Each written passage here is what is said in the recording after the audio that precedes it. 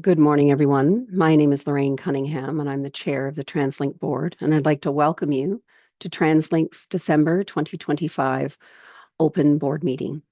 Thank you all for joining us virtually today.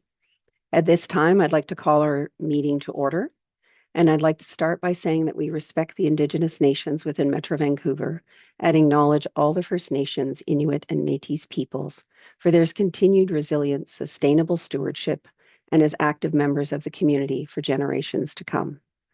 We recognize that in planning and managing the region's transportation system, we have a role to play in supporting reconciliation with Indigenous peoples. Before we begin, there are some updates on our board for 2026 that I'd like to share with you.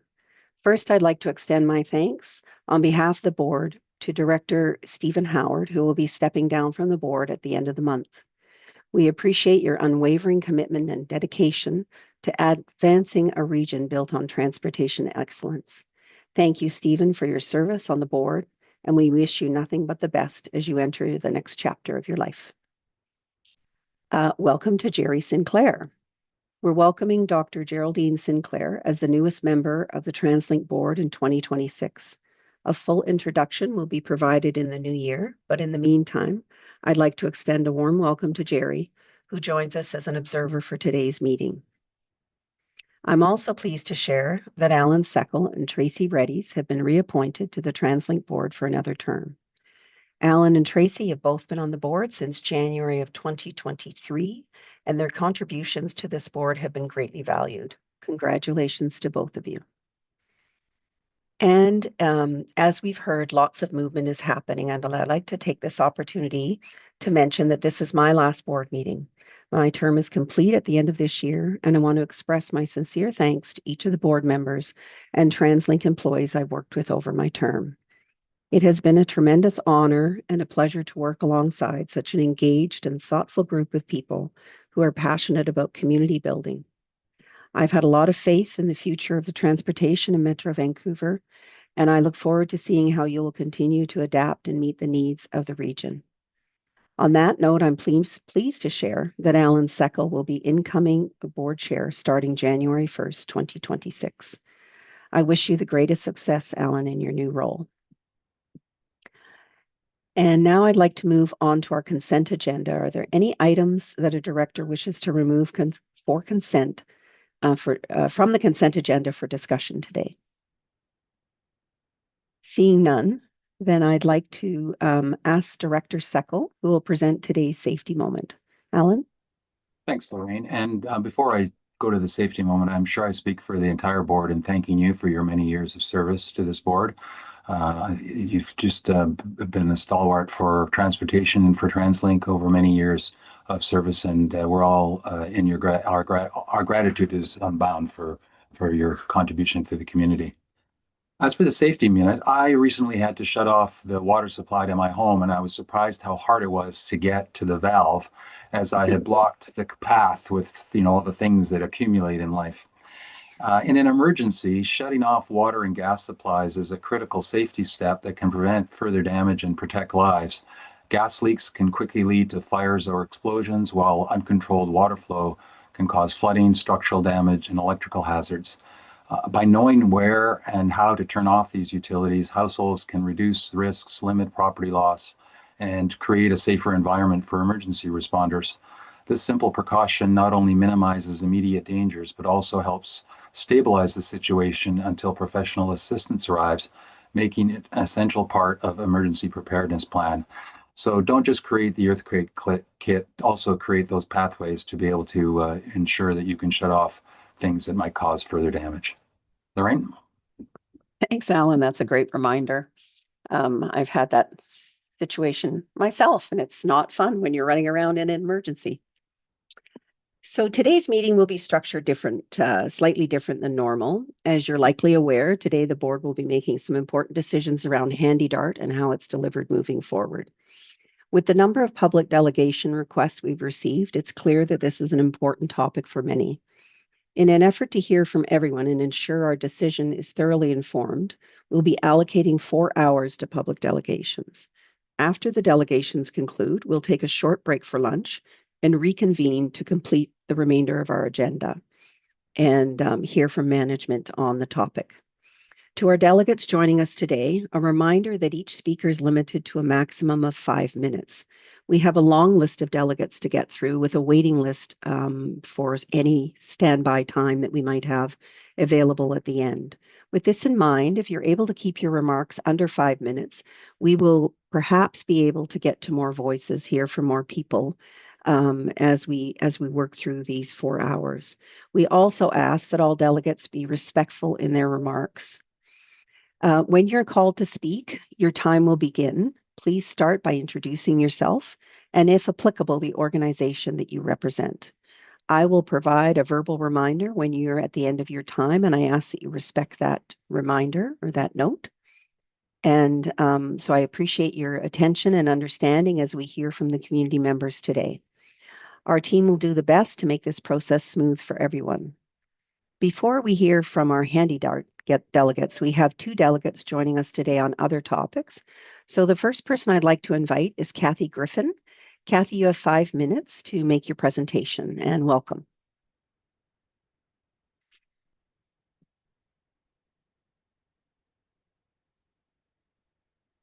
Kathy, are you there?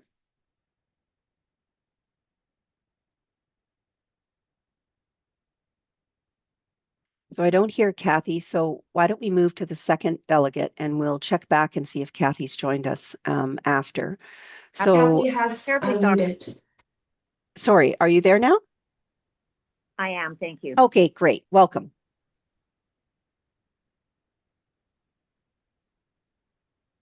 So please go ahead. Your 5 minutes begins now. Okay, thank you very much. Thank you. Hello, and thank you for providing me with the time to speak to you today.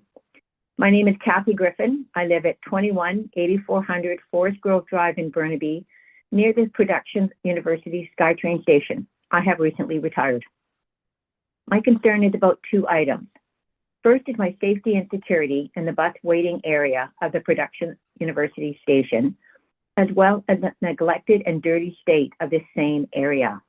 So my comments today focus on my local SkyTrain station, but having traveled across many SkyTrain bus stations, there are few that can claim that they are nice. Just for the record, I own a car and have an electric bike, so I am not without other options should I choose to exercise them. I am a frequent user of the SkyTrain bus system with my e-bike. I do this because I choose to drive as infrequently as possible. I also bring out-of-town visitors on the SkyTrain from the airport, or I meet them in Vancouver and we SkyTrain and bus around the Lower Mainland during their visit. But many people are not as fortunate as I and must take the bus SkyTrain exclusively and frequently. When I was between jobs, I used bus SkyTrain for everything, including shopping and other everyday activities. I can now choose not to do this, but many others cannot. As a result, I find the waiting experience at the SkyTrain station, bus waiting areas, are often uncomfortable and unpleasant. When it comes to the safety and security of the waiting place for the buses at the Production University station, it is a poor customer experience. In the bus waiting area, the overhead lights are very dim. The waiting area feels isolated because it is located at the rear entrance to a number of shops and under, but not quite in the basement of a 20-story or so building. The gigantic footings of the building obscure sight lines to the entrance and to other people waiting. After 8 p.m. at night, and especially in the winter when the days are shorter, this area is very isolating and very uncomfortable. I've waited for my bus, which is a 136, in the early morning and late at night here. It's not very nice. First, let me say, in all the time I've been taking the SkyTrain and bus from this station, whether it be morning, noon, or night, I have never seen a SkyTrain attendant down in the waiting area checking on customers. It can also get extremely cold when the wind whips through this area. There is no barrier to wait behind to cut down on the effects of the elements. Surely other communities have answers to these issues, as they are not intractable. In regard to the cleanliness of this area, it is plainly filthy. The floors and walls have examples of ancient spills and decay. There are only 2 dilapidated benches to sit on. Why so few? Of the two benches, one appears to be broken. That is, it does not have any backing. Whether by intention or design, a backless bench is very uncomfortable to sit on. TransLink is quite aware that people who take the SkyTrain bus can be older, differently abled, and have small children. It seems mean-spirited to not provide such small amenities to the ridership. I understand that there are thousands of people who come through the production university station regularly, but it is quite shocking that the area feels unsafe, is dirty, and unpleasant to wait in. It gives the impression TransLink does not care and makes a customer experience almost a zero. Who stands in a dim, cold, unsafe area and enjoys it? My ask of TransLink is to please improve the lighting in this area, to address the safety concerns I have outlined by adding some regular security checks of this area by staff later at night. If the bus runs, safety of your customers should be a concern. To please clean the area, to consider a regular maintenance schedule for ongoing cleanliness. Please add a wind barrier to protect customers from the cold, rain, snow at the north end. To please add more usable and useful benches in the bus waiting area, as there is room to do so. Thank you again for your time. Thank you very much, Kathy, and thank you for bringing that to our attention. I'd You're like most to welcome. now, thank you. I'd like to now invite Siun Sao to present. Siun, are you there? Hello? Yeah, hello. Can you hear me? Hello? Yes, we can. Welcome. Yeah, thank you, Madam Chair, and thank you for the TransLink board for having me today. My name is Zian, and I would like to address 3 points regarding the concession fare, ticketing, and interregional service. First, I would like to ask why concession fares cannot apply to the final year high school students who are older than 18. Under the current fare rules, they are no longer eligible to buy concession fares or use concession compass cards. However, apart from the fact that they are actually born in the first half of the year, their daily life are not much different from their peers who are younger than 18. In fact, their daily life are not different from themselves before turning 18.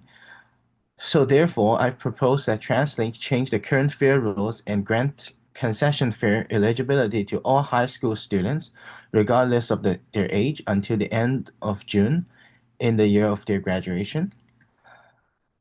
Second, I would like to talk about the ticketing. According to a CBC News article from June 2025, TransLink hired 8 new security officers for fare enforcement. I understand that is one of the way to reduce the financial pressure TransLink faces, but it is not clear how effective this method is. However, I have heard stories of low-income high school students over 18 receiving tickets because they did not clearly understand that concession fare eligibility has already ended for them. I do not think every passengers studied the TransLink Act and bylaw thoroughly until something happens. So I think more public awareness campaigns may be needed to inform passengers and avoid such unintentional incidents. As students, those young people and families, they usually follow a school year schedule, which ends in the middle of the year rather than their birth year. This may cause them to neglect switching campus card or changing their fare purchase habit at the time. Issuing a ticket, but allow those young adults to have one more chance for their first offense waived could be a good way to teach them a lesson. And also offering low-income passengers who receive tickets the opportunity to learn and advocate for TransLink rules or to provide service hours for TransLink or even the community as an alternative to the fine may be effective. I hope that the ticketing process can be done more humanely. Third, I want to address the issue with interregional transit. Currently, the West Coast Express is only available westbound in the morning and eastbound in the evening on weekdays. This is not very convenient for passengers planning to travel towards Mission in the morning and return to Vancouver in the evening.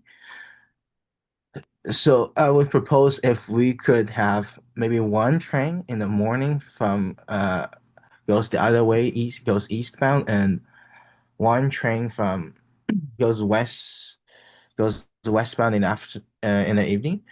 And I think another gap is the lack of a bus route to Squamish. I was wondering if we could work with BC Transit to develop a route maybe from Horseshoe Bay or even Vancouver City Centre to Squamish. Those are the 3 points I would like to bring to the attention to the board of TransLink Board of Directors today. Thank you for listening, and I hope some of these points can be followed up so we may see positive changes and progress in the future. Thank you very much, Andrew, for making your presentation today. Thank you. Thank you. All right. Before we proceed with the Handy Dart delegates, which the rest of the delegates are all related to Handy Dart, we've been advised, I'd like to say a few words on Handy Dart myself. I recognize that many who are listening today care deeply about the outcome of this afternoon's decision. And in addition to public delegation requests, the board has received hundreds of letters regarding Handy Dart over the past year. The service is close to home for me. My husband uses the service regularly, and I'm familiar with its value, but also where there are opportunities for improvement, not only in getting people where they need to go, but in providing independence to more than 32,000 riders across our region. I understand the passion we're seeing, and I'm encouraged by this level of engagement. It demonstrates just how much the communities we serve care about the high quality, accessible public transportation. I also want to note that there are many considerations for the board, and we appreciate the input we're receiving from the public and the stakeholders. TransLink needs to ensure that it's delivering the best possible service while remaining cost efficient and respecting taxpayers' dollars. Today's decision is not being taken lightly. I look forward to hearing more about the outcome of the Handy Dart service delivery model review and how TransLink plans to continue improving the delivery of this essential service. With that, I'd like to now invite our first Handy Dart delegate. Please remember to introduce yourself and, if it's applicable, the organization that you represent. And we'll start with our first speaker. So welcome. Handy Dart service delivery review and how TransLink plans to continue improving the delivery of this essential service. With that, I'd like to now invite our first Handy Dart delegate. Please remember, do we have our first delegate? Hi. If it's applicable, the organization you represent. So welcome. I'll be starting the timer, and if you can, if each delegate, please remember 5 minutes, okay? Great. With that, I'd like to now invite. Perhaps you should turn off your sound in the background so you can make your presentation. Oh, thank you. Okay, thanks. Hi there. Thanks. Hi, my name's Stefan von Sachowski. I'm the president of the Vancouver and District Labour Council and a member of the Save Our Handy Dart campaign. There are many things I'd like to say today about the failings of contracting out, both operational and moral. And what I've decided to focus my 3 minutes on is the question of the in-house model and its presentation in this report and recommendation. The report scores an in-house model very high. In fact, compared with what's being proposed today for the board, the in-house model does much better overall, in my view. Option 1, contracting out, only scores highest on ease of implementation, which is an obvious one since it's the current existing model. Meanwhile, the in-house model scored higher on both organizational sustainability and desire to increase public trust. On page 40, the report even notes the consultant team heard consistently that there was a higher trust in TransLink to deliver an improved service within an in-house model compared to a model which included one or more service providers. So what we're hearing is that an in-house model is better, it's just not easier. and we're being told that it's more expensive. This assertion we're asked to accept on blind faith. There is a total lack of analysis of the in-house model and the costs associated with it in this report. The claim is made that in-house will carry greater financial cost, but that cost is not provided or detailed. And in fact, when we asked for that costing information, the answer was a firm no. So is the costing higher at all? Is it a cost of setup that's then followed by savings afterward? We don't know, but these costs and these questions are relevant, and we deserve the answers, and it would be a failure of fiduciary duty for the board to make a decision without knowing confidently what those costs actually are. I think you swear that it's more expensive is not good enough, and if costing has not been done, it's not responsible decision making. If it has been done and supports the claims that are made in the report, then why would TransLink refuse to share that information? The scoring model assigns a score of 1 low to 3 high, but does not explain how these scores are assigned or by whom. There's no objective method for determining the score as far as we can see in the report itself.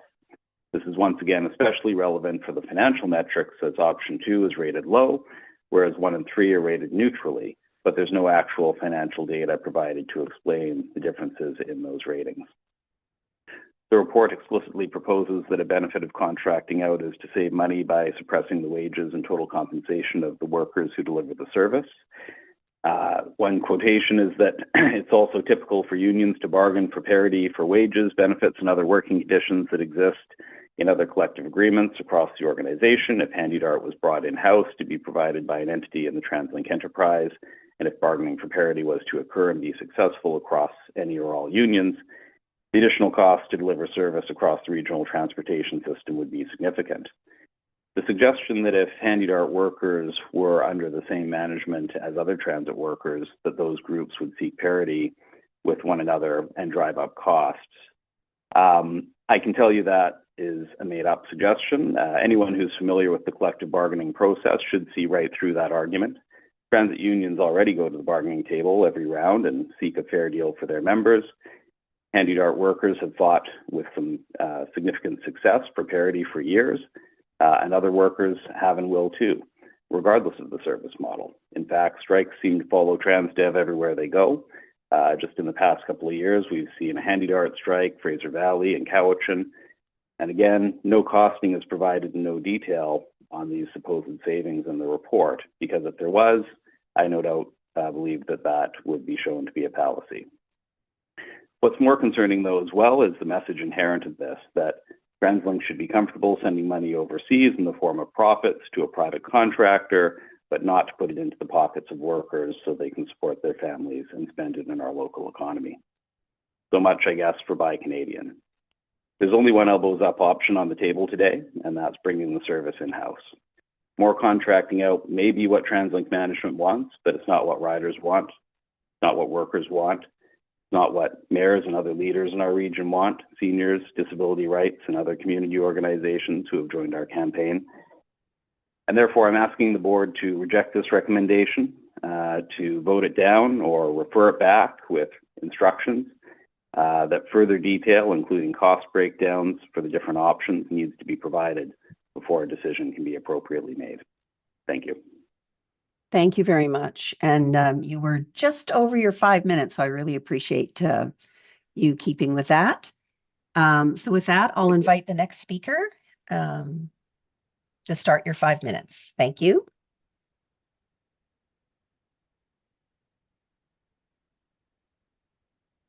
Hello. Please unmute your phone.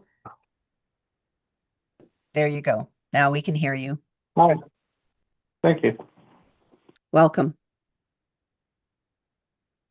Thank you.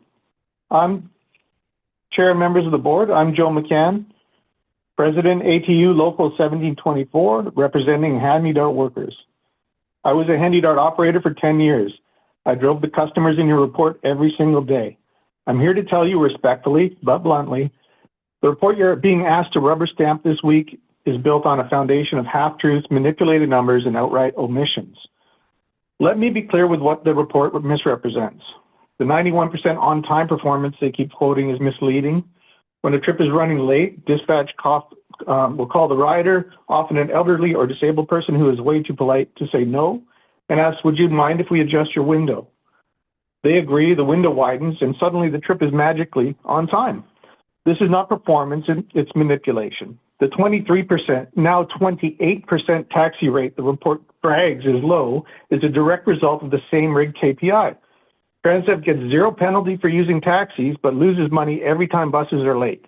So they flood the system with taxis at the first hint of risk, even when a handy-dart bus could technically make it. Other cities have driven down taxi use dramatically. With proper scheduling, smaller vehicles with in-house control, these guys are not even trying.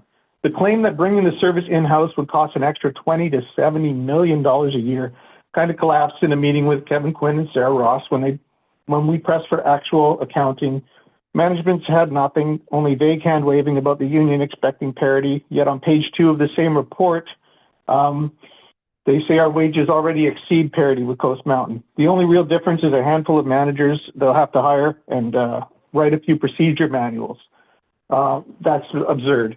The assertion that TransLink has no capacity and would need to build an entirely new management structure is demonstrably false. The same middle and senior managers have run HandyDart for decades through multiple contractors. Every time the contract flips, a new private company parachutes in, keeps the same people, and immediately starts cutting corners to hit their profit target. The expertise already exists. The so-called Customer First Plan is a public relations document, not a cost-saving plan. Tightening eligibility and forcing seniors through more hoops is not cost-effective. It is cruel. It will simply drive vulnerable people into isolation.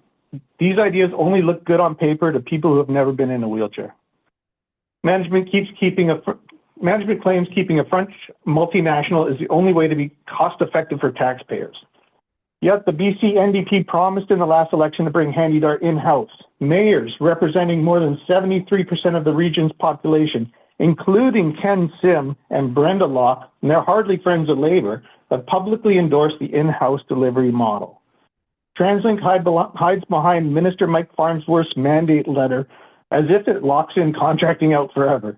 That letter is a standard, deliberately vague, cover-your-butt document, written so it can be interpreted any way the reader wants. It says nothing specific that prevents bringing HandyDart in-house, and it certainly does not overrule the Premier's public promise. It is being weaponized as a shield, not a directive. With Donald Trump, tariffs and Buy Canadian has never been more politically salient. Every dollar we currently ship to Transdev headquarters in Paris is a dollar not reinvested in the British Columbia economy and TransLink infrastructure. TransLink already operates conventional buses, double-deckers, articulating buses, community shuttles, C-Bus, SkyTrain, security, mechanics, supervisors. I could go on and on. But we're supposed to believe the same organization is incapable of running paratransit service for disabled British Columbians?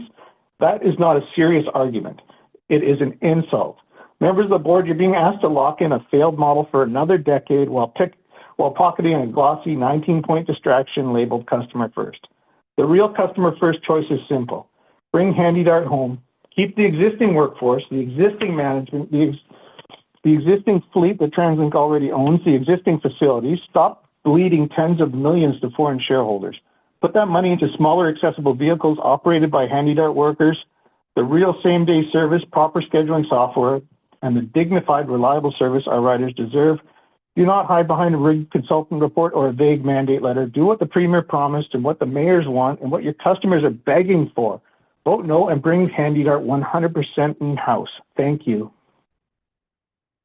Thank you very much, Joe. I'd like to welcome our next speaker. If you can come off mute, that would be helpful, and I'll start your timer.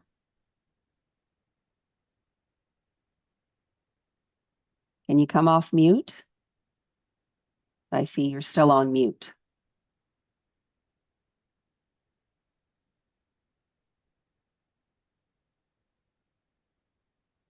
Can our next speaker please come off mute? There you go.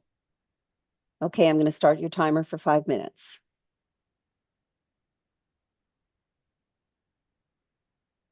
Good morning and welcome. Carolyn Bauer, you are the next speaker. We cannot hear you.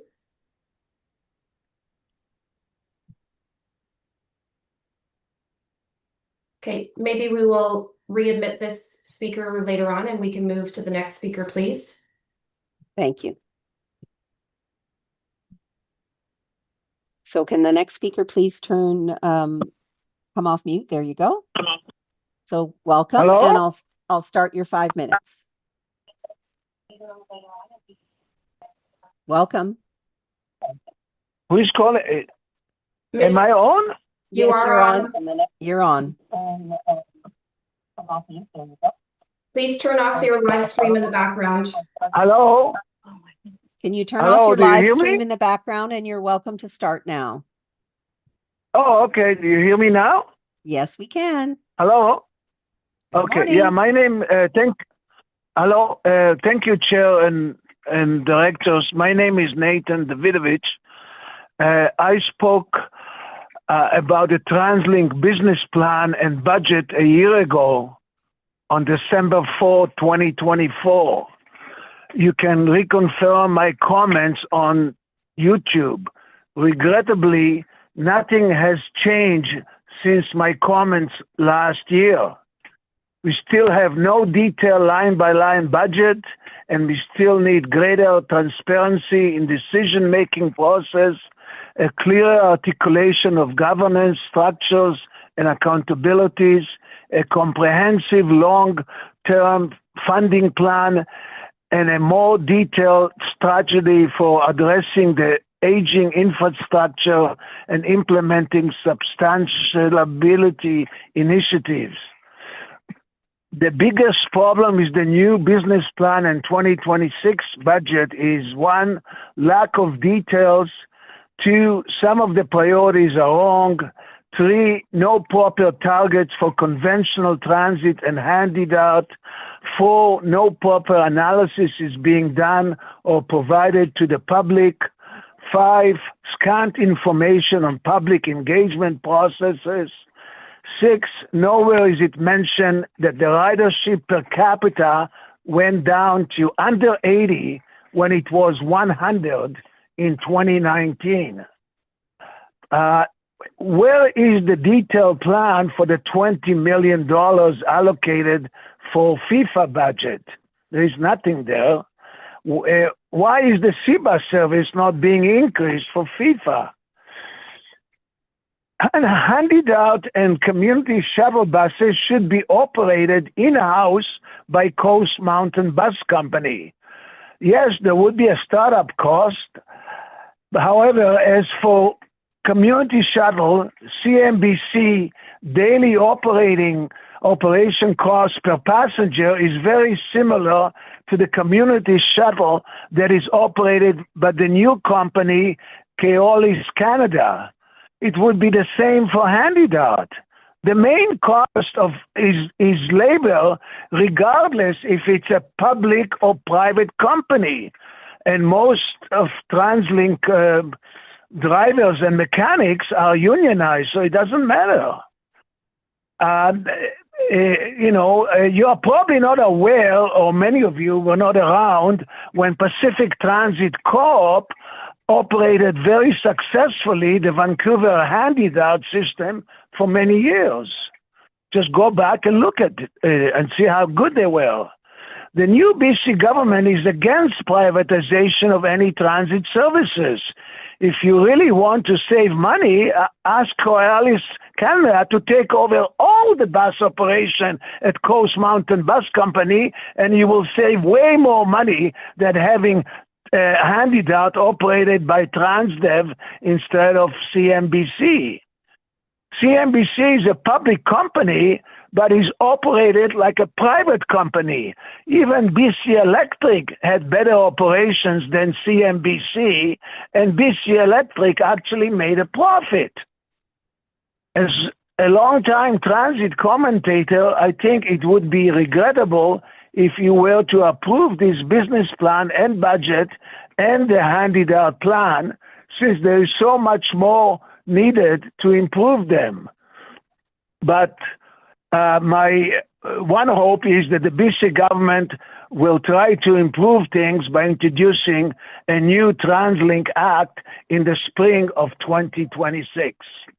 Thank you very much for hearing me. Thank you very much, Nathan. And I appreciate your awareness of time. So, Salima, we have the next speaker.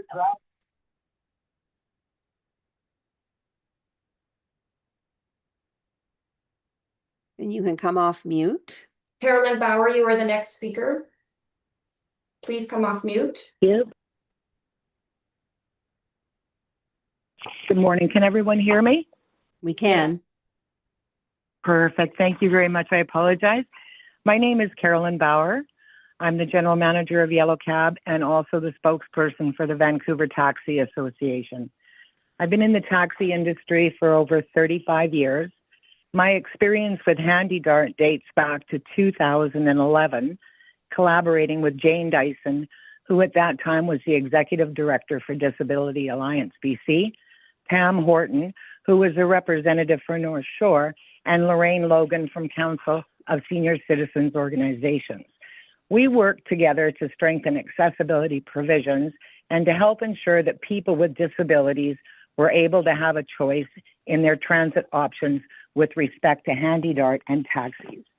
DABC and Costco work closely with the Vancouver Taxi Association to develop training programs for taxi drivers on working safely and respectfully with people with disabilities and seniors. For decades, both BC Transit and TransLink have relied on contracted operators to deliver HandyDart service, a model that works precisely because it combines public oversight with specialized expertise and private investment. What the public may not realize is that licensed taxis are an essential part of this system, providing flexible, on-demand capacity that prevents trip denials, supports emergencies, and ensures no client is left waiting when they need a ride the most. TransLink itself has clearly explained how taxis are integrated into the system. I know through my years of collaborating with people with disabilities that many prefer spontaneity and independence that taxis provide. Taxi trips are an excellent and cost-effective complement to the HandyDart service.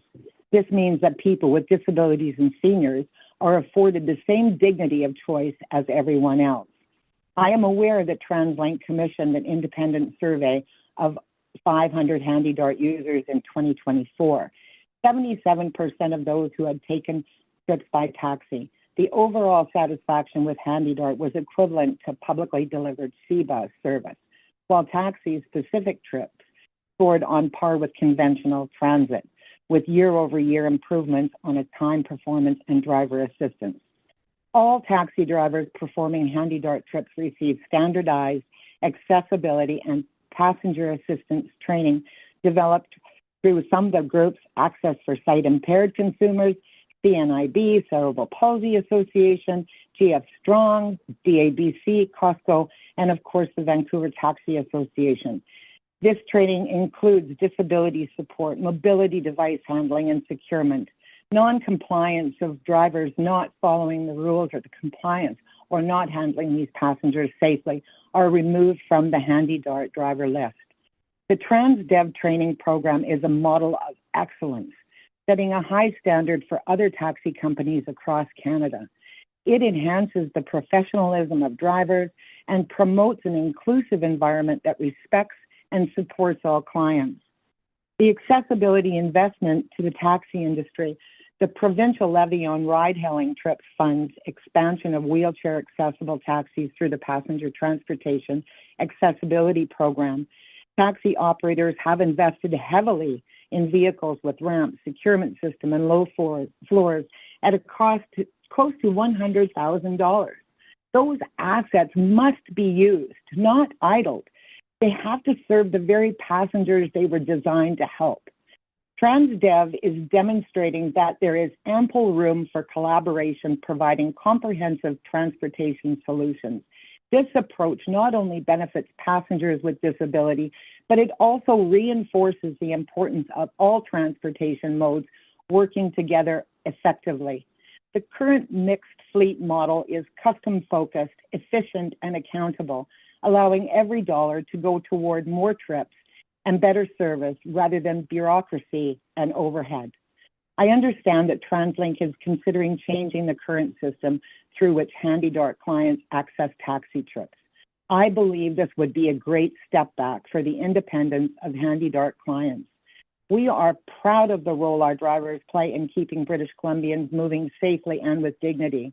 We ask for your leadership in protecting this model and the communities it serves from unnecessary disruption. We respectfully ask that you please continue to provide our people with disabilities and seniors with the accessible transportation options they need to live with independence in their communities. Thank you so much. Thank you, Carolyn, very much. And we'll welcome our next speaker. And when you join into the meeting, if you can remember to turn your sound on. Manjeet Singh, you are the next speaker. Please unmute your mic.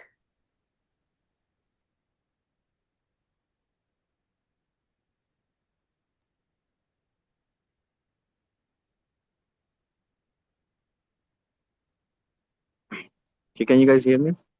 We can. So welcome, and I'm going to start your 5 minutes, all right? All right, thank you. Thank you. Okay, so my name is Manjeet Singh. I've been a HandyDART bus driver for 5 years now. I would like to ask the board to vote to bring HandyDART in-house instead of contracting out to another private company.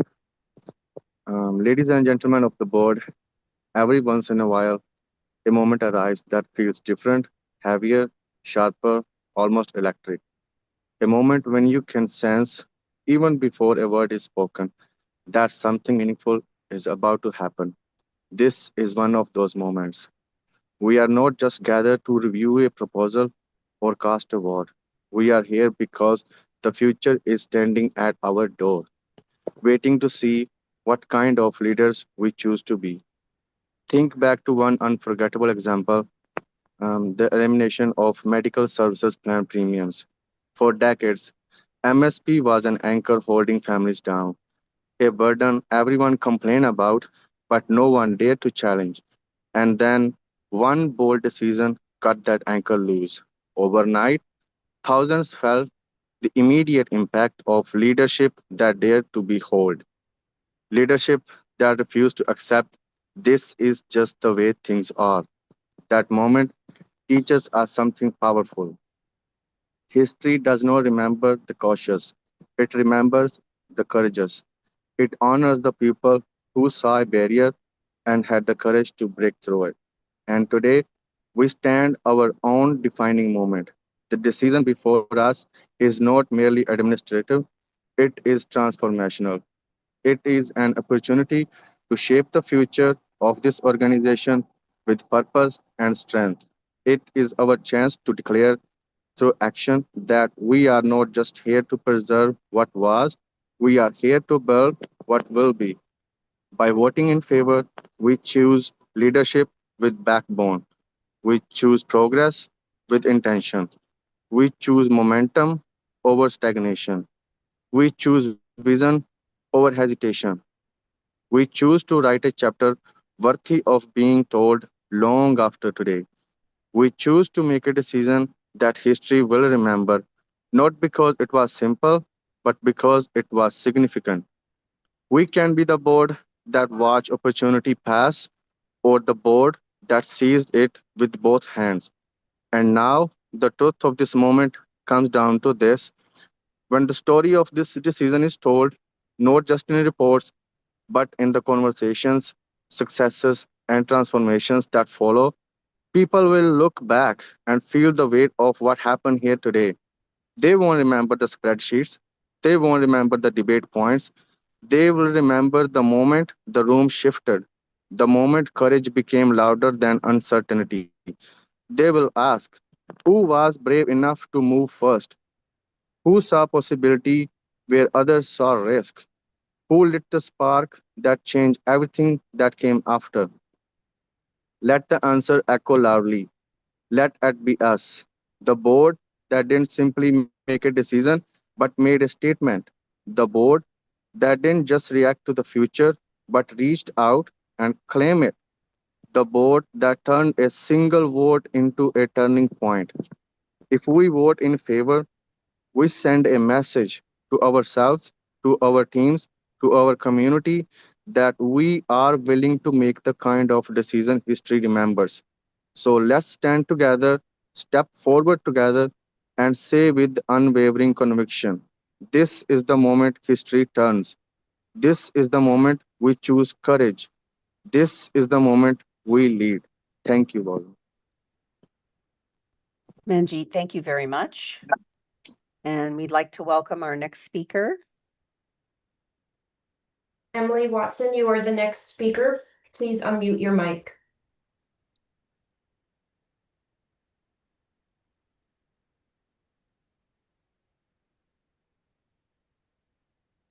Emily, if you can come off, sorry, Salima.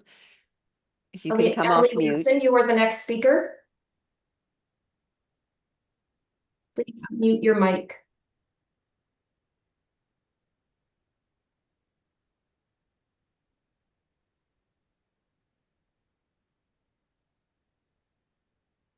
We will, oh, there we go. Yeah. Can you hear me? Yes, we can. Okay. I'm going to start your timer. Good morning, so Madam welcome. Chair, board members, and TransLink staff. My name is Emily Watson. I'm a BC-based Senior Vice President with TransDev Canada.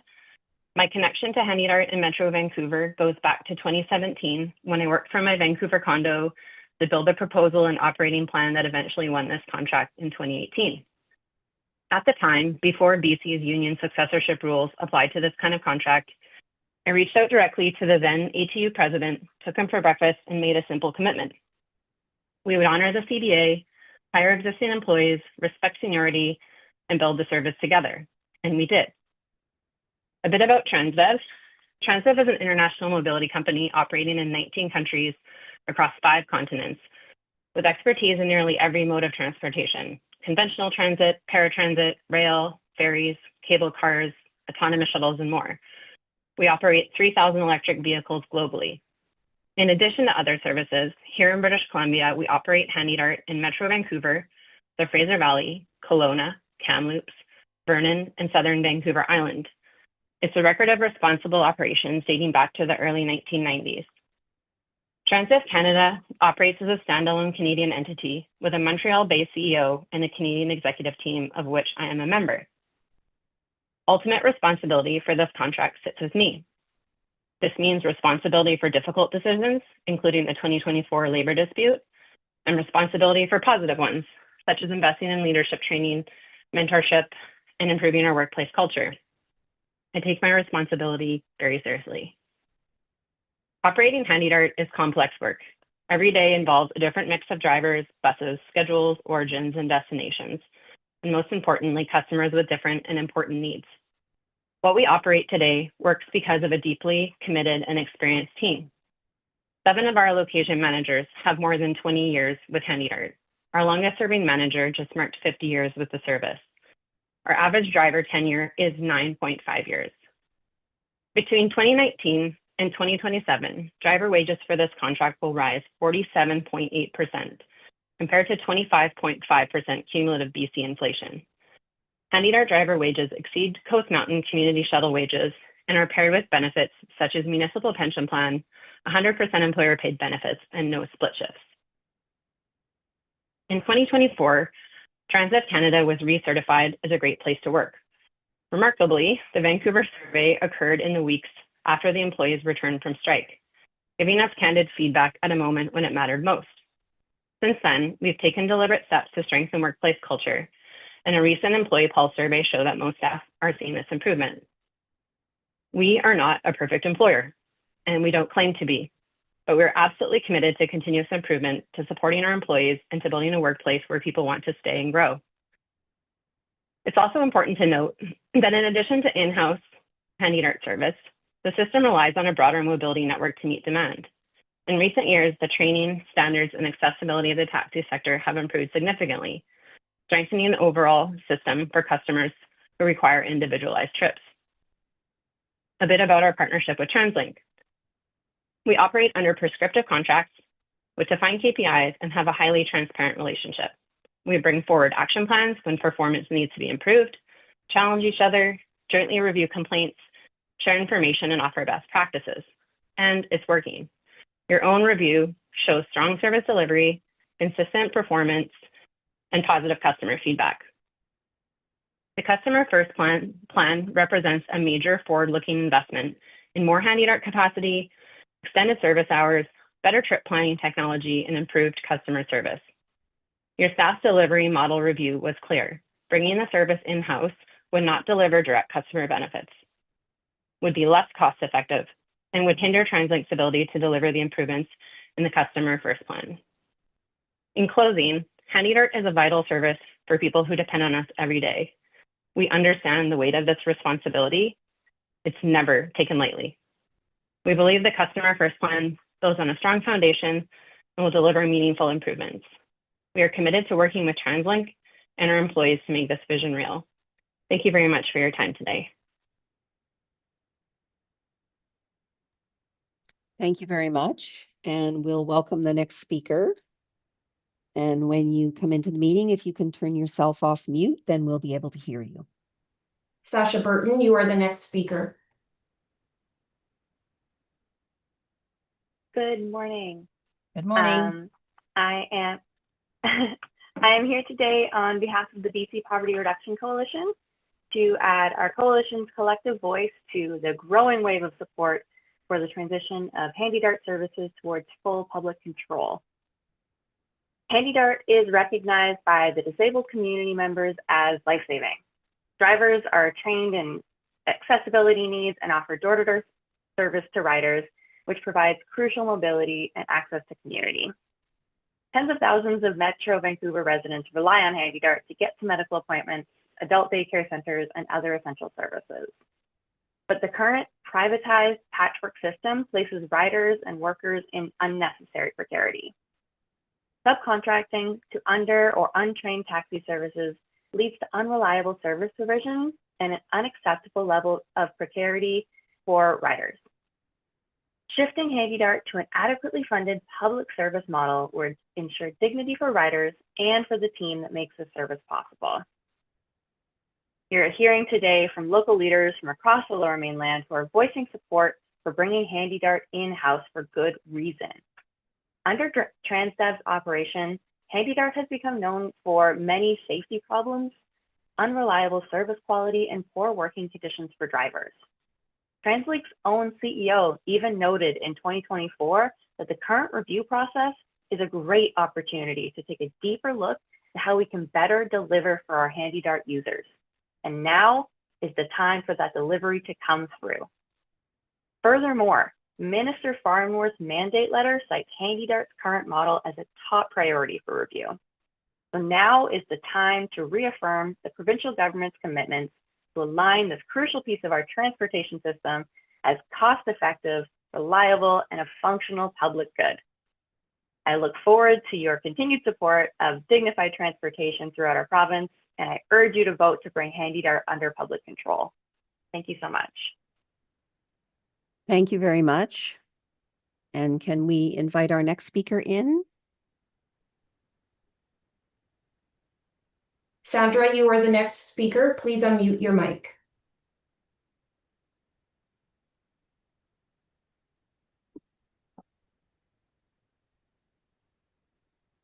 We can see you, we Sandra? just can't hear you, Sandra.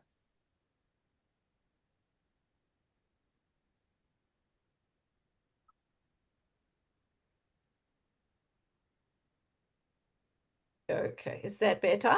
There, we can hear you. Welcome. Thank you. Good morning, everyone.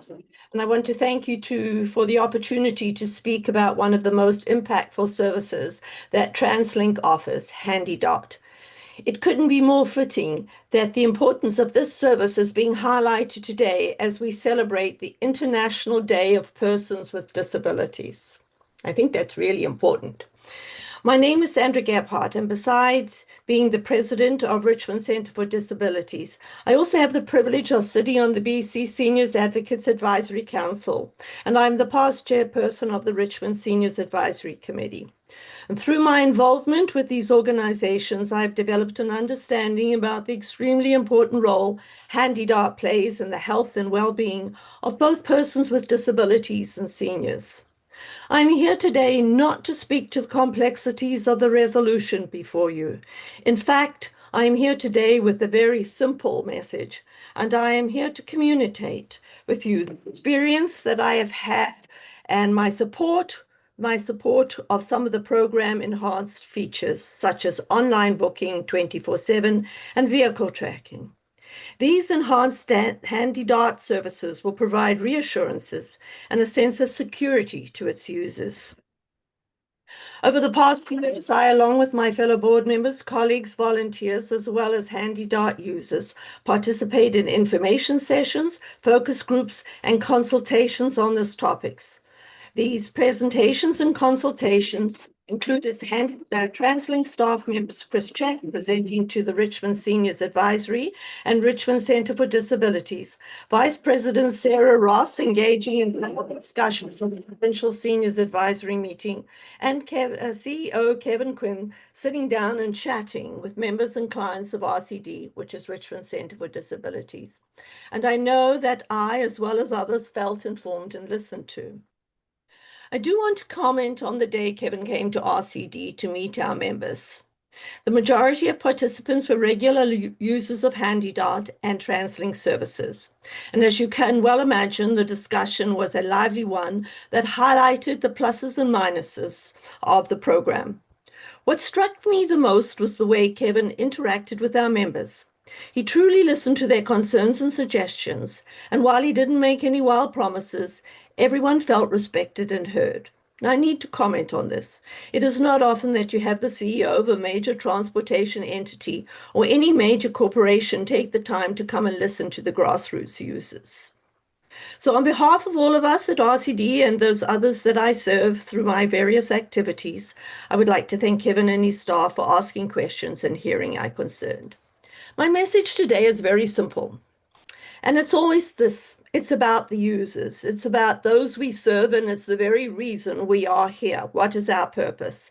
And I would like to commend the TransLink board for continuing to ensure that, as the title of the plan states, the customer is first. Thank you very much for this time. I am now going to go off and celebrate today, which is the day for international recognition of people with disabilities. Thank you very much, Sandra. That's a great message for all of us. So I'd like to welcome our next speaker. Matthew, you are the next speaker. Please unmute your mic.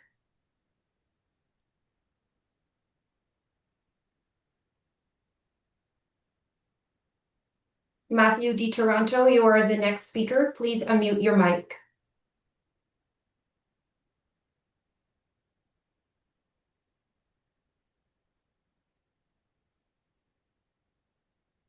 Welcome, Matthew. Good morning. Can you all hear me? We can. Excellent. Good morning, Madam Chair and members of the TransLink board. Thank you for the opportunity to speak today. My name is Matthew Di Toronto, and I manage public transit partnerships for Uber Transit in North America. I've worked in the public transit industry for a decade, including managing subway service for 1.5 million daily riders as a tower controller at the Toronto Transit Commission. I'm here today to offer insights from public transit agencies across North America that are effectively utilizing all available tools to address their riders' mobility needs. I'll highlight common challenges these agencies face and the innovative solutions they're implementing. Specifically, I will share how New Jersey Transit's Access Link service, their equivalent of HandyDART, employs a diverse suite of mobility options to maintain a high service levels, reduce the cost per trip, and meet their riders where they are. TransLink and HandyDART play a critical role in supporting the mobility and well-being of this community. TransLink is widely recognized across North America as a leader in post-pandemic ridership recovery and launching critical initiatives. These include, but are not limited to, a bus service expansion plan, the bus rapid transit development and implementation, major capital projects like the Broadway subway, and modernization of the Compass card and the implementation of the Handy Dart Customer First Plan. These efforts are not only instrumental in building transit ridership, but also solidifying Translink's position as a leader in the public transit industry across the country. While service is delivered day to day, public transit agencies across North America are grappling with mounting pressures on several fronts. Ongoing funding shortfalls, sluggish ridership recovery driven by new travel patterns, and persistent labor shortages. As a result, agencies are being asked to do more than ever with significantly fewer resources. Let's consider some data points. The largest transit agency in Pennsylvania, SEPTA, was forced to introduce a 20% reduction in transit services until an emergency court order halted these dramatic cuts. In New York City Transit's Access-a-Ride service is facing a budget shortfall of $160 million in 2027, a number that grows to over $300 million if sustainable funding solutions aren't found. Right here at home, TransLink was facing a $600 million funding shortfall, and while the solutions have been found in the 2025 investment plan to cut that shortfall in half, sustainable funding beyond 2027 remains a challenge. And if funding is not challenging enough, changing demographics are expected to increase demand for Handy Dart service by 30% by 2030. When faced with these challenges of funding and increased demand for transit services, it is the residents of our cities who stand to lose the most. Public transit is the backbone of our communities, providing essential service and access to healthcare, jobs, and social programs. It is our shared mandate to keep riders at the center of the service we provide. Public transit agencies serving as the mobility managers of their cities depend on flexibility and technology as their most effective tools to meet their objectives. To illustrate this, I want to highlight the story of New Jersey Transit and how they thought outside the box to solve major budget and performance problems in their specialized transit service. New Jersey Transit was struggling with serious issues. On-time performance was stuck below 80%, and their customers faced high wait times and frequent denials for reservation requests and trips. They decided to add to their mobility tool belt and integrate flexible transportation technology alongside specialized transit service providers into their service delivery model, and the results were dramatic. Through their program, their on-time performance dramatically improved to be consistently over 90% or higher. Higher availability and efficiency let New Jersey Transit serve more trips, cut denied rides, and improve equitable access to vulnerable riders. And their average cost per trip dropped by 30%. In the context of Handy Dart, that would mean that the cost per trip will go from around $60 to roughly $42. By embracing tools available to them through specialized service providers, New Jersey Transit solved the crisis, improved transportation equity, and took the first step in future-proofing their service for the riders that rely on it every single day.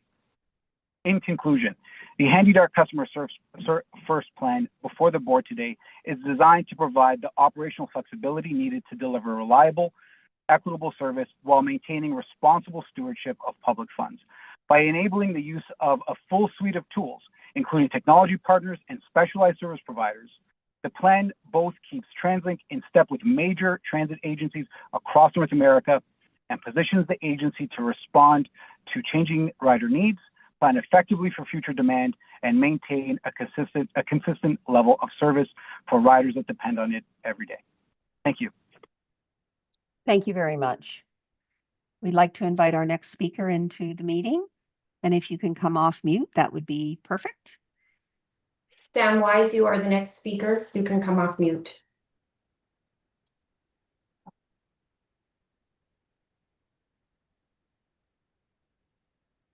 Sam Wise, you are the next speaker. You can come off mute.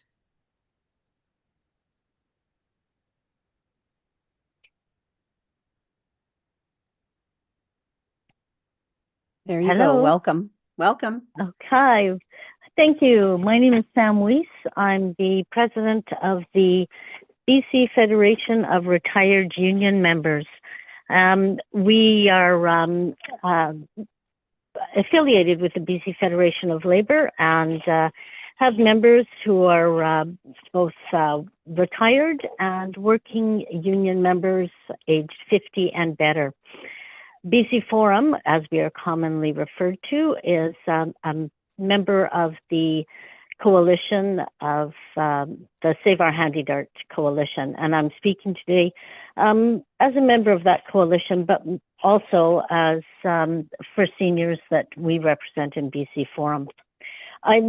Obviously, the report that's being presented to you to the board today, we feel fails in several areas to such an extent, not only to be incomplete, but I feel to be bordering on incompetence.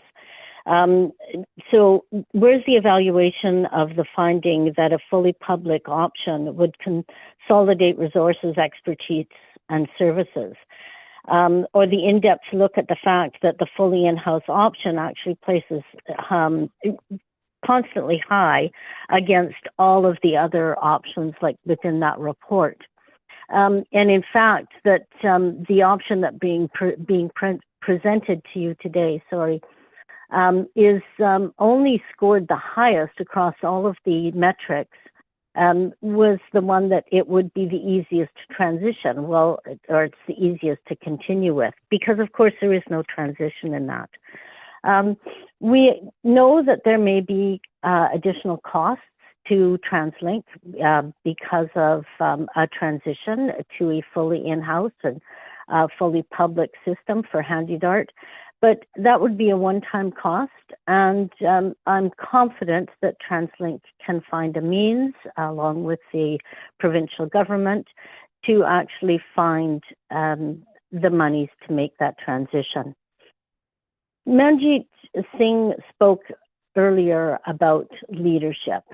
The TransLink board has indeed today the ability to exercise leadership, true leadership. And that's by asking for a more in-depth report on that is being presented to you or to be presented to you. Send this report back, ask for some more information on the areas that are being addressed by speakers today. And it may be delusional of the public to think that the TransLink board is actually listening to us, but in the long run, it might be delusional for the TransLink board not to listen to the public that you serve. So that's all I have to say, and on to someone else. Thank you very much. Thank you very much. Appreciate your comments. Can we welcome the next speaker in? Oh, Albert Millennius, you are the next speaker. Please unmute your mic.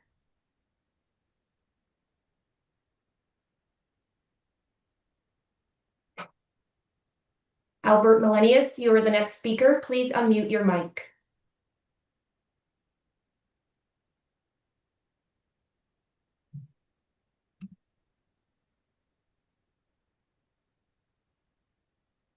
Albert Millennius, you are the next speaker. Yes, can you hear me? We can. Yes, we can. Welcome. Okay, yeah. I am recovering from a nasty cold. My throat is still raw, so I'll keep it brief. First of all, have you all received my written presentation? It was titled The HandyDart Challenge, December 3rd, 2025. Have you all seen that? No? Yeah. Yes, it was provided to the board. Okay, can they hear me now? Yes, we can hear you. Okay. Yeah. I call this the HandyDart Challenge. I speak as an individual with 45 years of experience with the ATU and 50 at HandyDart. I was the chief shop steward and then first president of the local till 2003. The first point, at number 3, the last line, they have been talking about going in-house since 1986, and they still can't name the board for this new organization. The second point, at number 5, refers to the back page of the set. It is the cover of a read and return draft that was shown to the members before endorsing the incumbent at that time. Support of the incumbent was the official policy of the local from 1981 to 2003 when I lost the election. We also wrote letters of endorsement. South of the river, some petitioned for their contractor. At number 6, most Canadians are comfortable with a mixed economy, multiculturalism, and participation in international bodies and free enterprise. Business people started this type of bus in the 1950s. For example, Easter Seal, they used to call them the bunny buses. At points 9 and 10, the in-house crowd fought with Pacific, a BC contractor, MBT from the US, First Transit when they were based in Britain, and Transdev of France when they bought First Transit. This is nationalism in the bad sense, not love of Canada, but dislike of other countries. Fourth point at number 15, HandyDART was never in-house. Number 16, autonomy is needed so we can view transit from the outside and fill in the gaps. We are the final touch that makes transit accessible to all. At line 17, the challenge. TransLink should monitor the relationship between the contractor and the union and see if they can work together to improve. And my last comment just occurred to me. If the in-house group wants to be closer to TransLink, they should form a board of directors, show you a business plan, and bid on the contract. That's been available to them since the very beginning. And yet they keep telling the premier of the province what to do. And I'm a bus driver. I'm not here to tell you what to do. If they want the new HandyDART, they should show you what the organization will be, including the people who will run it. And that's about it. I don't have much more to say. There's stuff in the package, the 4-page package I gave you. So I think that's it. I think I'm finished. Thank you very much. Appreciate your time. Thanks a lot. Thank you. We'll invite the next speaker in. Mark Beeching, you are the next speaker. Please unmute your mic.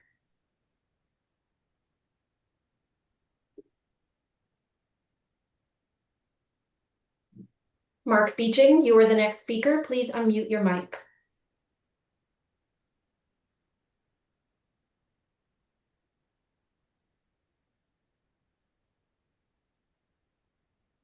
Mark Beeching, there we go.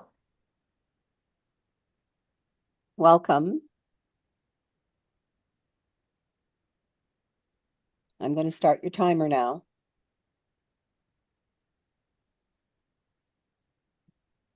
Go ahead, Mark Beeching.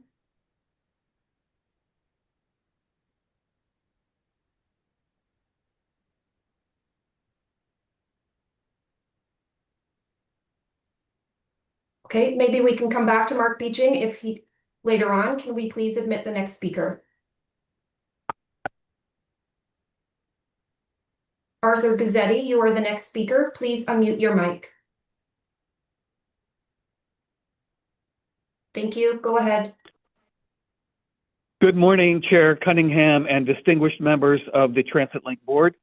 I am Arthur Guzzetti, Vice President for Policy and Mobility at the American Public Transportation Association, the primary trade organization representing all modes of public transportation across North America: bus rapid transit, paratransit, streetcar, light rail, commuter rail, subways, and intercity rail.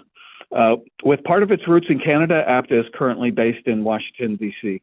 Personally, I've had a long and rich career in public transportation, the first half with transit agencies in New Jersey and Pittsburgh, the second half working through APTA for the betterment of all the transit agencies throughout North America.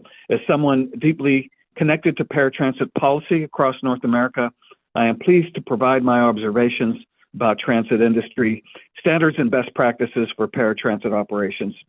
Following a thorough review, I am pleased to note that the HandyDART Customer First Plan focuses on reliability, trip availability, and real-time info, exactly what riders demand.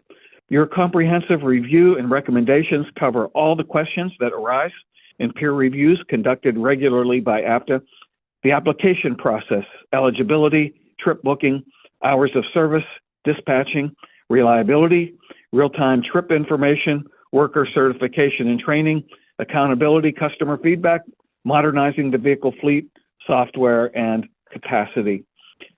Across North America, it is the norm for specialized paratransit services to be contracted. Toronto, Seattle, San Diego, and Washington, D.C. are among many transit agencies that use contracted models for paratransit. Why do so many engage with private partners? What do they see as advantages? Fundamentally, many see contracting as enabling their agencies to focus on their efforts on policy, funding, and other strategies to improve service and rider experience rather than primarily managing the nuts and bolts of service operations. Another factor relates to the experience and insight gathered through contractors with boots on the ground in multiple locations. Related is the access to expertise. Paratransit contractors often have shared resources for their contracts, specializing in scheduling, service design, and overall service optimization. And many find benefits in the competitive contracting process itself. When implemented carefully, competition will bring forth comparative proposals to improve the overall service offered, increase operational performance, enhance innovation, bring new expertise, and support agency goals while preserving essential labor protections. I will take a brief moment to note how your recommended actions are in line with overarching trends. Workforce shortages and hiring challenges continue to be a struggle across the transit community. Having a private partner to team with can lessen that burden. Secondly, the silver tsunami has indeed arrived. Across North America, transit agencies are seeing aging baby boomers increase the demand for paratransit trips. This rising demand will inevitably bring added costs. Statistics show that paratransit operations provide only about 1% of overall transit trips, yet in 2022 accounted for 10.6% of operating costs. That's up from 8.9% in 2023. Thus, as numbers of trips grow and the need for service reliability rises, cost efficiency becomes even more critical. And finally, the proposed continued partnerships with taxi companies for special service and to add capacity during periods of high demand also aligns with industry best practices. In closing, on a point of personal privilege, I note that TransLink is respected as one of the very best by its peer agencies across North America. And the Vancouver region is recognized for being vibrant and excelling in ways other regions would like to emulate.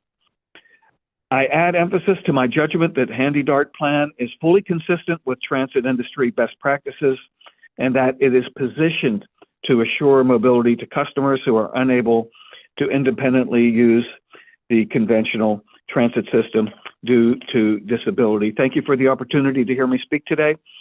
All the best as you continue to make policies and decisions that keep TransLink as the industry leader. Thank you very much. Appreciate you joining us. Thank you. We'll welcome our next speaker. Mark Beeching, you're the next speaker. Hello, can you hear me? We sure can. Welcome. Mark Beeching here. Let me know when the timer has started. The timer has started. Thank you so much. I appreciate the opportunity to speak this morning. HandyDART was conceived despite resistance of transit authorities and politicians of the day. Disabilities Action fought back through action. Over decades, there have been multitudes of contractors, most nonprofit until 2009, when MVT, a multinational corporation, took over the operating contract, which forced a 10-week bidder strike. Threats of not having successorship, losing workers, losing a pension plan, benefits, guaranteed hours, amongst many others, enraged not only the workforce, but those we served. In 2018, a new contractor, First Transit, was a successful bidder. This company was bought by a series of for-profit transit companies. Each transition required an army of TransLink and Access Transit staff to prepare and adjudicate the RFPs. The cost of this lengthy process was not considered in the recent report. The potential administration cost of being brought in-house has been depicted as a financial devastation, but has not been balanced against the cost of contracting out. The report states that there are no expertise in the transit authority in operating paratransit. This statement is alarming and shameful. Seniors and people with disabilities deserve equal access to transportation. Instead, they are mired in a system that diffuses accountability by finger pointing. Provincial governments point at TransLink, who blame Access Transit, who direct blame at the operating company, who tosses responsibility back. Riders and workers are on a merry-go-round with few solutions. The report predicts collective bargaining would end in parity for handy-dart workers with conventional workers. This crystal ball gazing is contradicted by the disclosure that shuttle bus workers are paid 83 cents an hour less than handy-dart workers. Unionized shuttle workers have been in majority in-house for years. The report should be based on fact, not clairvoyance. This report intentionally admits the redirection of funding to profit as a cost factor. The report also predicts a massive upheaval in management with catastrophic loss of the ability to operate the system. The assumption of a mass purge of management is alarming and contradictory to history. Most key management personnel came from previous contractors or rose from the workforce. History shows that when a new contractor successfully bids on an RFP, most of the expertise is inherited. The report also ignores the instability of ongoing contracting to profit-driven multinational companies. During the last years of my career, I asked for disclosure of safety statistics. During the multiple sales of operating company, I was told that they did not have access to their own safety stats. Subsequently, months later, the stats were asked for again and denied. This report ignored safety records. Is this because they too were denied? The other assumption is that they don't care about quality of service. Alarmingly, there have been, by my count, at least 7 safety managers since FIRST and TransDev took over in 2018. This request for disclosure stemmed from an apparent explosion of injuries. Safety and accountability must walk hand in hand. Each time a new operator succeeds in their bid, all of the improvements in safety and training end in C-bins to be destroyed. In-house operations build on their administrative history. Contracting out disposes of it. It won't be a surprise if the report's recommendation to continue contracting out is voted in favor of. Discrimination, like in HandyDart's inception, will likely need dissent. The fear of dissent is apparent by the purposeful holding back of this report to the public until a week before the final decision. I urge the TransLink board to focus on a stable system that they do have experience in, the in-house model. Thank you. Thank you very much. And can we have the next speaker join us? Derek Sahota, you are the next speaker. Please unmute your mic.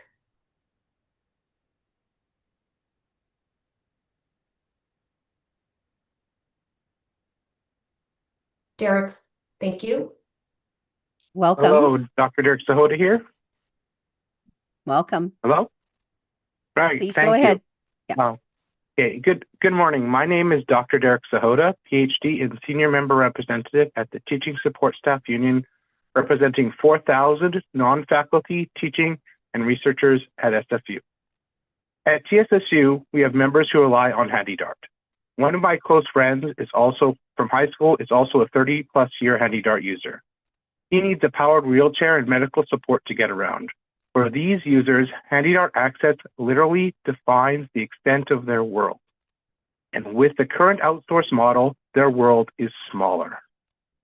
For users with complex needs, waiting for hours and then ending up with a taxi simply isn't good enough. At SFU, we have experience with the decision of public sector boards to say no to insourcing. Faculty, staff, students, and unions united in a coalition in a multi-year campaign at SFU to insource food service and cleaning workers. Instead of taking that action, SFU's board promised in 2022 to have their contractors do better. That hasn't happened. The reality on the ground is that cleaning workers were told to surface clean rather than deep clean and were run off their feet in order to make targets while still trying to meet the needs of their community for a clean environment. A worker died on the job this summer. These decisions have consequences. The report and feedback you've received shows where the outsourcing at HandyDart is similarly failing. At SFU, financial statements show that outsourcing costs have increased 100% from 2019 to 2022, while reports time and time again say insourcing is more expensive. Why does this cost increase? Because these private corporations like Compass Invest at SFU and TransDev at HandyDart have every incentive to find ways to maximize what they charge the public purse while minimizing their labor costs. SFU, too, received report after report saying insourcing would be more expensive, would lead to more 6 days, would be too hard to figure out how to manage. That was all BS. Now, years later, SFU is reconsidering whether to insource after already expending millions trying to make their contractors do better. They have realized the only way to truly improve services is to be able to make direct changes, have direct control, and that can only come when the service is in-house. Don't be like SFU. As Stefan Wojciechowski outlined, the report provides plenty of rationale as to the reason to insource. You can choose to make the right decision now, even if it's hard. Let's start changing the lives of drivers like Manjeet Singh and users like my friend and our TSSU members who rely upon HandyDart. HandyDart is a public service and a public good, and now you need to make the final step and make it publicly operated by bringing it in-house. Thank you for your time. Thank you very much, and we'll invite the next speaker into the meeting. Mohammed Anwar, you are the next speaker. Please unmute your mic.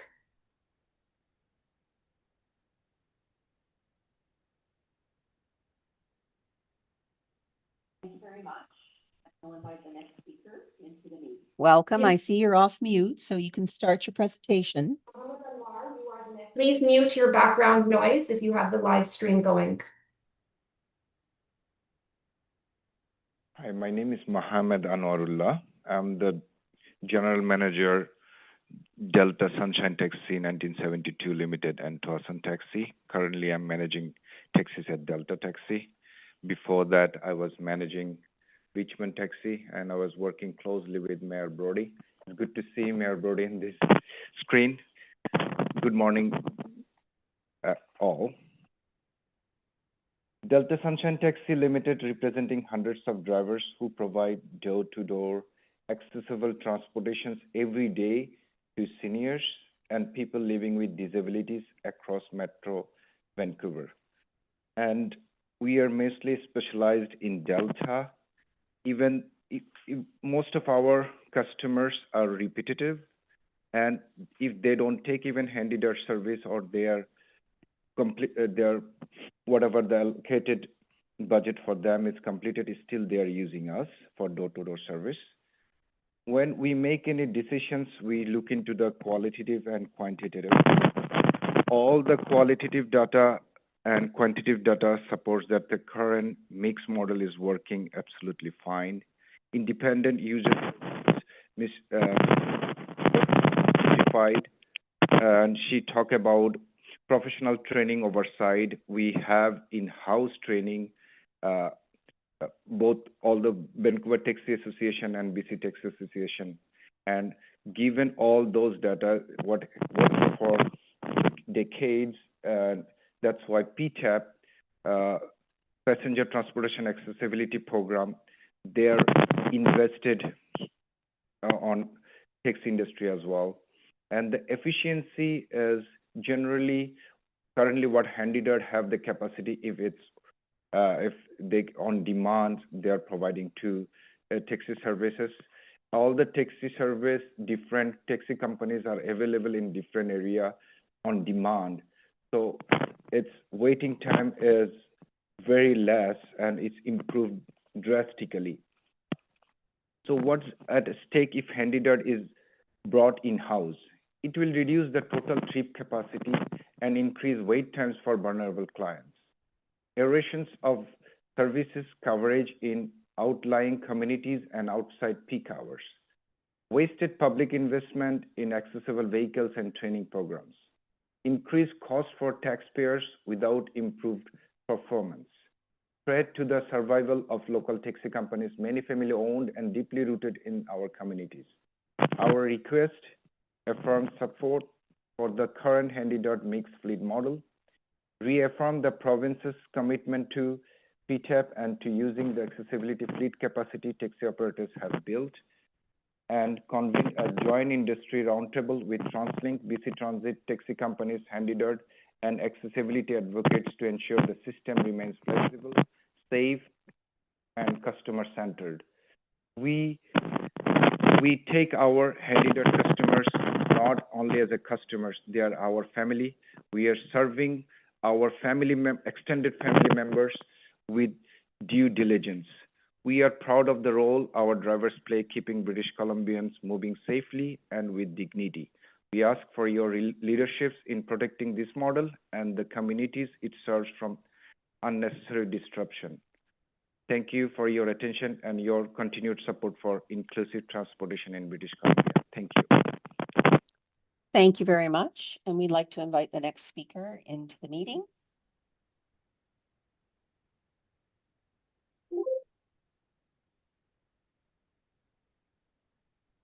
Elizabeth McKellar, you are the next speaker.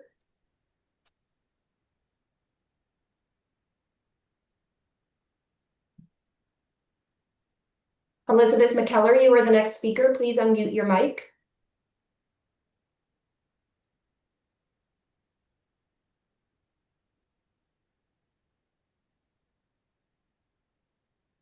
Elizabeth McKellar, you are the next speaker. Please unmute your mic.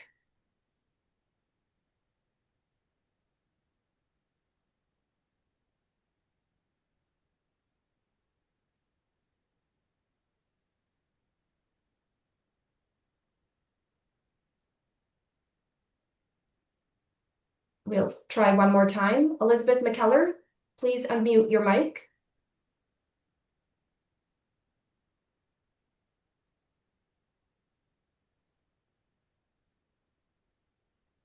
Okay, we will go to the next speaker, please.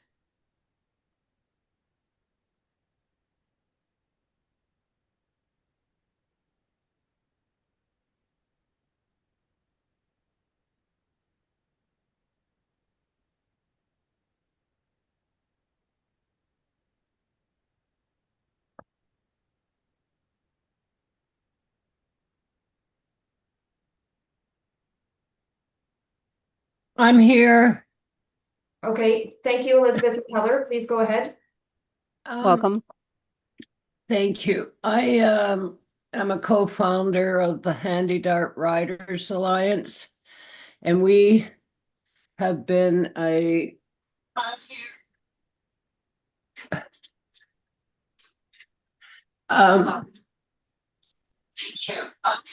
excuse me.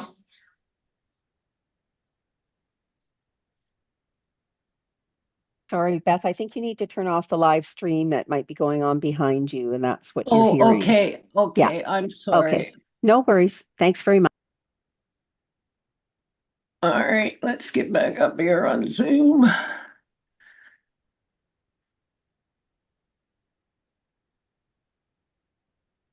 I don't know. Can you hear me?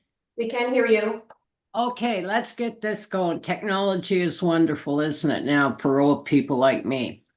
I'm the co-founder of the Handy-Dart Riders Alliance, and we found that we had to form this organization because of the nonsense that was going on with all the clients. And I have been taking phone calls for the last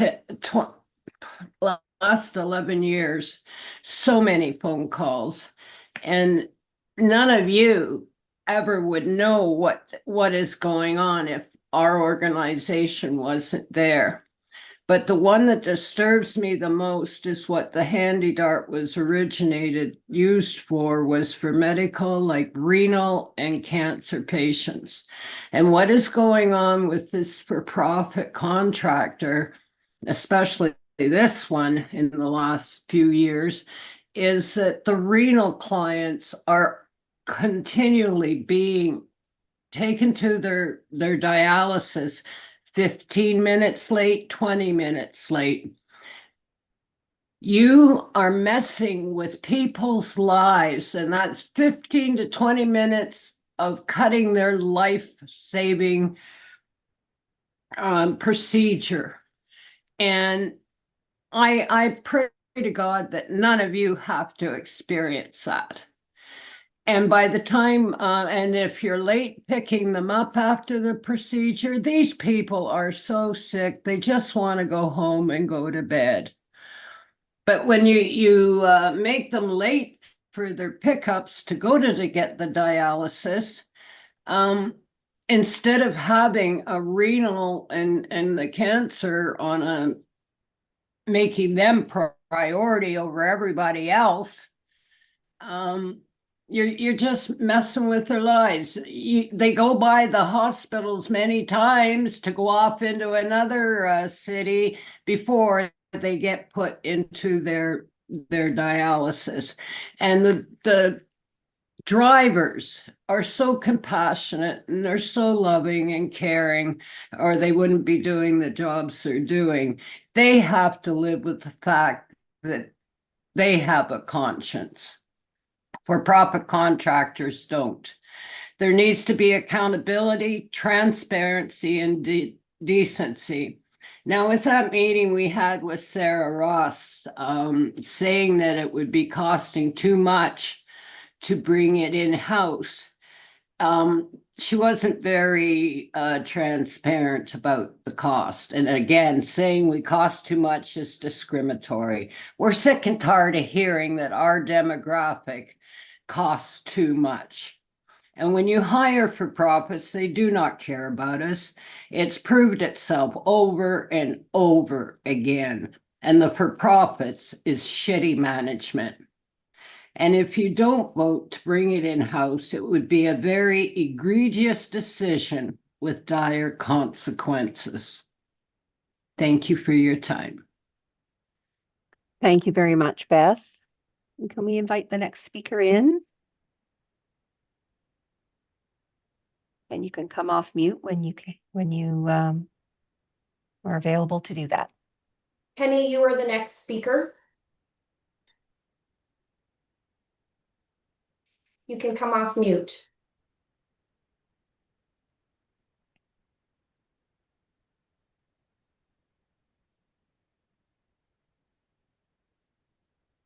Penny LeClaire, you are the next speaker. You can come off mute, please.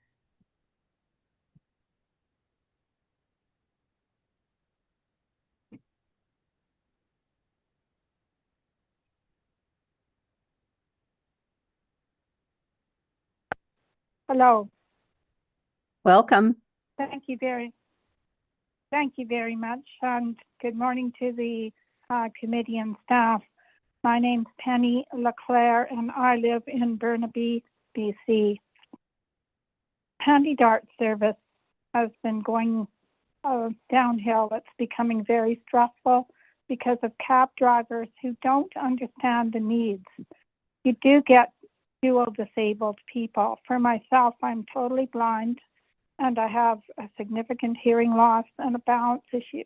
So the cab drivers don't know how to guide properly. They don't know getting into a vehicle. You're getting into different cabs. You don't know what to expect. It's very difficult. So I would say when you're thinking about a transportation system for disabled people, to put yourself in their place and ask, what would you want? Would you want to have somebody who's trained, a stress-free ride, or do you want to be getting into cabs where cab drivers don't have a clue, and often they don't. They're not trained to deal with people with disabilities, and that's the target audience that this service represents.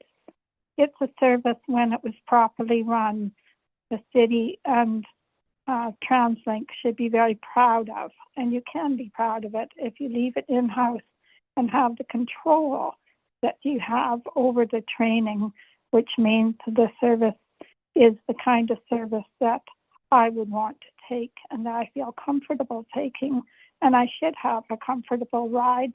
That a lot of it is out of my control when cab drivers are providing the assistance.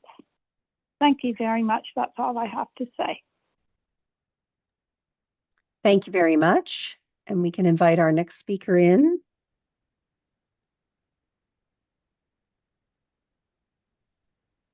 Gloria, you are the next speaker. Please unmute your mic.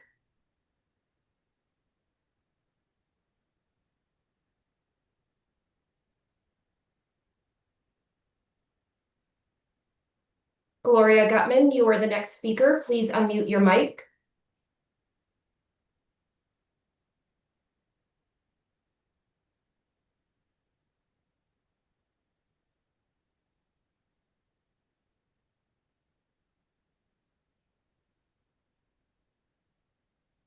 Gloria Gutman, you are the next speaker. Please unmute your mic.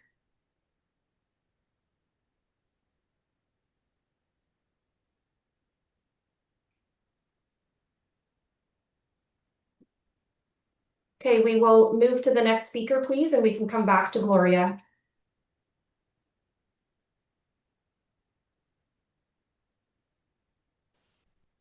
Angie Reamer, you are the next speaker. Please unmute your mic.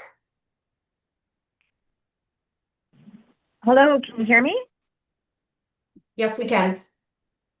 Okay, thank you very much. This is my first time. Thank you. Hi, my name is Angie Reamer. I've had a family member who used HandyDart for years, and I'm speaking today because I want to ask the TransLink board to bring this service in-house. This is important to me because I know there won't be labor stability if this vital service is contracted to companies that don't have a stake in our communities. I'd like to share with you my personal connection to HandyDart. My mother was caring for my father, who had advanced Parkinson's, and when she passed away suddenly from pancreatic cancer, I was left in charge of my father's care. This was during COVID, so you can only imagine what a horrific situation this was for me and for my family. I became a care provider overnight, and I had to learn the resources available to me to provide my dad the best quality of life. He was on a waiting list for a long-term care home, but no one knew when a space would become available. Thankfully, I was able to access HandyDart services during the 2 years before a room finally opened up. HandyDart helped me take my dad to medical appointments and to participate in daily life. This is a critical service for many reasons. Taxis were expensive and not always reliable, and HandyDart drivers are very kind and helpful. It provided us peace of mind knowing that we could get to where we needed to and knowing we were doing that safely. My father passed away earlier this year, yet honestly, every time HandyDart drives by, I feel a deep sense of gratitude for this service. Having labor stability is critical. I firmly believe that if companies don't have a stake in our communities, they just simply don't have the same dedication and care that our residents rightfully deserve. The mere notion that future families may not have labor stability if HandyDart is not in-house is disgraceful. That's why I decided to speak to the board today. For the long-term well-being of our communities, please keep this service in-house. Thank you for your time. Thank you very much. Thank you. I'd like to invite our next speaker in. Gloria Gutman, you are the next speaker. Please unmute your mic.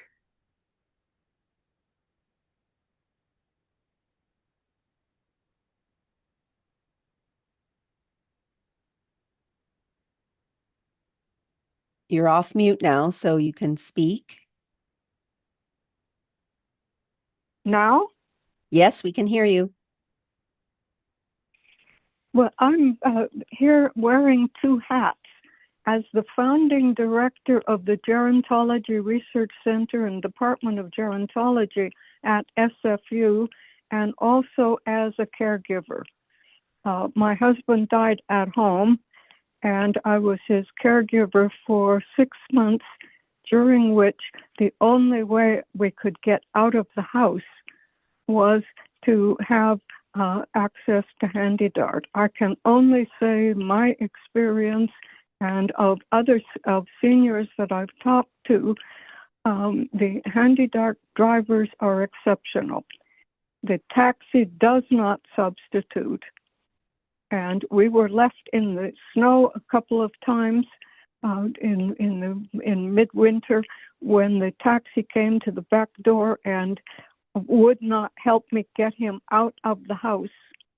I'm a 80-pound female with a fairly large husband who was in a very heavy wheelchair.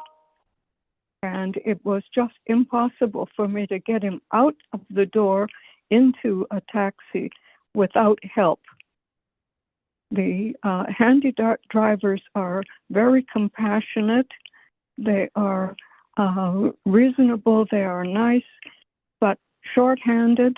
And we did experience, and he was suffering from cancer, trying to get to the doctor and back, experience long wait times. So I would speak as strongly as I can about bringing that service, which is a lifeline for frail seniors and their frail elder caregivers, bring it in-house. It's not acceptable the way it has been run by people from offshore. Thank you for giving me this opportunity to speak. Thank you very much. Can we invite the next speaker in? Linda McGowan, you are the next speaker. Please unmute your mic.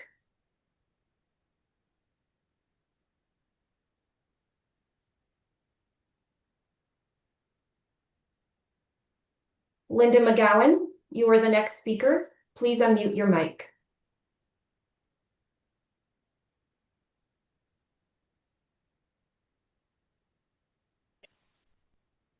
Okay.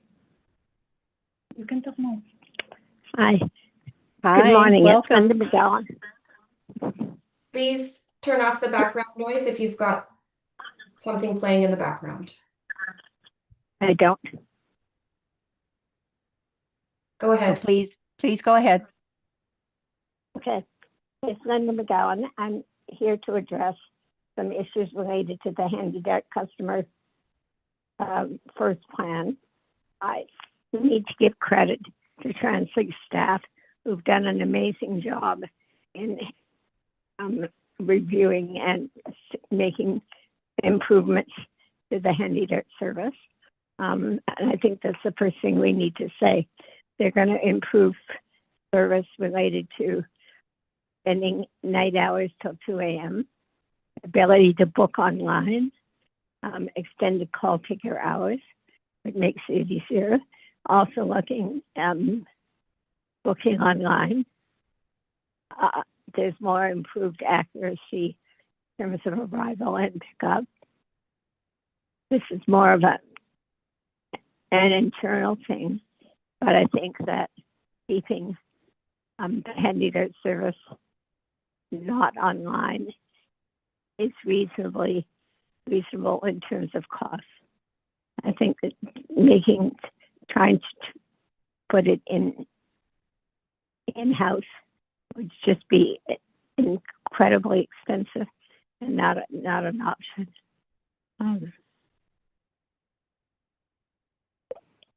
Related to that, the driver's bargaining should continue to be with ATU, Amalgamated Transit Union, and do their own thing with that union.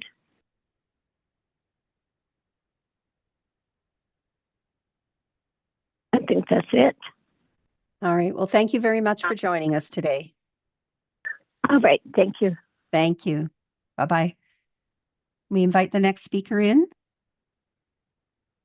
Emily White, you are the next speaker. Please unmute your mic.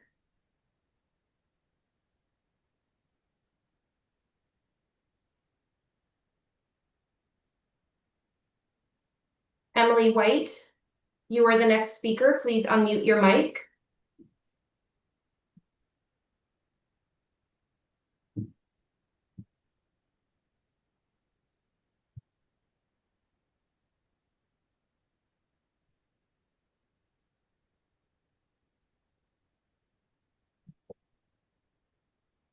Emily White, you are the next speaker. Please unmute your mic. Hello. Hello, we can hear you. Welcome. Hi, my name is Emily White, and I have been a HandyDart user since 2000. Hello, can you hear me? Yes, we can. Please go ahead. But you'll have to turn off the feed that's going on in the background, or you're going to get. Yeah. Sorry. Yeah. Sorry. I just did that. Hi, I've been a HandyDart user for 17 years now, since 2008.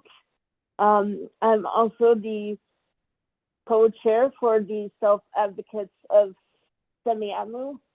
I would like to see HandyDart brought in-house because I believe there are many improvements that need to be made. One of which is I believe there should be online booking made available for residents, for users, sorry. And I also think that there should be less taxis used because taxis are they have less incentive to treat the clients and users with the courtesy that the HandyDart drivers do. There was one time a couple of years ago on Christmas Eve, I was supposed to come home from church, and the cab driver couldn't reach me on my cell phone because the service was bad, and I was left behind. The only way I got home that day was because I knew how to take a public bus home, but it was extremely inconvenient and extremely disheartening to deal with that because the cab driver did not come in to look for me that day. So I would encourage the HandyDart board, or the TransLink board rather, to vote to bring HandyDart in-house for the better service for users and drivers alike.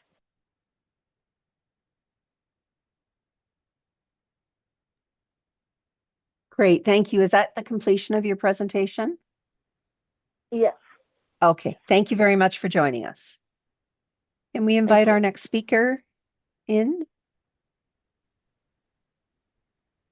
Sahil Kumar, you are the next speaker. Please unmute your mic.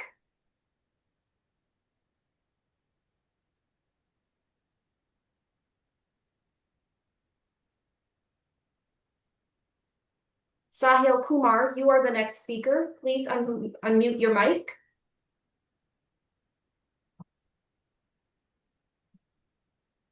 Can you hear me? We can. Yes, we can. Welcome. Okay. Good morning to all the board.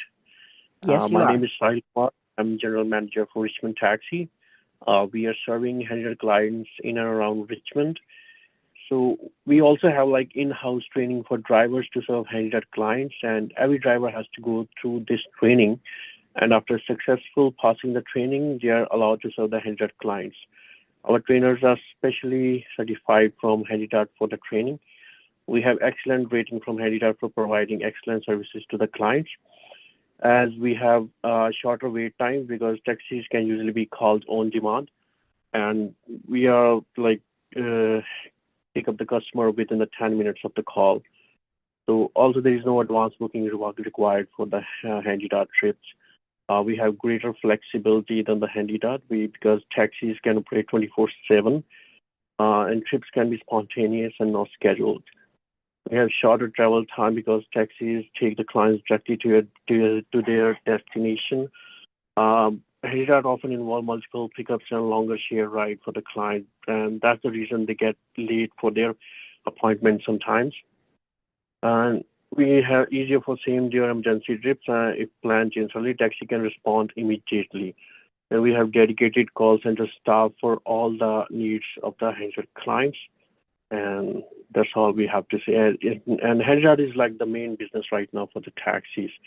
So our main focus is to provide our best services for the HandyDot and their clients. Thank you very much. Thank you very much for joining us today. Can we invite our next speaker into the meeting?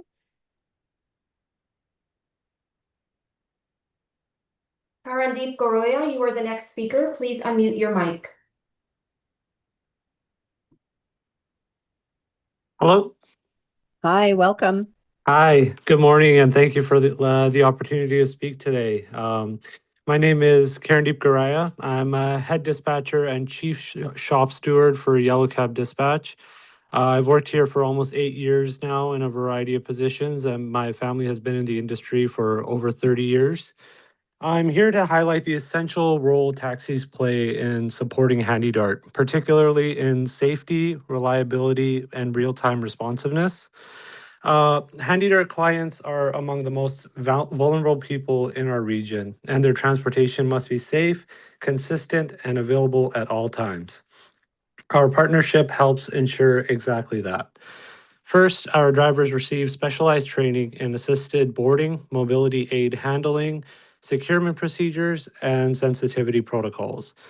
They understand how to support clients with mobility, cognitive, and medical challenges, ensuring each trip is handled with dignity. Second, we operate a 24/7 HandyDart taxi dispatch team. They use their own radio channel, respond immediately when drivers need assistance, and maintain a direct line to HandyDart for real-time coordination. Third, our safety systems are immediate. All taxis have panic buttons with responses in under 30 seconds, and every vehicle is GPS tracked, so dispatch always knows where clients and drivers are.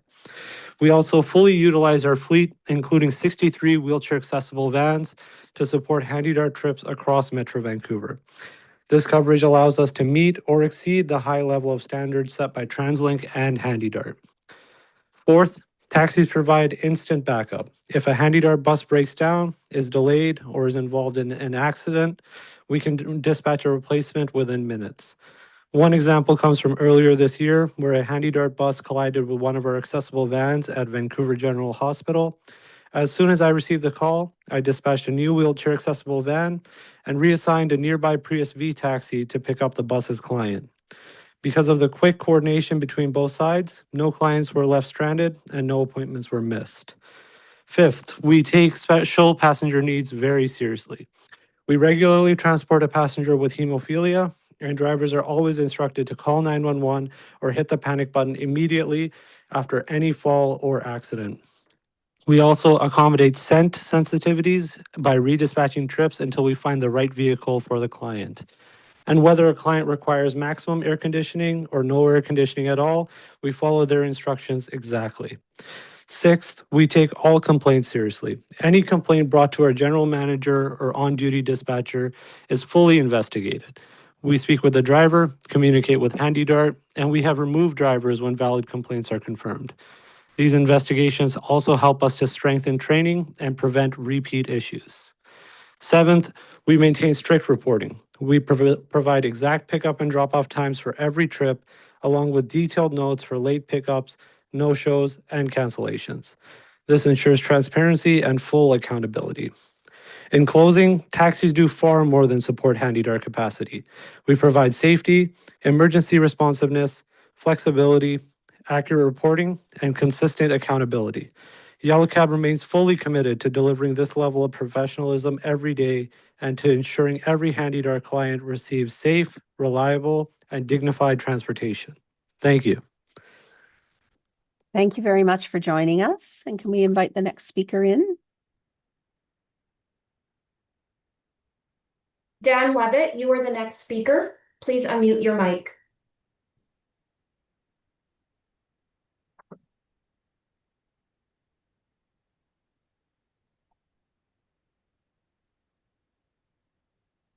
Dan Levitt, you are the next speaker. Please unmute your mic.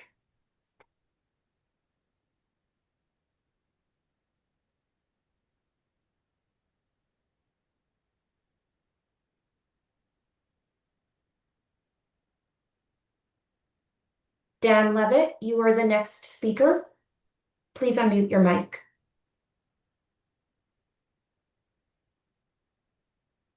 Good morning. Good morning. Do you want me to Welcome. start? Also, yes, please start. Okay. Good morning. I'm BC Seniors Advocate Dan Levitt. I want to acknowledge that this meeting is taking place in the territory of the Coast Salish peoples. Thank you for the opportunity to speak today and express my strong support for the proposed Handy Dart upgrades.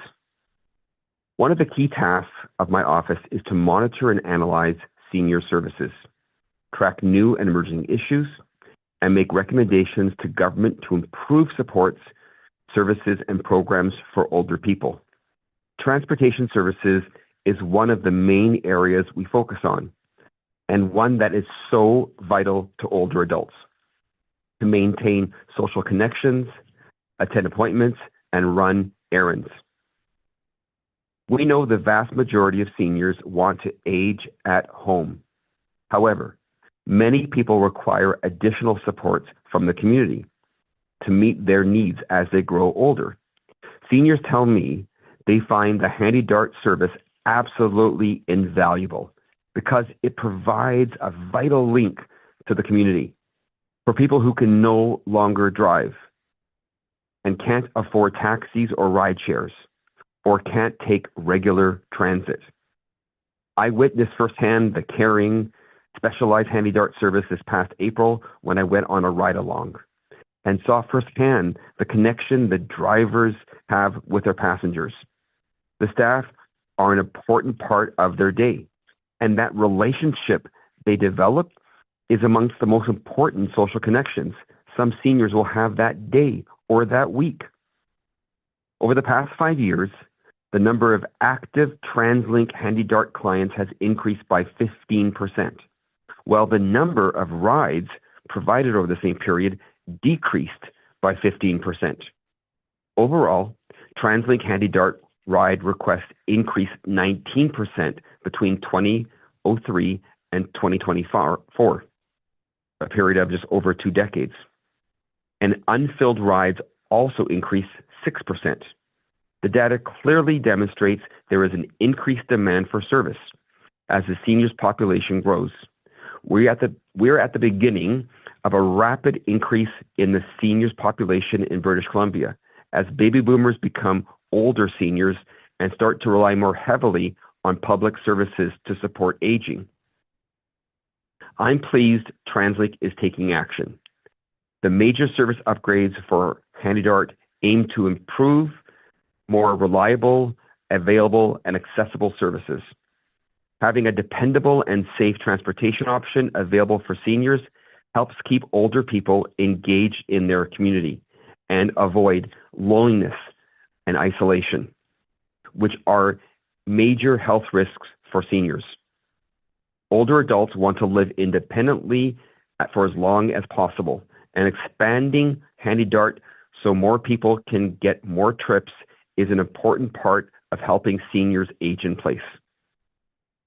Thank you again for the opportunity to be here today. I hope the Handy Dart upgrade project receives your approval. Thank you. Thank you very much. And can I welcome our next speaker in?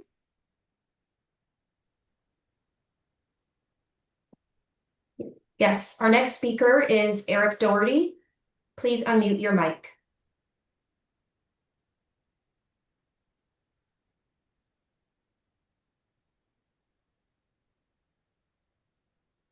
Eric Doherty, can you please, there we go. Hello, can you hear me? Yes, we can. Welcome. Thank you. My name is Eric Doherty, and I'm a member of the Council of Senior Citizens Organizations of BC's Transportation Committee. Leslie Goodette, Costco's president, was unfortunately unable to attend due to a scheduling conflict. Costco BC, as an independent voice of BC seniors, represents 85,000 older adults and retirees located in all parts of our province. Costco has been a strong supporter of the Handy Dart Coalition since the outset. We are proud to have joined the dedicated workers and retirees organizations who have worked closely together to improve Handy Dart service. Good wages with good pension plans and benefits are essential to healthy, constructive retirement. We support transit services provided in-house by TransLink. In this way, safety and service quality will be a higher priority than the profits needed to pay the shareholders of an international corporation. Consider the income situation of older adults in this province. 1 in 4 live on less than $2,000 per month. Incomes like these mean public transit options must be provided that are affordable. We older adults need services in place so that we may age in place in age-friendly communities.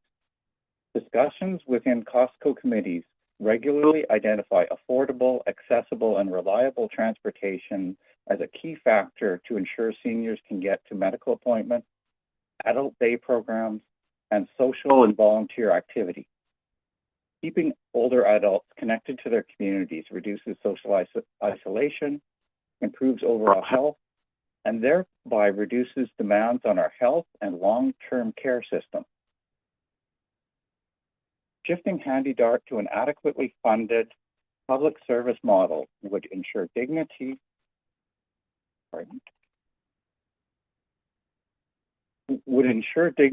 for riders and provide more attractive working conditions to recruit and retain the workers who make this service possible. We at Costco BC are looking for accountability and responsive service delivery. We are looking for public services which enable continuous feedback to keep the level of service high. This responsiveness is important to maintain trust between HandyDART as a service and the seniors who use it. Now is the time to reaffirm the provincial government's commitments to align this crucial piece of our transportation system as a cost-effective, reliable, and functional public good. Costco BC urges you, as TransLink directors, to vote to bring HandyDART fully under public control. Thank you for the opportunity to speak for Costco BC, and I also have a short personal comment. I'm a registered professional planner who has been involved in HandyDART research for many years. TransLink has not given the public time to review and to respond to the lengthy reports being considered today. This is railroading, not good public consultation practice. Also, the Canadian planning firm, Left Turn, Right Turn, seems to have been sidelined in the HandyDART review process. The report you're considering today is by the global multinational corporation Mott MacDonald and contains many serious inconsistencies.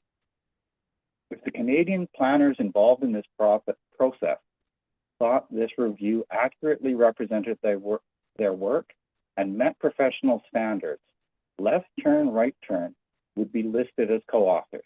They are instead barely mentioned, and I don't expect to hear them present today. Thank you for the opportunity to speak. Thank you very much.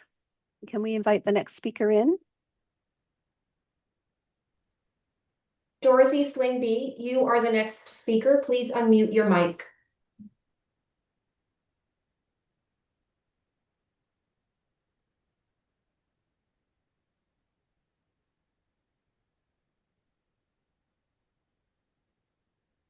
Dorothy Slingsby, you are the next speaker. Please, there we go. Hello. Hi, welcome. Am I muted now? Welcome. You're Hi. good. All right. My name is Dorothy Slingsby. I work for HandyDART, and I would like to explain my reasoning why we should be brought in-house. Last year, we were on strike against TransDev for reasons I'm sure everyone is already aware. But there was one thing that really stuck out to me and still sticks out to me, and to be blunt, will for the rest of my life. We were only able to do, during the strike, rides for cancer, renal dialysis, and multiple sclerosis treatment. And that seems like a reasonable boundary to set because those are the trips that are life and death, except that isn't always the case. There was this one man who called in, and he wanted to know if we could help him anyway, despite the fact that the trips he was asking for did not technically fall under those three. What had happened was his father was in hospice, end-of-life care, and his mother needed a ride from her house in Langley all the way out to where his father was in Vancouver, because his father was having a hard time eating on his own, and none of the nurses could stay with him long enough to eat. But we were on strike. Technically, her rides would have been listed as miscellaneous, visiting family in the hospital. What he had been doing the entire strike was he had been driving from his house in Coquitlam all the way down to White Rock to take her all the way into Vancouver so she could sit with his dying father for an hour so that he could actually get some food. And he would do that every day. But he was going out of the country for a week for work. He wouldn't be able to arrange for her a ride. And both of his parents were in their 80s. And this was not a trip that we could accommodate during the strike. But what do you do in that sort of situation? If that was not technically a ride that we could have accommodated, but to say no to that ride would have also been inconceivable. What I ended up doing was I transferred him over to our internal customer service in the hopes that they would see something, have some idea that I did not have. And ultimately, I never found out if she got her rides, if she could go visit her dying husband in the hospital while her son couldn't drive her. Because to be quite honest, if we couldn't do that, I don't want to know. I have lived with the guilt of that quite literally since that day. It upset me pretty badly that day, and there was ultimately nothing I could do in either way. And I don't want to see that ever happen again. I will have to live with the fact that I could not pull off a miracle for them. And to be quite honest, the strike wasn't my fault either. There were negotiations on both sides that fell through and left a lot of people in the dark. People who couldn't go to the food bank, people who couldn't go to the bank to pay their bills, people who couldn't go out and get medical equipment because none of that counted as life or death. How many people do we accommodate every day that don't have the money for taxis, that still need to live their lives? We are an essential service. We always have been. And strikes like that, negotiations falling through, our service getting cut, shouldn't happen because it hurts people. And I am urging, begging TransLink to vote correctly to bring us in-house so that we never experience service cuts like that again. Because I don't want to see things like that ever happen again. It could be any of your families next time. It could be mine. And we can't do that to people. We can't leave them out in the cold when we have any other option. So really that's all I want to say. We are essential. If we're brought in-house, then I can honestly say that what ended up happening to that family, whether it was just a week of inconvenience and extra money for their son, or if they couldn't see each other at all, it won't happen again, that we can pull off that miracle. Thank you. Thank you very much. And can we invite the next speaker into the meeting, please? Jasbir, you are the next speaker. Please unmute your mic.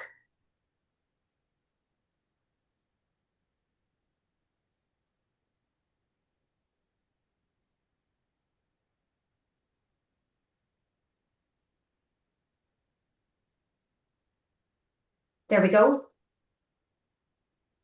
Good morning. Can you hear me? Yes, we can. Welcome. Thank you. My name is Jasbir Nijjar, President of Blacktop and Checker Cabs. I'm here to highlight the serious consequences for customers, for taxpayers, and for TransLink if the essential role of the taxi industry in handy dart service is weakened or treated as secondary. This is not theoretical. It is a real immediate risk confirmed in the delivery model review. What happens if taxi involvement is reduced? A, customers will face missed medical appointments. The review states that without taxis, over 271,000 trips would have been denied last year. Behind each denied trip is a dialysis patient, a senior going to chemotherapy, someone attending a day program, or a person needing medication or groceries. Reducing taxi involvement means real human beings will be left behind. Next, on-time performance will decline. Handy dart shuttles alone cannot meet peak demand. Customers already cite on-time performance as a major issue. If taxi capacity shrinks, TransLink will face longer pickup windows, more late pickups, more late trips, and drop in satisfaction and trust. Next, cost will spike dramatically. Dedicated HandyDart trips cost $64 per trip. Taxi trips cost $27. If taxi availability decreases, TransLink will require more vehicles, more staff, more facilities, and more capital investment. Millions in new costs with no improvement to the customer experience. Next, system capacity will collapse during peaks. Taxis provide 23% of HandyDart trips today, while peer regions rely on 30 to 50%. Without sufficient taxi participation, TransLink loses surge capacity, flexibility during weather or traffic delays, and the only mode that can absorb unexpected demand. Removing this pressure valve creates an operational crisis. Our drivers see HandyDart customers at their most vulnerable moments: early morning medical trips, late night hospital discharges, seniors who cannot walk alone, people who are scared or isolated. When taxis step in, we are not simply providing transportation, we are protecting independence, preserving dignity, and preventing loneliness. TransLink does not currently have the fleet, staffing depth, flexibility, geographic reach, or cost structure to replace the taxi contribution. The delivery model review clearly states fully in-house delivery is the most expensive. It offers no direct customer benefits. It would be the hardest and riskiest model to implement. Maintaining contracted operations is the most cost-effective. And last but not least, taxis are essential for availability and on-time performance. I request to the board to take 3 decisive actions. 1, formally recognize the taxi industry as an essential long-term pillar of the HandyDart delivery model. 2, work closely with the leaders from taxi industry to co-develop standardized HandyDart taxi training, certification requirements, and clear door-to-door service protocols, ensuring the highest quality, consistency, and accountability across all non-dedicated service providers. At Blacktop, we already operate a comprehensive and mandatory HandyDart driver training program prior to accreditation, and we would be very pleased to share this program and collaborate with TransLink staff to develop a standardized model suitable for implementation across the entire industry. And number 3 is ensure that any modernized contract strengthens, not weakens, taxi improvement, capacity, and accountability. Because without taxis, the system cannot function. With taxis, HandyDart can grow, adapt, and meet future challenges with stability and compassion. My family has been in the industry for generations. I have seen firsthand the difference safe, reliable transportation makes in people's lives, and I have also seen the consequences when vulnerable people are left waiting. I urge the board, please do not let that happen. Strengthen this partnership, recognize the essential role of taxis, and let us build a stronger, more reliable HandyDart system together. Thank you all. Thank you very much for joining us. And can we invite the next speaker in to the meeting? Dennis, you are the next speaker. Please unmute your mic.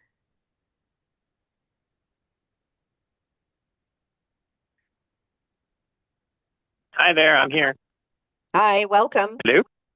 Welcome. Hi. Please go ahead. Thanks.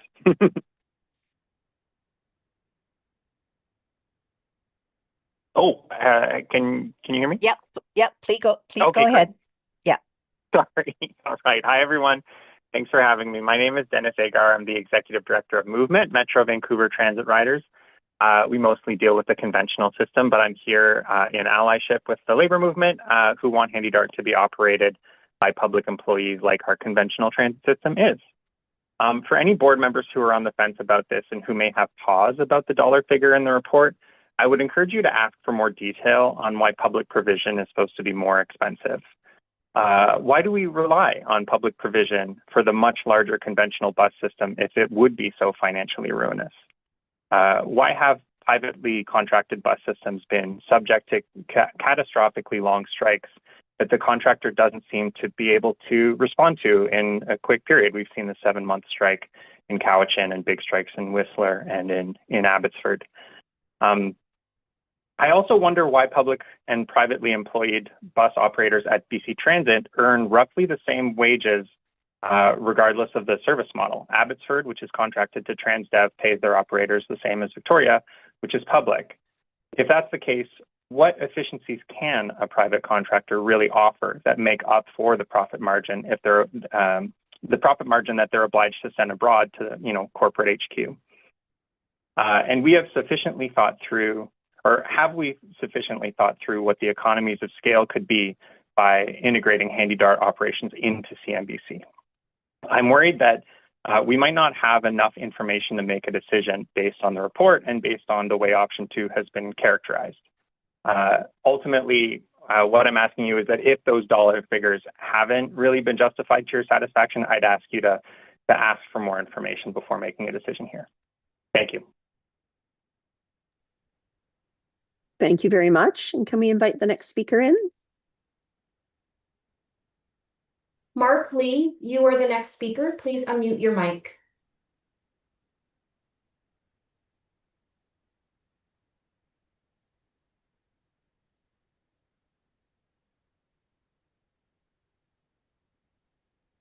Mark Lee, you are the next speaker.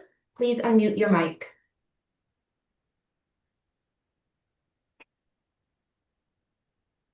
Hi, this is Mark Lee. Can you hear me?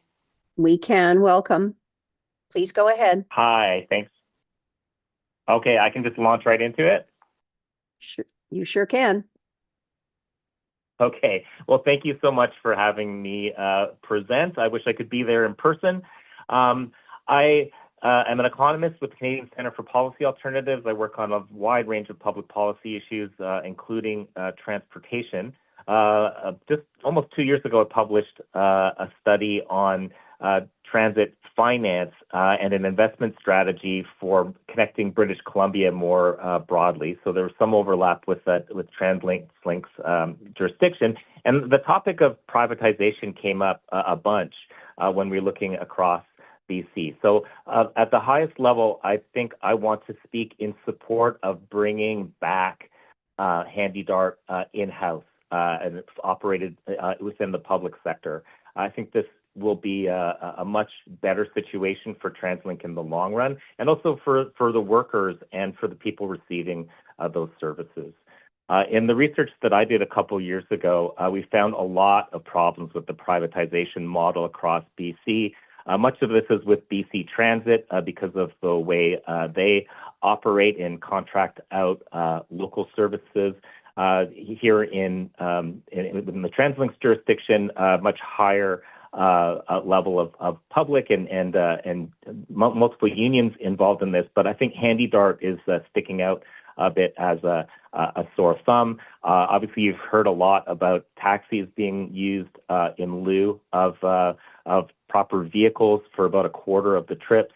Long wait times, associated impacts due to potential injuries for clients and safety issues by having personnel who are not specifically trained for those functions, in a private taxi operation. It's putting them in a very awkward position. We've also seen across the province a number of strikes in the past 3 years, at least 5.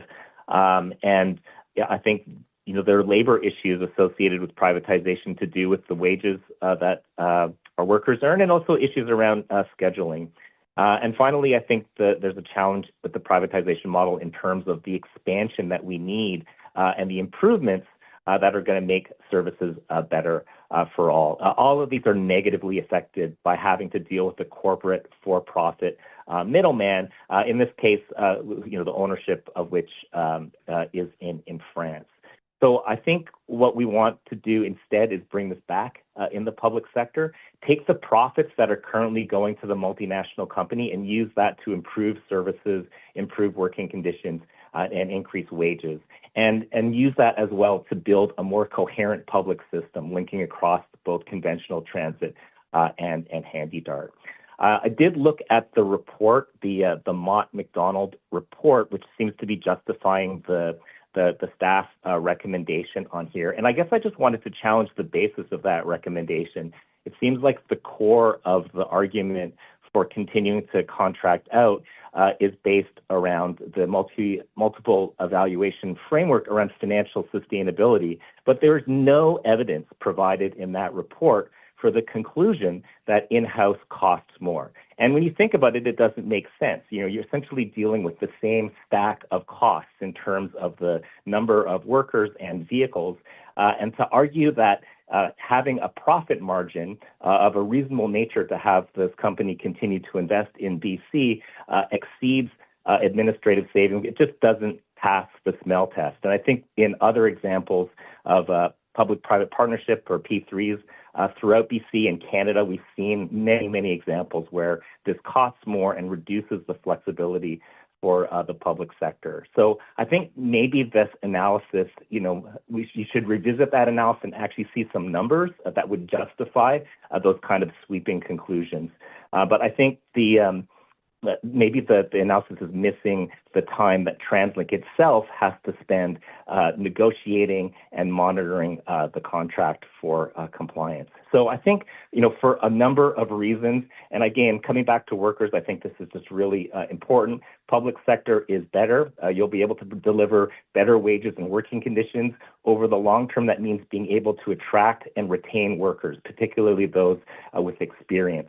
And I think this also serves other purposes as we want to expand the fleet, introduce electric vehicles, and all of that. Having remote ownership is highly inefficient and subjects it to all kinds of renegotiations that are going to have to happen due to mergers and acquisitions and board decisions that are made very far from Vancouver. So thanks again for having me here. Hope this contributes to your discussion and happy to answer any questions if there's time. Great, thank you very much. Can we invite the next speaker in?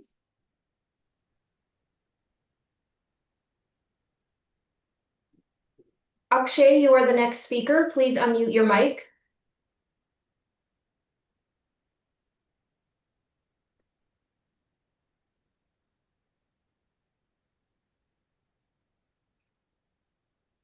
Akshay, you are the next speaker. Please unmute your mic.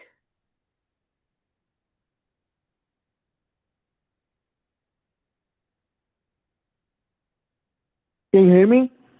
Yes, we can. Yes. Please go ahead and I'll start your timer. Okay. So I have been using HandyDart for 15 years because of my disability. Because I use a large walker and I'm diagnosed with cerebral palsy.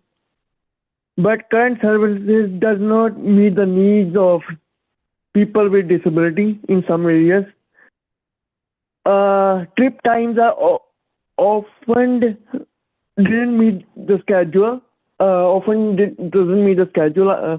I mean to say, if I have an appointment at 12, sometimes I have to go there at like 10 to 10:30, wait for my HandyDart, and I'm there early, 1 hour early, and then when the meeting time comes or the exercise time comes, my energy is down already. And because of that, a lot of times I tend to think, should I book HandyDart or should I not book HandyDart? Or should I go to use any other service or call my mom, call my dad? Because sometimes the appointment is only for 30 minutes or 15 minutes, but it takes your whole day. And a lot of times taxi service comes for me, but because I use a large walker, sometimes in area where I live in Surrey, there are lack of wheelchair taxis, so they send a normal like a car, but my walker doesn't fit, and then they have to put it on the back seats, or sometimes even the dispatcher calls me from the taxi company saying we don't have a wheelchair van, you have to wait for a long time. So I have waited like for half an hour, 40-50 minutes, even for a taxi.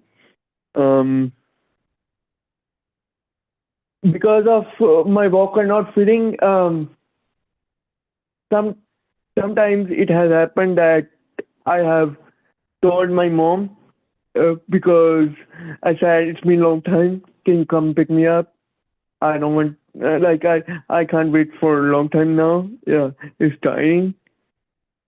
Even like if I want to go to a bank or something for like 30 minutes, you say like going to a bank is important, and I don't want to be dependent on my parents, or sometimes I don't want to tell them where I'm going, right? Because it's personal going to a bank sometimes. But I can't book any that because I don't know how long it's going to take there and how early I'm going to finish, and then how long I have to wait for my ride back home. And a lot of times when I book Handicap, when I call them to book Handicap, it takes way longer to for wait times and stuff. Way longer, and sometimes I can't even call them. Like when I try to call Handicap, they're busy. They're busy. Like they won't even the computer don't. It doesn't even ring, and it doesn't let me press book one. Press number one. It doesn't even get there. So yeah, and I have to then call from another number or another number. I even call sometimes after 10 minutes, same thing. And I mean, they are saying that they're trying to get the Handier service back on track and get an online service where everybody can book online. And it would be great, but I don't see any progress. I don't see any progress being made in that section, and they are just saying a lot of things, and they've been saying a lot of things for years now, but it's not happening. I just want to increase, I just want them to increase accountability. Like when I complain, sometimes they say, yeah, it's our issue, but we're trying to resolve it. But how are you going to resolve it? Or I want some answers. How are you going to resolve it? Like, I have a subscription trip every Friday going to physio. Before they used to pick me up between 11 to 11:30, but they were not, sometimes they were late, and sometimes I was late for Handicap. But now they said, okay, your pickup time is between 10:45 to 11:15. Like, it's a big, long, then I'm early there. I wait for my physio for a long time, and then I'm done. Sometimes I wait for my physio, to go back home for a long time. So there are some things that needs to get better. A lot of taxi drivers don't know how to handle people with disabilities. I have heard from other people that they drive so fast. Sometimes they get hurt. I heard stories that sometimes they don't even lock the wheelchair in. Yeah. Thank you. Thank you very much. Really appreciate your comments. Can we invite the next speaker onto the meeting?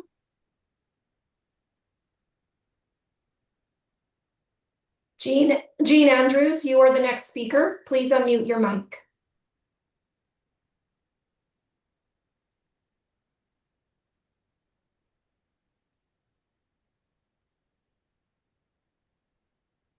Oh, I'm unmuted now. Hello.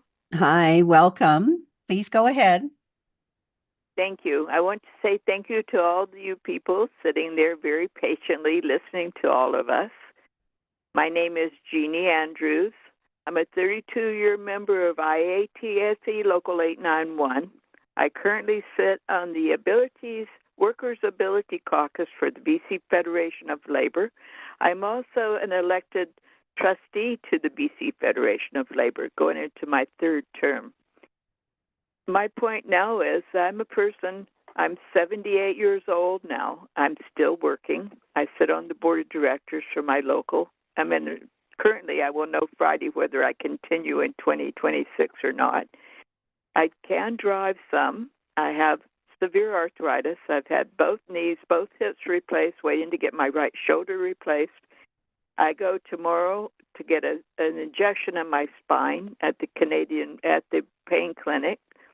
So it just goes on and on. I really enjoy and I look forward to traveling via Handy Dart because not only is it a social event that I can speak with other people who are in close proximity to my ability issues, and the Handy Dart drivers are so fantastic. I have never had a Handy Dart driver that didn't make me feel like I was part of the family. I do believe the taxi drivers, I recently, when I had to use a taxi through Handy Dart, I was told now the way they're dealt with, they're hired for 7.5 hours. And they like that concept because then they don't have to run around and take fare by fare by fare. But the other side of it, I asked them, I said, well, does Handy Dart then give you any kind of extended medical? Because now you're driving around for 7.5 hours. Their wages are a little higher than they would have been just being a taxi driver for whatever fares you can pick up. And they also, but all the expenses for their taxi has to come out of those wages. That to me says that Handy Dart is not union friendly, and they should be very much ashamed. I do believe that all workers are entitled to extended medical benefits. They also should have a voice at the table. And anyway, I guess I could just go on and on forever, but thank you so much for allowing me to speak. And please bring Handy Dart back into our ability to use it and not somebody else making a profit on it or whatever. Thank you so very much. Have a good day. Thank you very much. And can we invite the next speaker in? Marco D'Angelo, you are the next speaker. Please unmute your mic.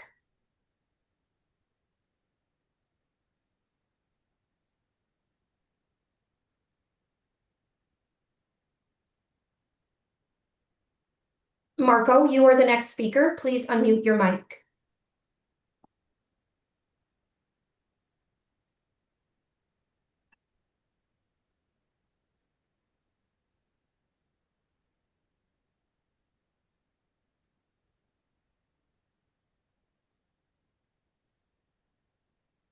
Marco D'Angelo, you are the next speaker. Please unmute your mic.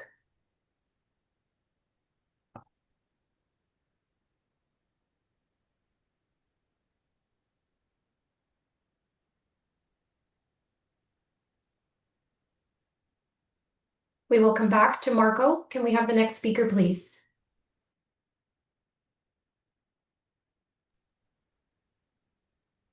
Jody, you are the next speaker. Please unmute your mic.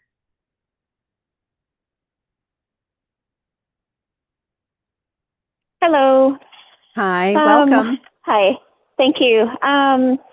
So I do call on behalf of many riders who use TransLink, in particular Handy Dart.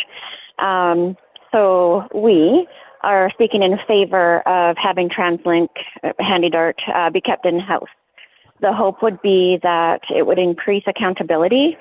So I would not want to say there have been not been lovely drivers that people have experienced. Unfortunately, there have been more that maybe have not been ideal. We have called several times to put in complaints or offer feedback. It doesn't seem to make that much of a difference. And it could be anything from just kind of shouting into our storefront. So this is a business where the folks are working and they will just open the door and shout in their name, to not saying anything at all, to completely dismissing the people that are going to be using their service. And when I've talked to Handy Dart, or when they have talked to Handy Dart, saying, if you're going to use taxis, the expectation would be the same level of service, and I would say that it's nowhere near that. There was another issue with someone not being able to get into a taxi. What was happening, they were being sent a van, and we would phone and say, please don't send a van for this person. It's very difficult for them to get in, if they can get in at all. And over the years, they kept sending them, and we would phone and say, please don't send that. It caused stress and anxiety where this person didn't want to. They were worried about what transportation was going to show up.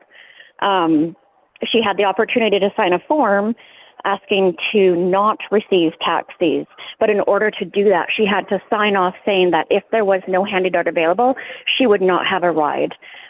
To which my argument was, that doesn't seem fair. It's not her fault that she can't get into a van, or, you know, and also have the support of someone use her walker with her correctly. And so anyway, she advocated for herself, and she did go through a few channels to end up, she did sign the form and she did mark an X, but we have a few emails from some important folks that say, you know, that should she get a cab, then just cancel it and ask for a HandyDART. But she does still have that form in saying that she understands she won't get a ride.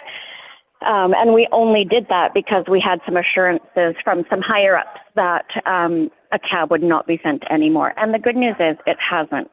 So that has solved the problem for one of the folks that we serve. But there are many issues, I guess, and I'm not going to go into them all, but just know that there's a strong opinion from many folks that maybe have not done a survey that taxis are, unless they're going to be trained appropriately, and I don't know if they're paid appropriately, but they don't seem to have the same charisma that the HandyDART drivers have. So thank you for your time. Thanks very much for taking the time to come and join us today. Can we have the next speaker, please? Marco DeAngelo, you are the next speaker. Please unmute your mic.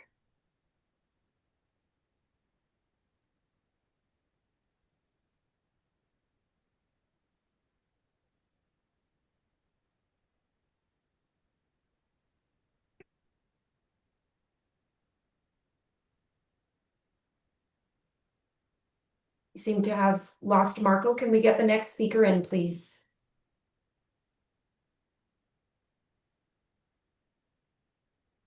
Suzanne Skidmore, you are the next speaker. Please unmute your mic.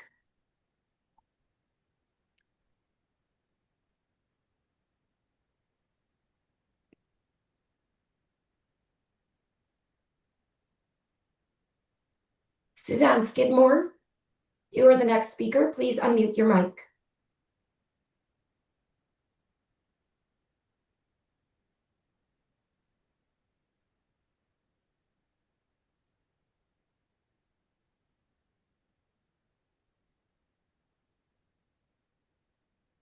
Thank you.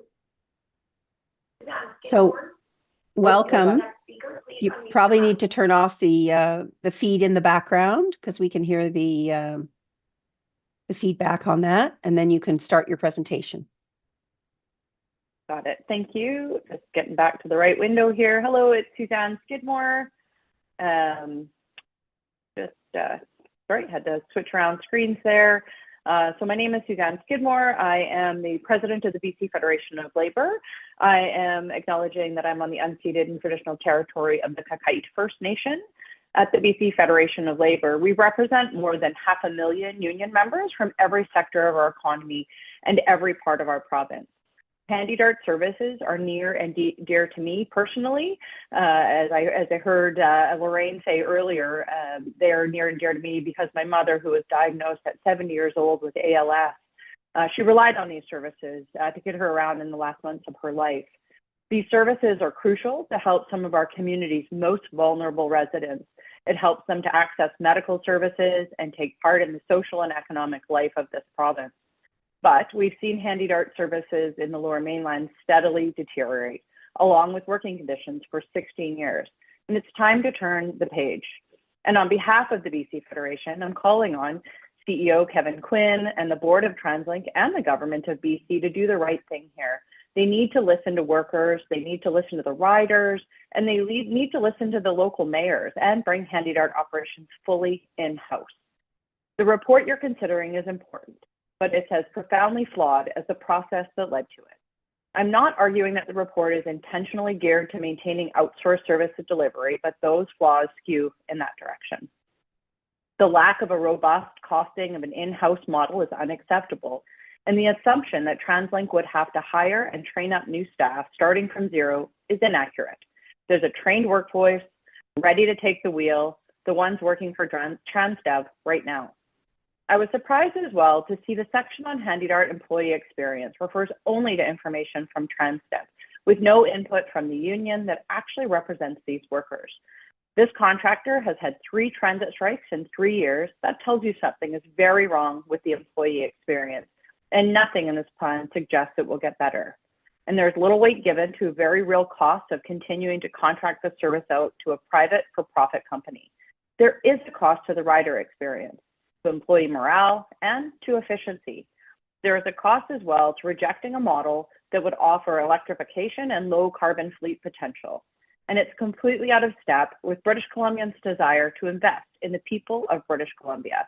And by all means, move ahead with the customer first plan, but deliver it in-house, especially because it relies so heavily on employee satisfaction. This decision has major ramifications for the vulnerable populations that use the service and the workers who deliver it. The only way to proceed that makes sense, that respects your fiduciary duty, and that respects the voices of those who use and deliver HandyDART service is to perhaps divide this motion. Approve the customer first plan itself, and then refer the delivery side back to staff to develop a plan to bring the service where it belongs, in-house, in publicly accountable hands. Thank you. Thank you very much for your time. Can we have the next speaker join us, please? Annette Toth, you are the next speaker. Please unmute your mic.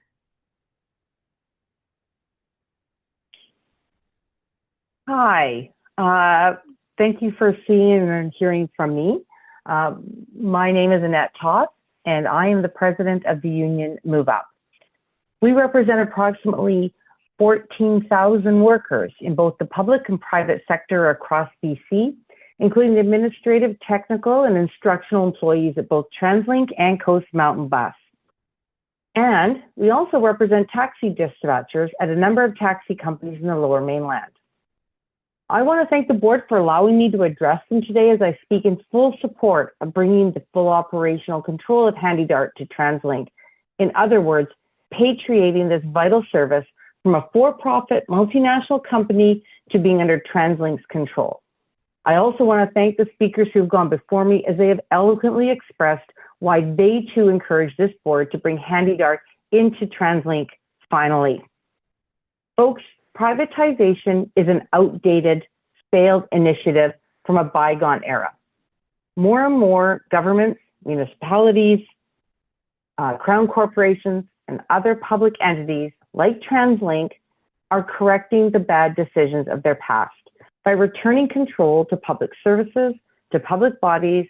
Privatization has not done what it was purported to do, save money.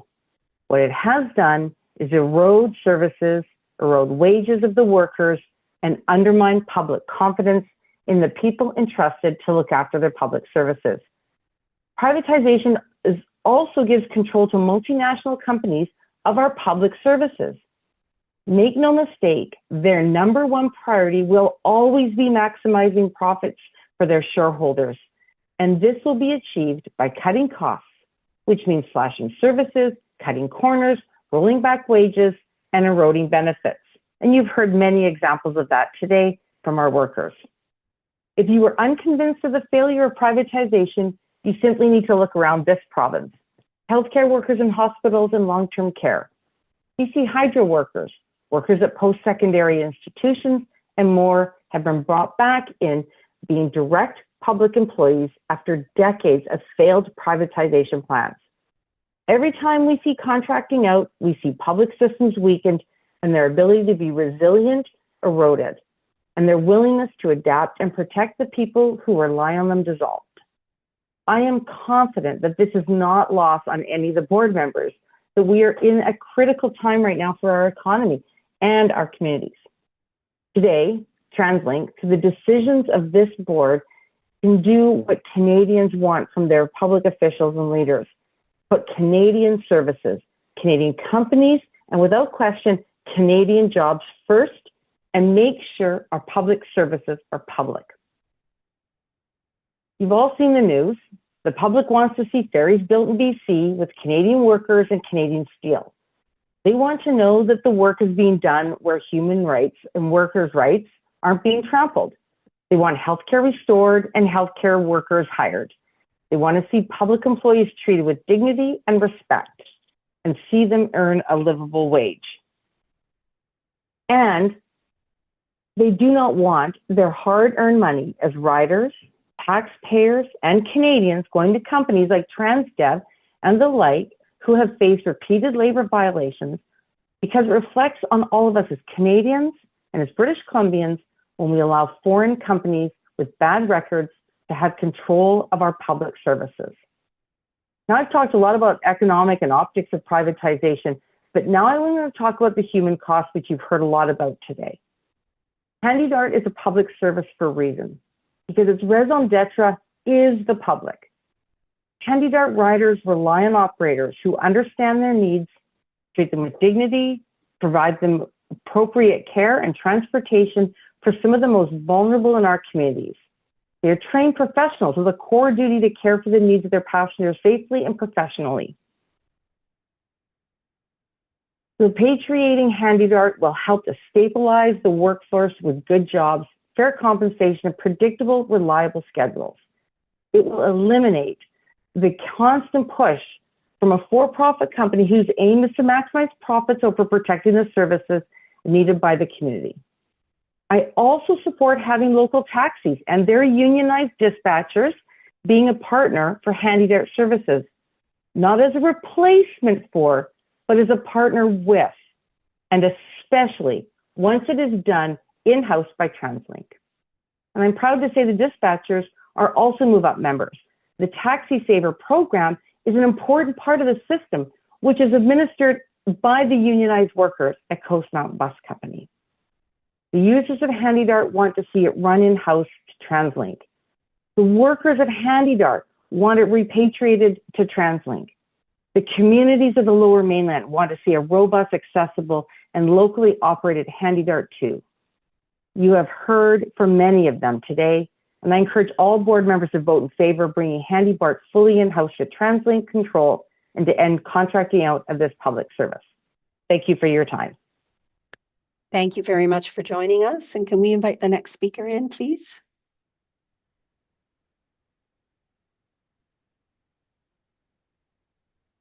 Marco D'Angelo, you're the next speaker. Please unmute your mic. There we go. And apologize. There was a misfire there with they were asking me to unmute the Zoom auto attendant, and I thought I had, and apologies for that. And now, of course, the video has its own issue, but that's fine.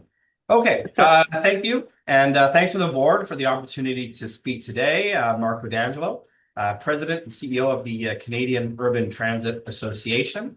I've been in the public sector for over 20 years, a bunch of different roles. And I wanted to just give a national perspective of some of the things that's going on in the transit sector and talk a bit about, of course, today's topic, the HandyDART Customer First Plan. Across Canada, all our transit agencies from Victoria to St. John's are navigating a very challenging period in recent memory.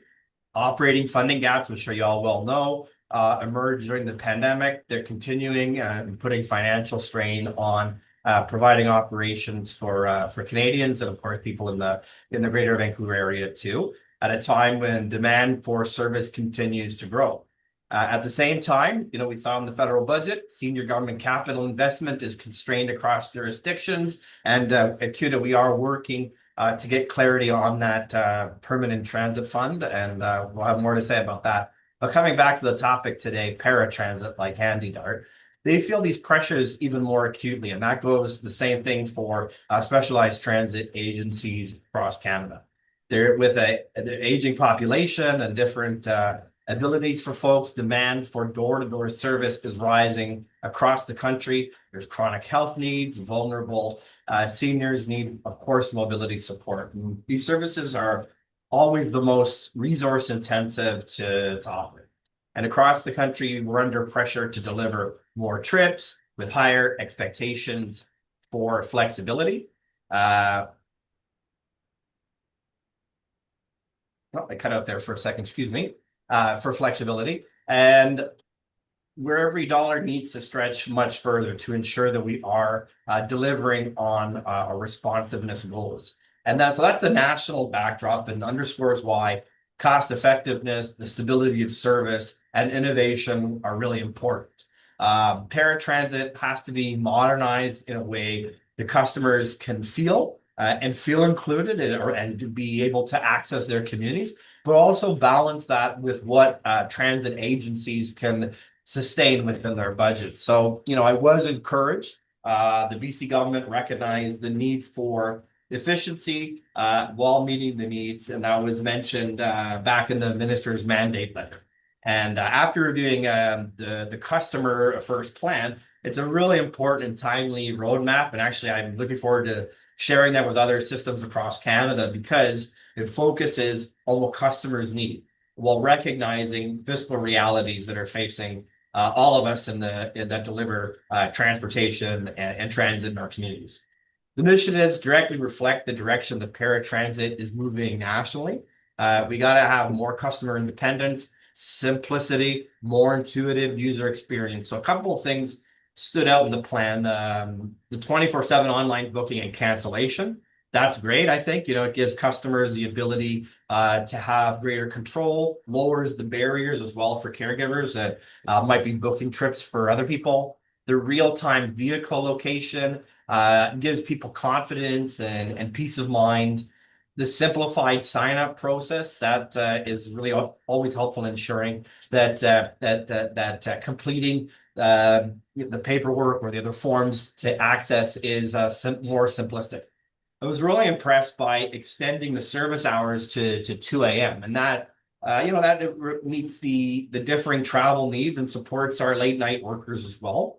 And the one-on-one travel training and standardized operator and taxi driver training. That's something that a lot of systems across the country are also looking at as well. And I'd also mention nationally, it's many systems deliver it through a contracted model. It's a standard across Canada, many places in the United States as well.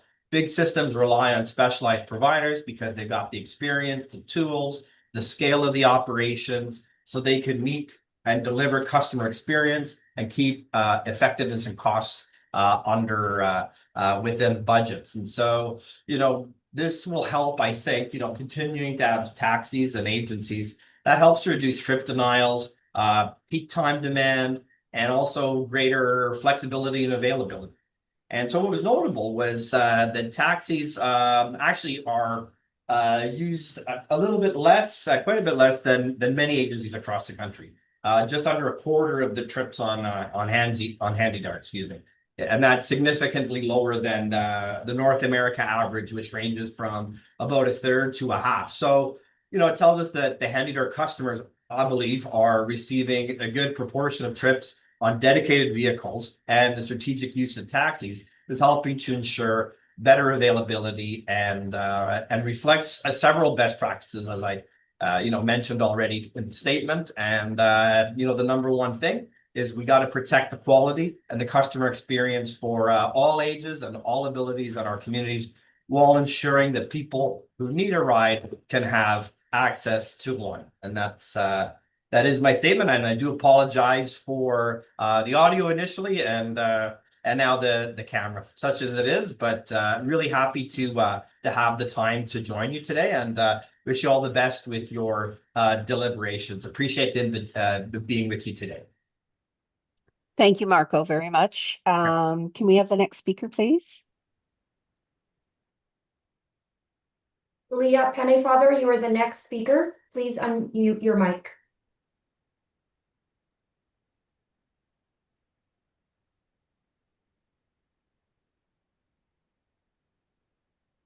Leah, you are the next speaker. There we go. Hi.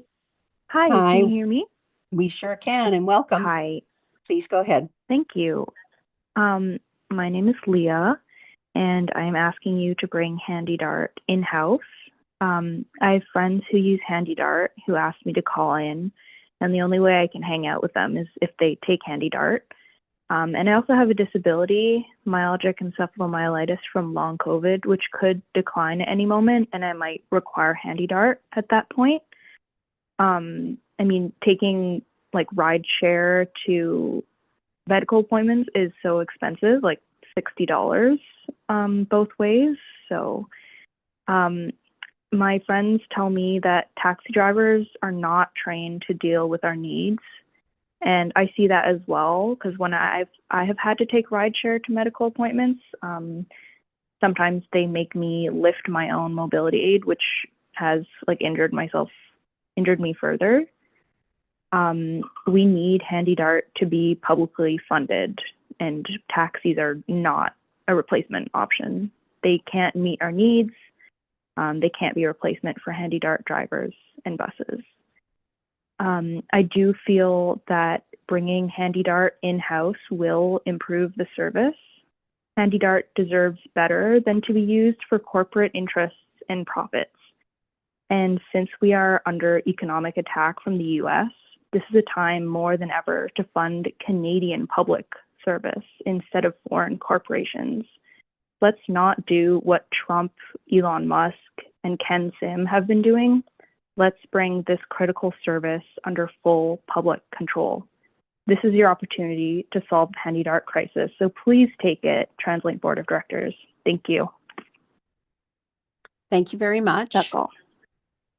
Thank you. And can we have the next speaker, please?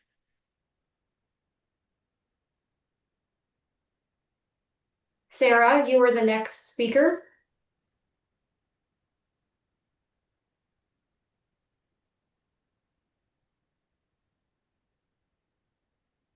Sarah Maceda Maciel, you are the next speaker. Please unmute your mic.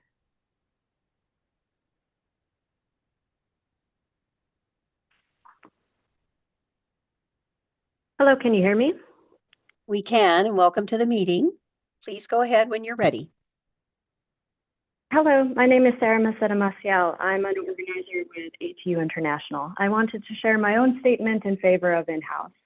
The TransLink report gives two reasons for wishing to continue to contract out HandyDart. The first is that TransLink lacks the expertise to be able to run the service on its own, and the second is their projected financial cost. Let's start with the question of expertise. The expertise that is offered by TransDev is expertise in lawsuits and labor disruptions. ATU is extremely familiar with TransDev as we represent dozens of properties all over North America where TransDev is the employer. Over the last 5 years, TransDev has been fined by the U.S. Occupational Safety and Health Administration for nearly $500,000 for violations of health and safety code, and it was sued by the city of Baltimore for overbilling the city by $20 million. TransDev also leaves behind a veritable scorched earth of strikes and labor disputes wherever it operates. There have been at least 18 strikes against TransDev over the last 3 years alone in the US and Canada, including several record-breaking strikes right here in BC. The 2025 Cowichan Valley strike for 7 months, last year's HandyDart strike for 3 weeks, the 2023 Fraser Valley strike for 5 months, and the 22 strike in Kelowna. You've heard from a few people today who work on behalf of the private sector, whose bread is buttered by these private companies, to try and convince you that they alone have the expertise needed to run the service. But at no point has TransDev actually consulted the ATU in detail to dive into this question, despite the fact that ATU regularly works hand in hand with public agencies all over North America to develop training programs and work protocols to benefit the riders and the more than 300 agencies across the US and Canada where we represent 200,000 workers. The cities of Edmonton and Ottawa both have their paratransit service in-house. And when Edmonton chose to bring the service in-house a couple years ago, ATU was integral in assisting with that transition. My second point is to highlight the dubious nature of TransLink financial estimate for bringing in-house. TransLink has refused to provide any detail whatsoever about how it arrived at the $20 to $70 million cost estimate, but Kevin Quinn has stated that the majority of that estimate comes from two expectations. One is that ATU would bargain for parity on wages. This argument doesn't hold water. ATU already bargains for parity, and we will continue to do so. There would be zero difference if this were in-house. The second thing they pointed to was that TransLink would need to develop things like training materials on their own, which are currently proprietary and belong to TransDev. On this front, again, this simply shows that TransLink has not done its homework. ATU International has training and health and safety departments that regularly develop this kind of material hand in hand with agencies. Again, we help to do so in Edmonton, where they transition their paratransit service to in-house. At Metro Vancouver HandyDART, our members work as trainers and have done so for years. Finally, as other speakers have pointed out, your report does not dive into the actual cost savings that can come about from insourcing. By refusing to engage with ATU as a partner in this consultation, by refusing to be transparent with your financial analysis, and by only releasing the report a week before this vital vote, TransLink has very clearly demonstrated that you are simply not interested in a thoughtful and comprehensive analysis ahead of this decision. TransLink's own report states that the in-house option scores highest for organizational stability and public trust. Should the board vote to continue to send our taxpayer dollars to foreign companies to run this vital service, you all will be betraying the public trust, condemning HandyDART service to another decade of instability and labor disruption, and all of it likely at a financial cost that is equal to or even perhaps more expensive than doing the right thing and finally bringing HandyDART in-house.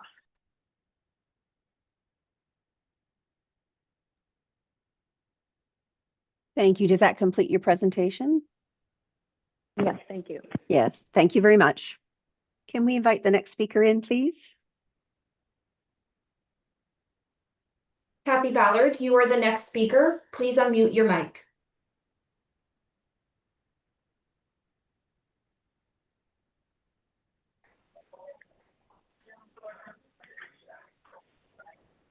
Hello?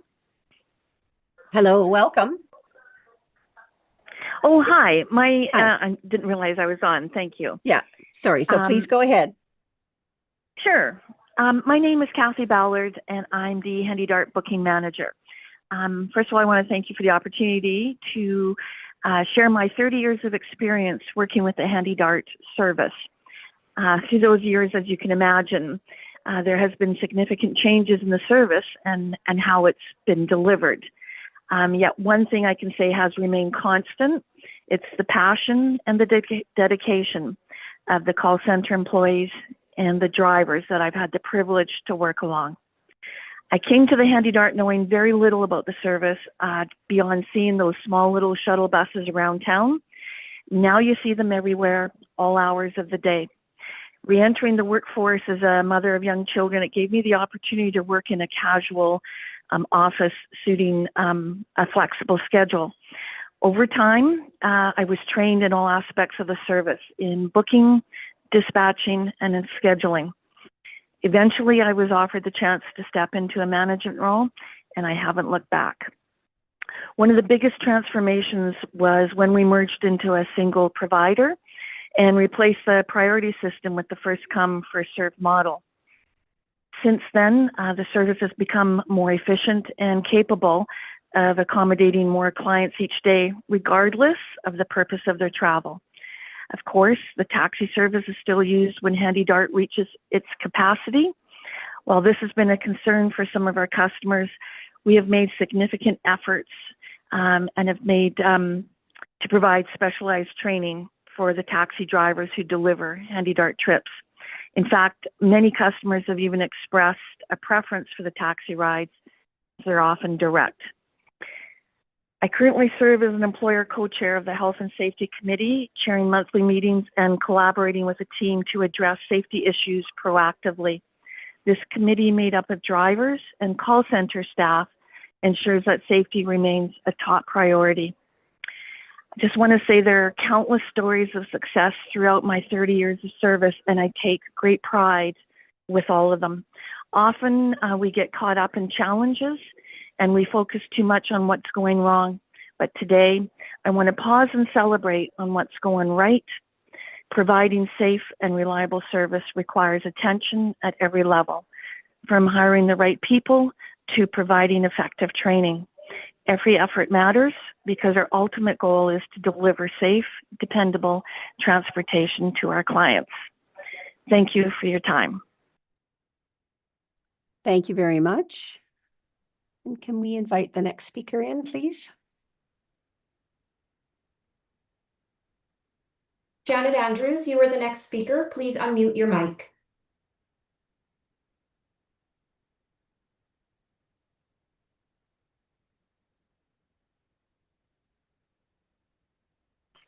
There we go. Hi. Hi. Can you hear me?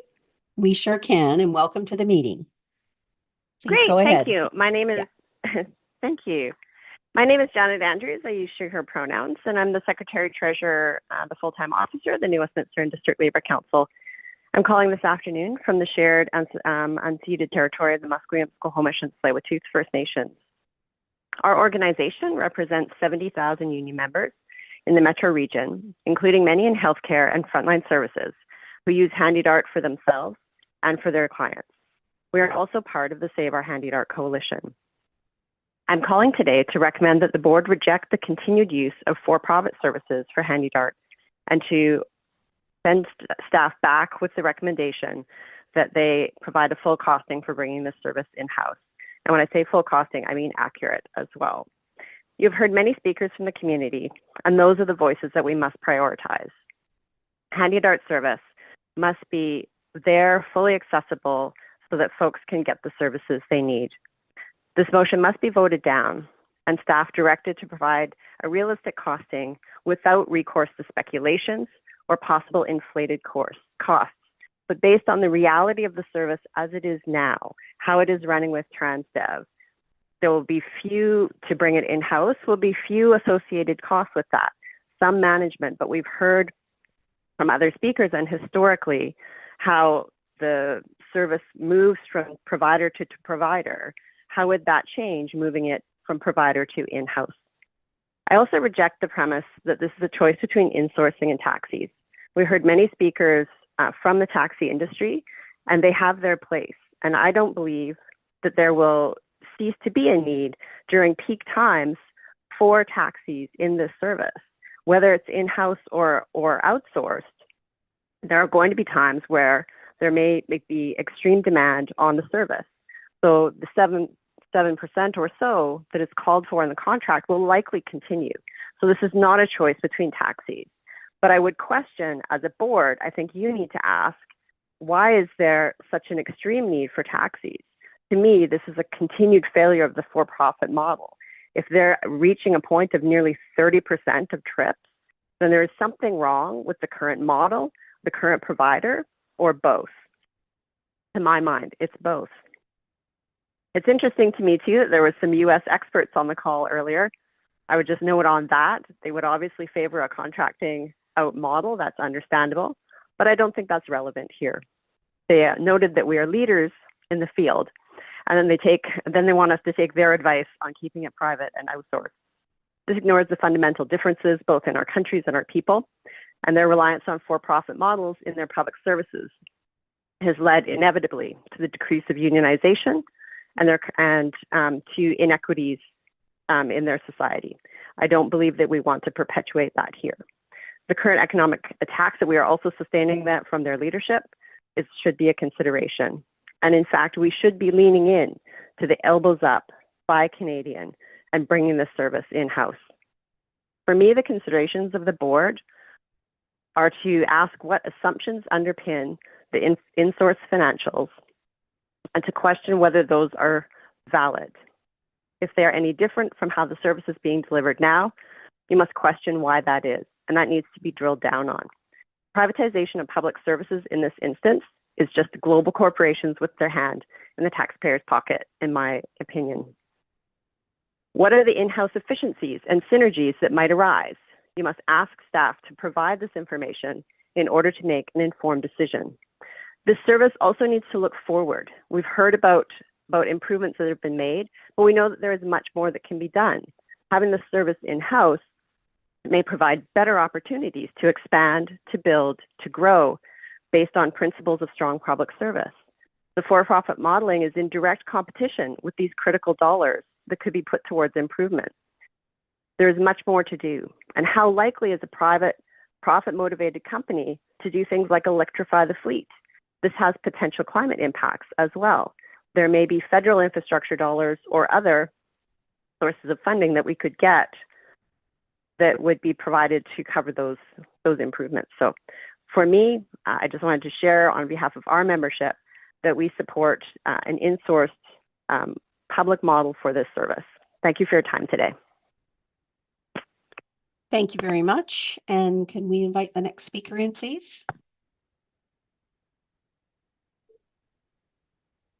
Keith Lacroix, you are the next speaker. Please unmute your mic.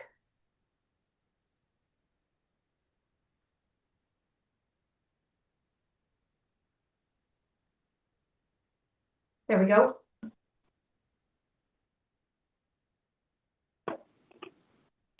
Good morning.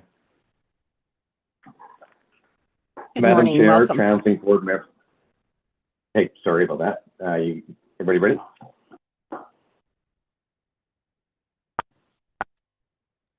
Sorry, please go ahead. I think you've gone back on mute now. There you go. Okay, perfect. Please No go worries. ahead. Just want to Yeah. make sure I was unmuted there. Yeah. All right, thanks so much. Madam Chair, TransLink board members and staff, thank you for the opportunity to speak today. My name is Keith Lacroix, and I'm the General Manager of Trip Delivery at HandyDart, where I oversee operations, maintenance, safety, and training. I've been with HandyDart for 7 years, and during that time, I've had the privilege of working alongside nearly every department in our operations: drivers, customer service, dispatch, IT, the maintenance team, and our dedicated group of managers. There's one thing every one of these departments shares: profound sense of care. Care for the people we serve, care for one another, care for the work we do every single day. This is not just a job to the people here, it's a passion for the work and to serve the people. I want to speak directly to something I've heard in the recent months, comments suggesting that the foreign group operating HandyDart is only here to make a quick profit and is not committed to our clients. I'm here to say from firsthand experience that this is simply not true. I come to work every day surrounded by people whose dedication humbles me. The managers and employees I work with pour themselves into this service. Their experience is incredible. 40, 45, even 50 years of service at HandyDart. That kind of a commitment doesn't come from chasing profit. It comes from caring deeply about the vulnerable individuals who rely on us. This team has helped lead HandyDart to achieve the highest customer satisfaction scores amongst all TransLink operations in consecutive Ipsos Reid polls. And those results aren't luck. They come from people staying long hours after their shift has ended, from managers answering late night calls about customers' needs, from drivers going the extra mile, literally and figuratively, because they know the person waiting for them depends on that ride. Our customers are not just passengers. Many of them are seniors, people with disabilities, people who may be isolated or medically fragile. For some, a HandyDart trip is their only way to get to life-sustaining appointments. For others, it's their way to shop for themselves with dignity, to visit friends, to stay connected to the world. We know this. We carry that responsibility every day. That is why every newly hired driver spends their first month in comprehensive training, because the people we serve deserve nothing less. And that's why every driver receives refresher training 4 times a year, not just to sharpen skills, but to reinforce what makes this service special: empathy, patience, and respect.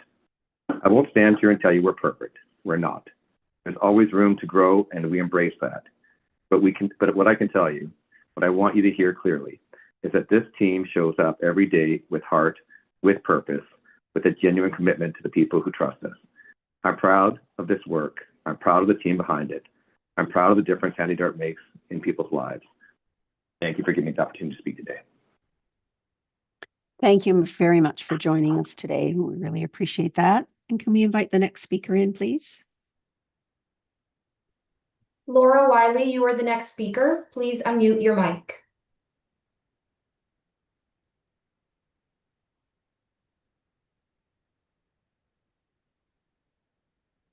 next speaker, please. Hi, good afternoon. Hi there. Hi, welcome to the meeting, and you can get started as soon as you're ready. Okay, can you all hear me? We sure can. Okay, my name is Laura Wiley. I am the financial secretary of ATU 1724. Been in this position for a few weeks now, but I was hired as a handy dart driver, and I've had experience directly with the clients that we serve. And I'm very proud of our drivers and our call center staff. They're all very professional. They're well trained. Our drivers have 20 days of training. And I'm thinking there is space for some taxi and high demand, but they are not trained to the level nearly of what our drivers are trained to. We get to know the clients personally. We get to know their needs, their restrictions. And, you know, they look forward to seeing us and having stability, especially for certain clients, having the same drivers pick them up on a regular basis is very beneficial for them and needed as well. And, you know, I'm just not sure the information that we've been given about this transition, how this is going to be so expensive. I'd like it further explained, broken down for the board to understand why it would be so expensive. Because as we know, TransLink pays for all the operating costs, including the wages and benefits and fleet and maintenance, and also a healthy profit for the contractor to provide this service. And where transit dollars need to be maximized, there is no room for profits to a multinational contractor. I would like to see those profits go back into the service and go into the transition back to an in-house model. There's also instability that arises in contracting out, not only to the result of having contractors change every time the contract comes up. Our particular employer has changed ownership several times within this same contracted. And when that happens, the same chaotic transition ensues. And of course, the new private company has their own way of doing things, and rules change, and it just creates instability. Anything that we've made gains on often gets the baby thrown out with the bathwater, and it's a start fresh situation that happens. And we do have management, like you have heard from some of the management speak, that they've been with Handy Dart for many, many years, and that's true. And every time the contractor has changed, that expertise has followed along with the service, which would also be very beneficial for a transition. And today, being International Day of Persons with Disabilities, is the perfect day to show seniors and persons with disabilities that they deserve a level of service that able-bodied citizens currently enjoy.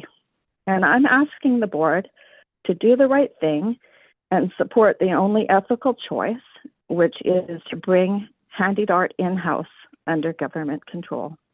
Thank you. Thank you very much. And can we invite the next speaker in, please? Surinder Asagrim, you are the next speaker. Please unmute your mic.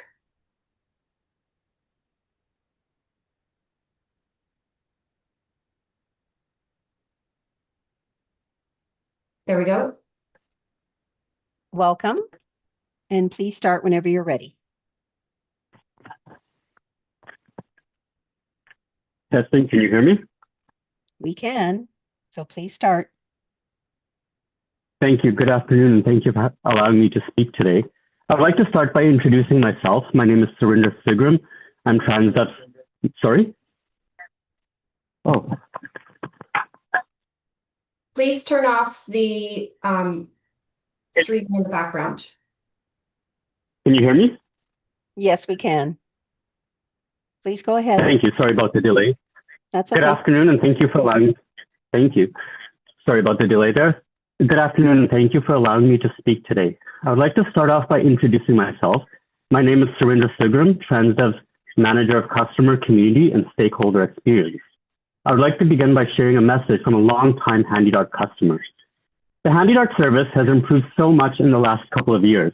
I'm so grateful and thankful for making it a really good service.